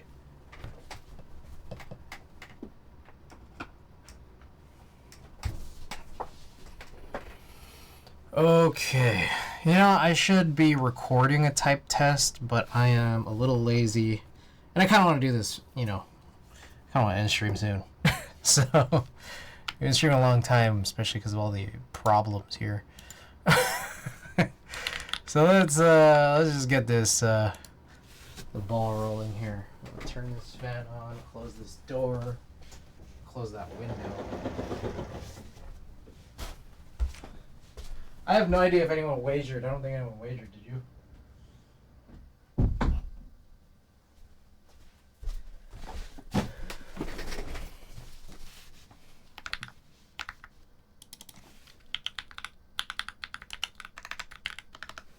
All right, no one wagered anything. There's no pressure to do anything. Perfect. 1 second here.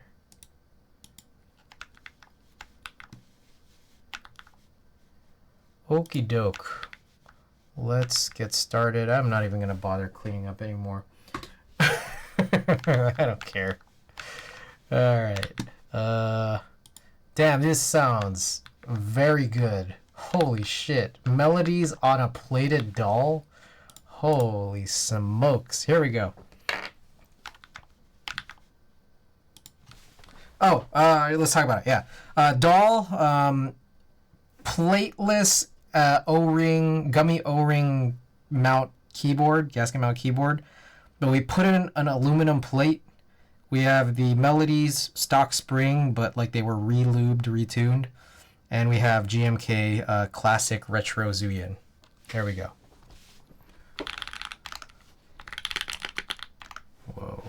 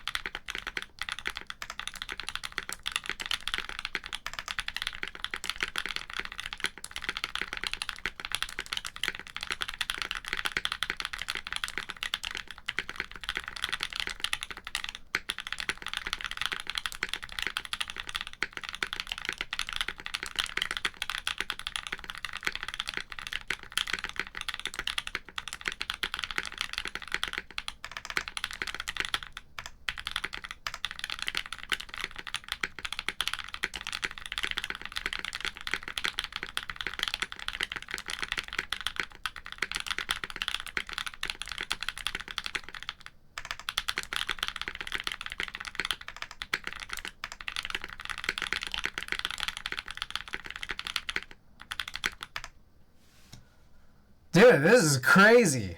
This is wild. I like it. I'm a big fan. No, you know, like the Leviathan, they offer these like floating plates too. And I wonder how good that'll be. But truly wondering. But I like this. I do. So it's like, you guys are familiar with tray mounts. Usually like what, 4 to 6 screws in a tray mount. They're kind of like weirdly positioned, especially the two middle ones. There's like one between a G and an H, which is not really the middle. There's one like weirdly offset in the space bar. But anyways, with tray mounts, like you could just screw them in, like screw PCBs in, so you can go plateless on a tray mount. Here's a situation where like, oh, and then on the other hand, like most people usually put plates, so it's like there's holes in the plate where you could screw in, and then that plate floats. That's what's happening here, but it's not a tray mount. And so you get like, I don't know, acoustically, it's really interesting because you still get some of that fun flavor from how the plateless gasket mount works, or the PCB gasket mount works. But you throw on a plate and it feels really nice. It sounds really nice. I like it. So let's do a couple more tests here, a couple of 30s, and then we'll do some with music on afterwards. The melodies are also nice. I mean, I think it's just like a really good and a really interesting combination that we have here. So I'm a fan. I'm a fan of the whole setup, 100%. Silly doll, you know, with the plate, and then the melodies on top of that. It's just good, real good.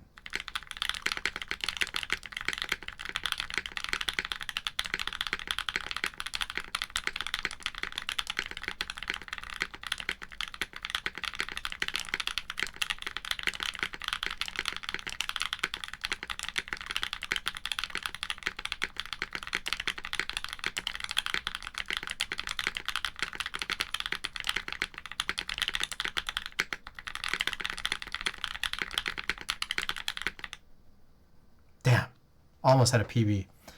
Affleon plastic. Alright, another angle. Ignore the mess.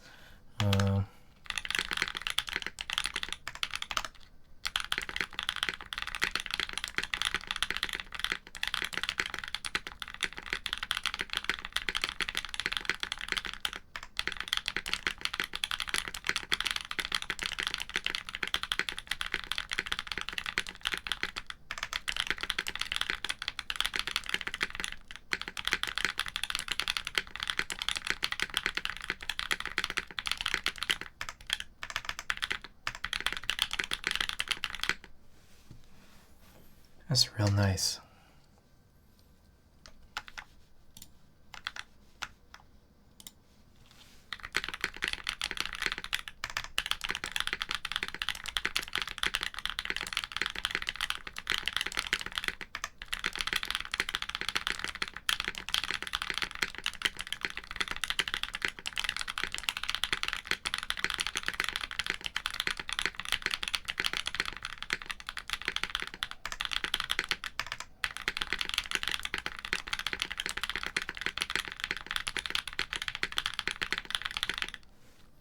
Sounds very nice. Beige. Hey, hell yeah to both of those statements.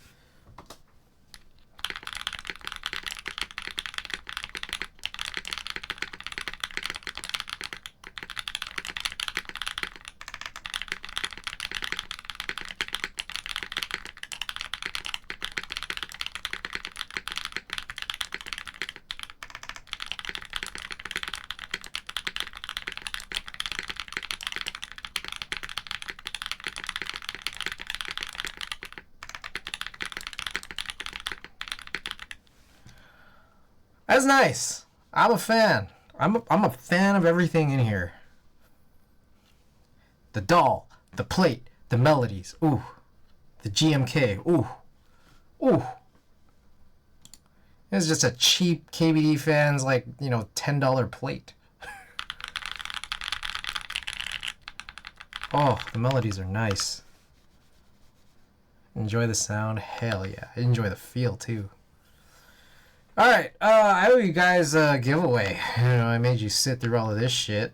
Let's get marbles open. I'm pretty sure there's a fucking update that I'm gonna have to run. It's gonna take another 5 minutes. I'm nodding off over here, so I better hit the hey. Thanks, stream. Have a good one. Hey, appreciate you being here. Yeah, this update's got to run. So I guess we'll just clean. Hopefully, it's not gonna take too long. Let me figure it out. Launching. Okay, updating. All right. I mean, I see the progress meter going. It'll hopefully be like, I don't know, just about 3 minutes or less, I hope. What's 5 more minutes? Yeah, there you go. Glad we're on the same page here. So I'm a clean.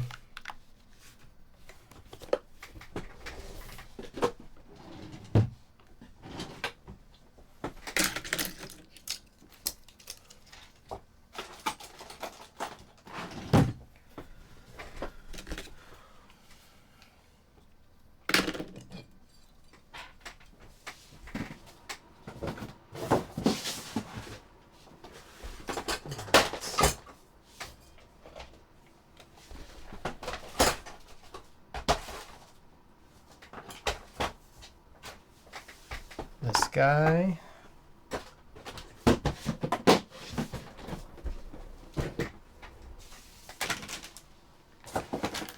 What is all this shit? Arc60. Yeah, I don't know what the hell is going on with most of this.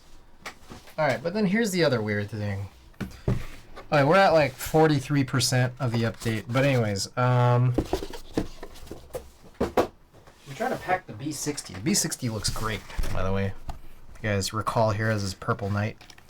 But I do not understand what I did to deserve this. Okay, so I think this is just the bottom. And this is an extra weight.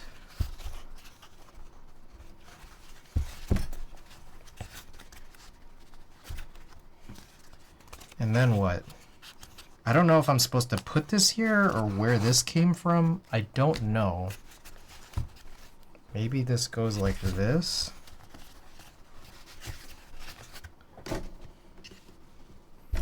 And maybe this gets thrown in like this.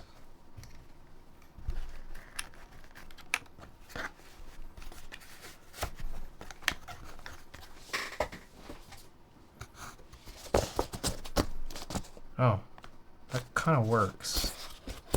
Okay. I mean, I guess that's it. And this, I don't think that belongs. Purple Knight looks quite nice. Yes. I mean, there's a lot of very good, like... I'm such a big fan of, like, white legends on some other color. And it always just will look good on, like, E-white or silver boards in general. Just always. It's like no exception. It's amazing. Truly amazing.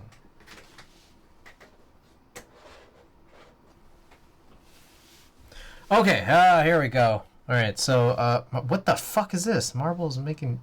How do you turn off this music? What the hell? Okay, Marbles is suddenly playing music. Settings. Audio. Music. Off. Apply. Alright. No, it's just like, there's two different... it's just too much. Alright, so, let's get back to it in case you guys have forgotten. We got stream stickers. Oh, that's what I forgot. So, I brought stream stickers, you know, with me on my trip the last 2 weeks, and then I forgot to bring them with me to the festival.